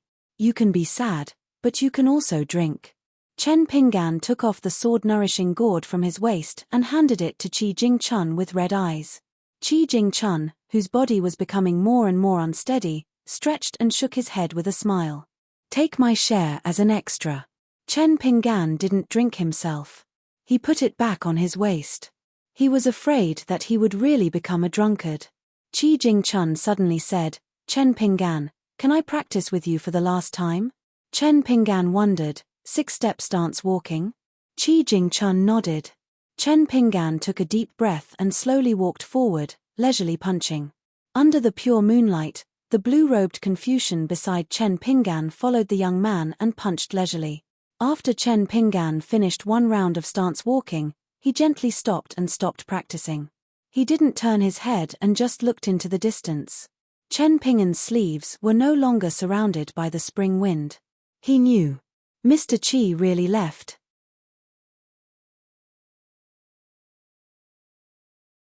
2:39. Chen Pinggan kept watch for the second half of the night and returned to the ancient temple. Xu Yuanxia and Zhong Shanfeng did not ask anything, so Chen Pinggan did not say anything either. From night to dawn, Chen Pinggan faced the bonfire. The light of the fire shone on his slightly pale face. No one knew what he was thinking. At dawn, the bearded man was still sleeping soundly. After Zhong Shanfeng tidied up the bedding, he found that Chen Pinggan was not in the ancient temple. When he walked out of the gate, he found that Chen Pinggan was not practicing the boxing stance. Instead, he was holding the locust wood sword, motionless. Chen Pinggan heard the footsteps and turned back with a smile. "You're up."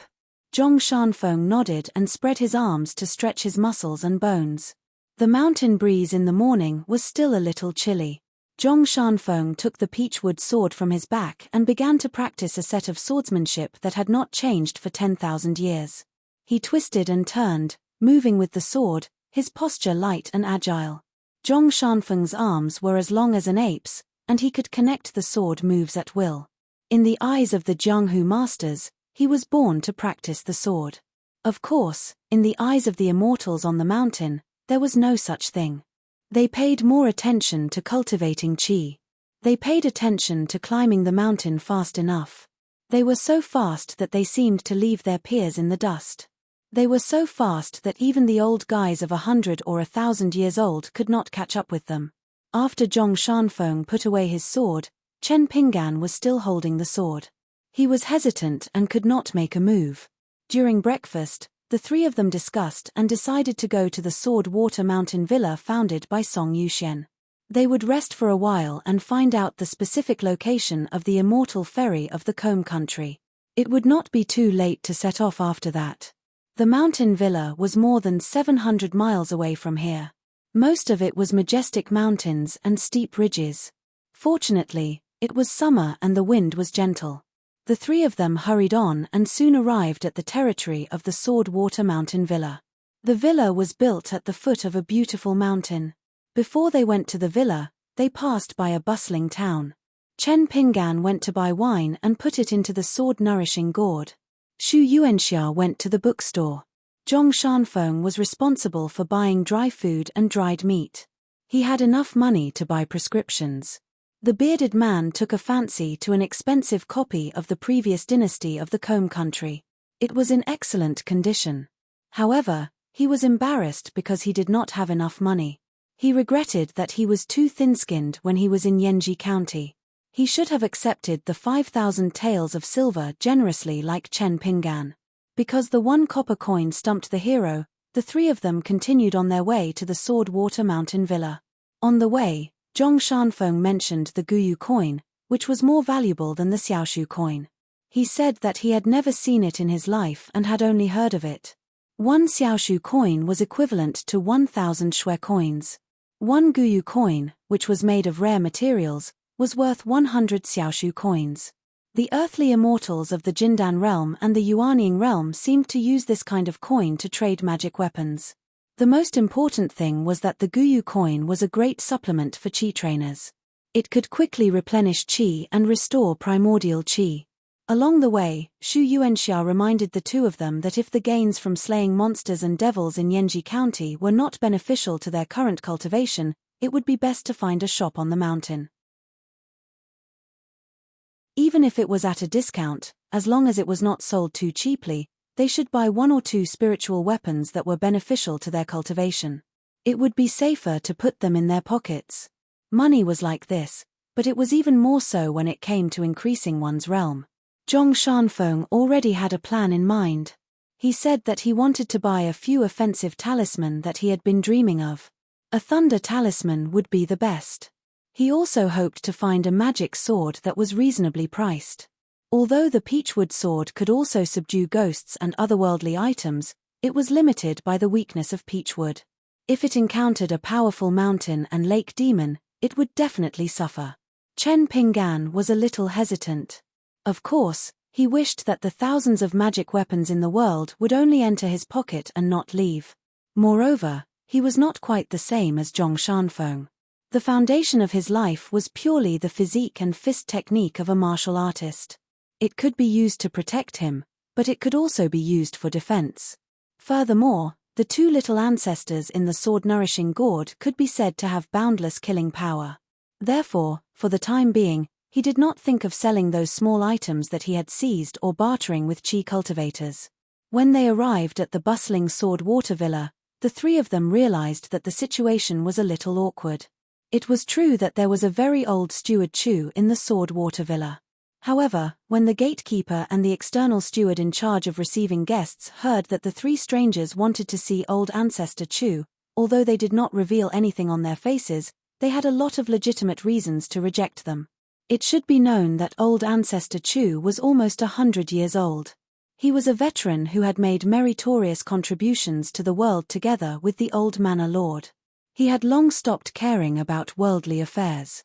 It could even be said that after the old manor lord handed over the villa to his legitimate eldest grandson, he was elusive. Whenever he went out, he would not return to the villa for 3 to 5 years. The highly respected old ancestor Chu was the second manor lord of the Sword Water Villa. Who could meet him just because they wanted to? Did they think that the Sword Water Villa was a shop on the street of a small town? Therefore, the three of them were given a cold shoulder. Zhong Shanfeng asked Xu Yuanxia if he could give some money to the steward to make an exception. Xu Yuanxia smiled bitterly and said, "People in the Jianghu, especially people in the Sword Water Villa who are the leaders of the Jianghu, if you casually give them money, it will be like slapping them in the face. It will only have the opposite effect."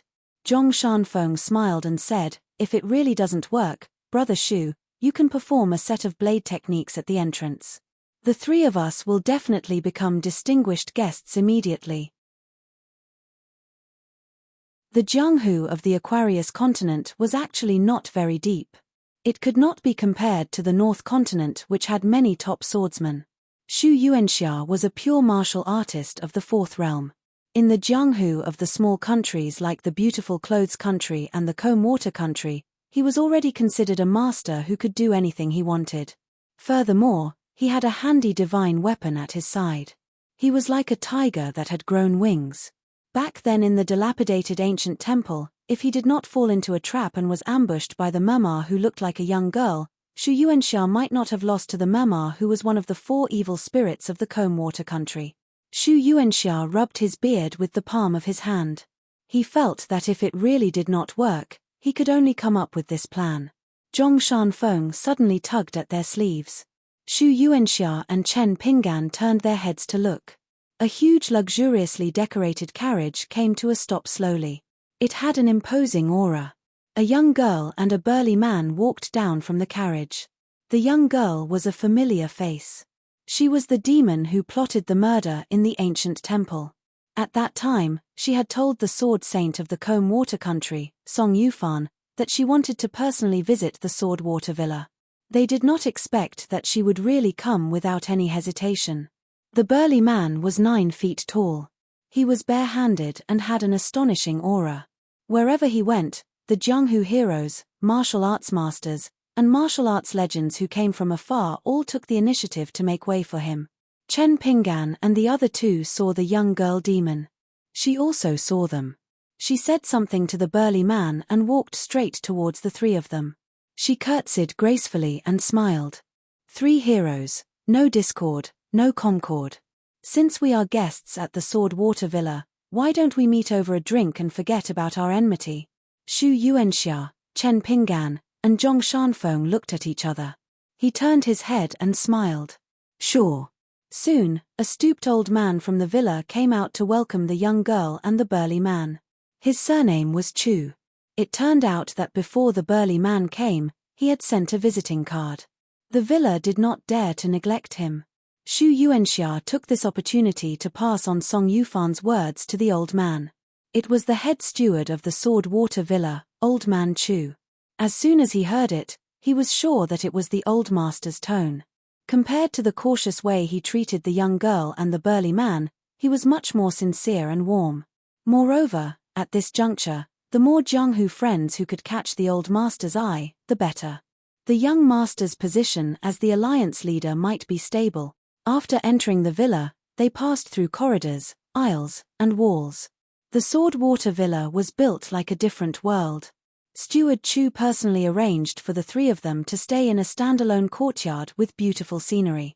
The young girl and the burly man just happened to stay in a neighboring courtyard. Chen Pinggan heard the sound of water before he entered the courtyard. He asked if there was a stream nearby. Only then did he know that behind the courtyard was a large waterfall that flowed straight down along the stone path. It was not too close. It was a beautiful place that the Sword Water Villa was famous for in the Combe country. After the rain, there would be rainbows hanging in the sky. The scenery was magnificent and breathtaking. Xu Yuanxia and Zhong Shanfeng did not want to go out for a walk for the time being. Chen Pinggan went to see the waterfall alone. Zhong Shanfeng practiced his swordsmanship in the courtyard. Xu Yuanxia sat on a stone bench and said self-mockingly, "Well, I'm a martial artist of the fourth realm, but I can't hear the sound of the waterfall. You have sharp ears." After walking for a while, Old Man Chu stopped and turned his head to look in the direction of the waterfall in the distance. He said to himself, "Could this young man with a sword on his back be a great grandmaster who has regained his youth?" Longquan County welcomed a team of carriages. It was definitely a rare guest. The team of carriages came from the officials of the Great Sui Kingdom. Although they were light and did not make a big fuss, they still caused a big storm in the center of Dali's court. In the welcoming team on the side of Dali, there were two pillars of the country, surnamed Yuan and Cao. There was also the minister of the Ministry of Rights who came from the Cliff Academy. There were also several big shots in the capital. Without exception, they were all close subordinates of Emperor Dali. County Governor Wu Yuan was really inconspicuous among them. The backbone of the Great Sui Kingdom's side was an old man who was not well known. He only knew that his surname was Gao, which was the same surname as the emperor of the Great Sui Kingdom. Judging from his appearance and bearing, he was more like a storyteller who traveled around the world. He did not have the arrogance of wealth. He brought a young girl with him. As for the other two carriages, there were Prince Jiao Xian and the eunuch in a boa robe. There was also an assistant minister of the Ministry of Rights who had a noble status but did not have a very high rank. After the two groups of people met at a relay station, they only had a simple meal of tea and coarse food. Then, they rushed to the cloud-splitting mountain that was newly conferred as the North Peak. Wei Pai, the god of the North Peak, was originally an official of the Huangting country. Now, he had become the deputy head of the Linlu Academy, Cheng Shuidong. A god and an old dragon were patiently waiting for the team at the foot of the mountain. The three groups gathered and climbed the mountain one by one. The Song clan was going to form an alliance with the Great Sui Kingdom's Gao family at the cloud-splitting mountain. In this mountain alliance, the two remaining dynasties in the north of the eastern Bottle continent were going to sign a century-old alliance. When the two sides formed the alliance according to the Confucian etiquette, there were two young men of the same age standing face to face. They were both princes. One of them was Song Jisin. Behind him stood the maid Ji Qiu, who was absent-minded. The other was Jiao Xian. Behind him stood a white-haired man in a boa robe. Jiao Xian smiled and said, "We meet again." Song Jisin did not have a good impression of this noble from the Great Sui Kingdom whom he met for the first time at the Mud Bottle Alley, so he did not say anything. Jiao Xian frowned and said, "Every dog has its day. Now, you are even more arrogant than me." Song Jisin sneered and did not say anything. Jiao Xian turned to look at the slender girl and said with a smile, "Chen Pinggan and I are very good friends now." When he was in the Great Sui Kingdom, whenever he talked about his hometown, he would often mention you. Ji Qiu rolled her eyes impolitely. Jiao Xian seemed to remember something and asked Song Jisin, "When I bought this maid from you, if I remember correctly, you offered 10,000 taels of gold. Is it still the same price?" Song Jisin then said, "What is the price in the Great Sui Kingdom? Tell me. When I have money in the future, I might buy her." Jiao Xian clicked his tongue and said, "Clothes make the man, and saddles make the horse." "Your tone is really scary." Song Jisin sneered and said, "Are you scared to death?" Jiao Xian curled his lips and stopped arguing with this guy. He turned to look at the majestic North Peak Mountain Temple of Dali and said softly, "The North Peak Mountain Temple is here. Where is the South Peak?" In the East Mountain of the capital where the Cliff Academy of the Great Sui Kingdom was located, there was a more hidden mountain alliance. Although it did not seem to be of a high standard and did not leak any information to the outside, the Great Sui Kingdom was very nervous inside and outside the capital. From the emperor to the 6 government offices, as well as the top of the mountain and the bottom of the mountain, the Cliff Academy was watched closely. Fortunately, the deputy headmaster of the academy, Maro Xiaodong, was like an old hen protecting its chicks. He strongly requested the imperial court of the Great Sui Kingdom not to delay the normal teaching of the academy because of this, so the teachers and students of the Invincible Blade section of the academy did not notice anything strange. The Great Sui Kingdom was so nervous. No wonder the Great Sui Kingdom made a fuss over nothing. It was really because the person in charge of signing the East Mountain Alliance in Dali had a strong background. The imperial tutor of Dali, Kui Dong. In a quiet courtyard of the Cliff Academy, the girl who was now famous in the capital of the Great Sui Kingdom knelt in front of the door, not daring to breathe. 2 people sat opposite each other in the room. To be precise, it was actually one person. The young man in white, Kui Dong, and the old man in a green scholar's robe, Kui Dong. After the 2 met, they did not exchange any words. They just played a game of chess. In the end, the young man who changed his name to Kui Dong Shan lost a game, but the young man was not in a bad mood. He smiled and replayed the game alone. The old man, Kui Dong, looked solemn. He took a cup of hot tea from the trembling girl, and slowly drank it without looking at the game. Kui Dong suddenly said, "Even if there is a way to unite the spirit, you are still not willing to agree." Kui Dong Shan kept bending over to put the chess pieces into the box, and said unhappily, "Do you still need to ask?" With Kui Dong's temperament, he would rather be the head of a chicken than the tail of a phoenix. He was like this 100 years ago, and 10,000 years later, he will still be like this. Kui Shi sighed and said, "Life is unpredictable, it's absurd." Kui Dong Shan smiled and asked, "Now that my news is not smooth, is there chaos in the central part of the Aquarius continent, in the beautiful Clothes Kingdom?" Kui Dong nodded, although there was a small accident, but it did not affect the general situation. The chaos has already been settled. Kui Dong Shan tidied up the chess game for a long time, and looked at the old man who was sitting upright and still. He was a little angry, and did not want to be a coolie anymore. He lay down on the exquisitely woven bamboo mat, and muttered, "You are much luckier than me. The old scholar is someone who bullies the weak and fears the strong. He is not willing to fall out with you, so he came to deal with me, an innocent young man. You don't know, from Pearl Grotto Heaven to the capital of the Great Sui Kingdom, how much I have suffered." Kui Dong did not say anything. Kui Dong Shan lay on the mat, and touched his forehead, as if it was still hurting. It was because of Li Baoping, that brat, smacking him with the seal, that caused him to be traumatized. Kui Dong Shan lay down and crossed his legs, and sighed. The Great Sui Kingdom's emperor is also a courageous person, to endure such humiliation, to sign this treaty with Dali. The Great Sui Kingdom's Gao family, because of this, will have to turtle up for 100 years, and live under someone else's roof.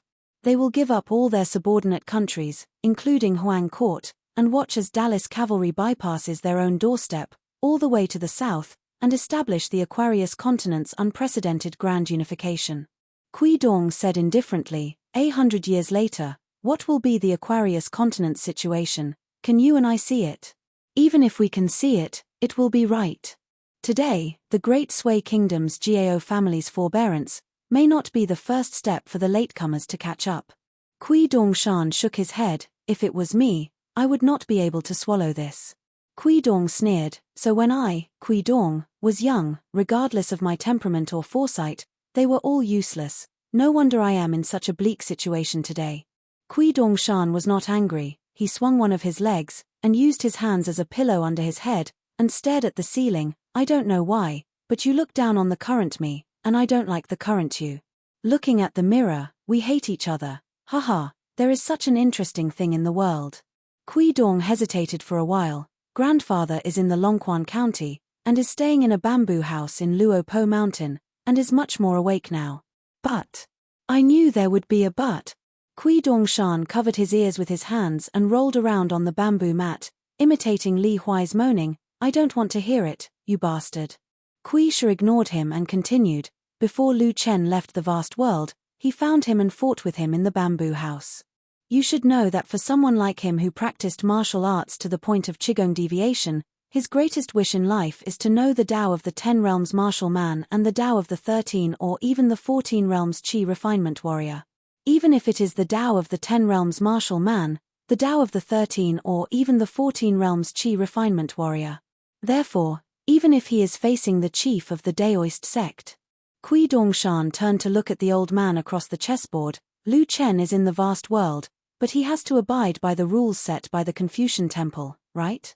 At most, he is at the 13th realm. Grandfather has returned to the 10th realm, and if he can recover to his peak, he is still capable of fighting, and at the very least, he is not doomed to die.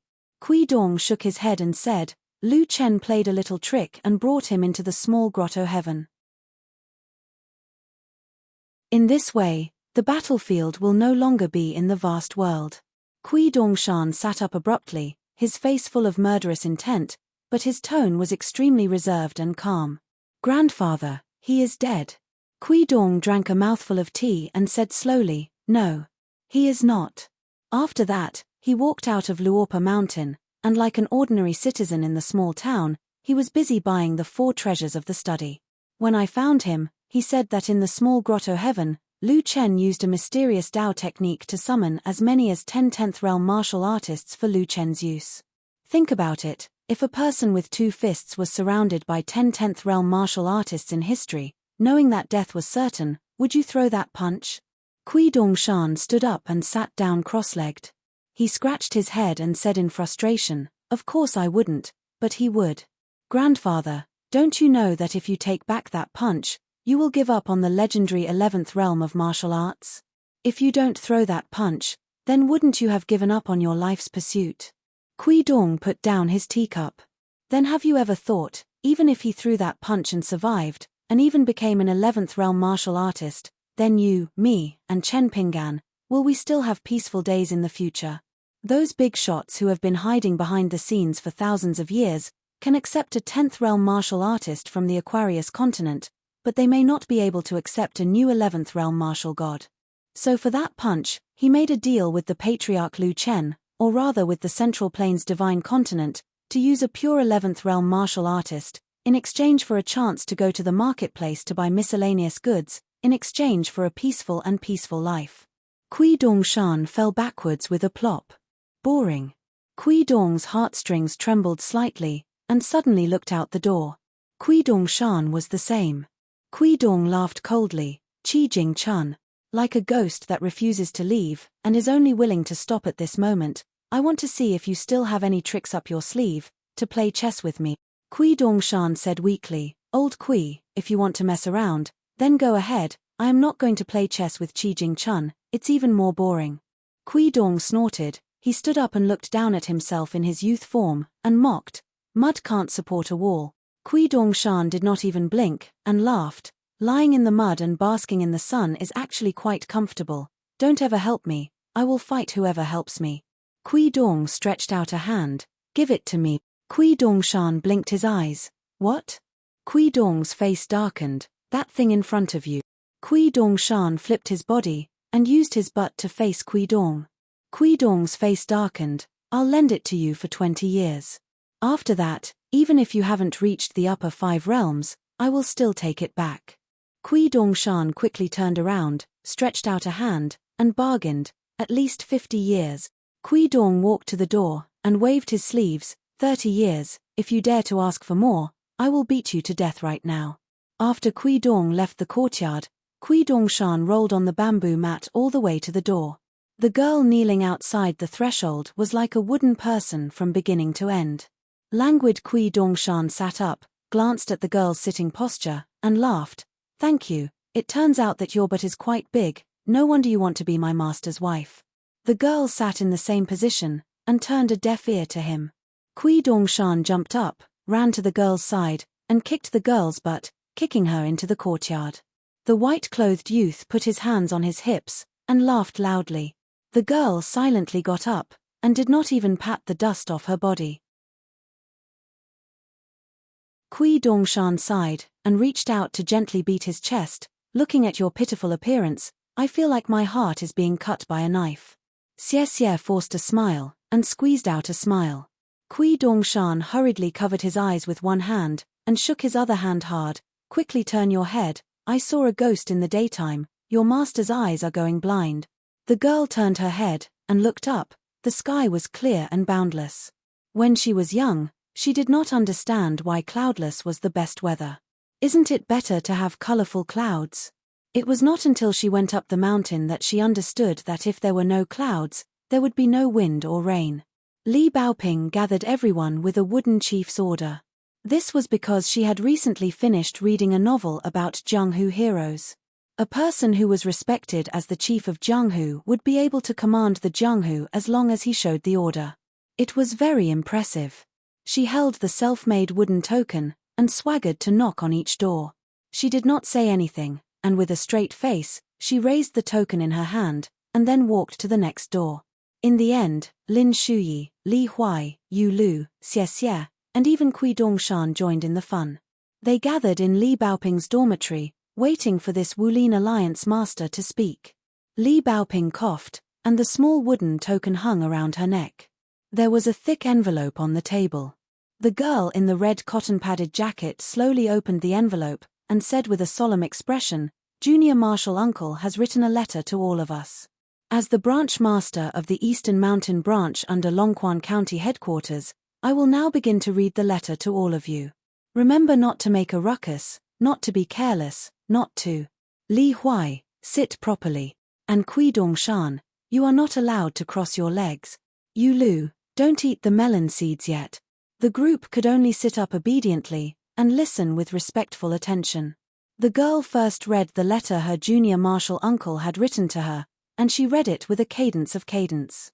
Then, she carefully folded the letter and put it beside her hand. She took out the second letter from the envelope, which was for Li Huai, Lin Shuyi, Yu Lu, and Xie Xie. They were all on the same piece of paper. The contents of Chen Pingan's letter were mostly trivial things that happened in his hometown during the new year in the small town.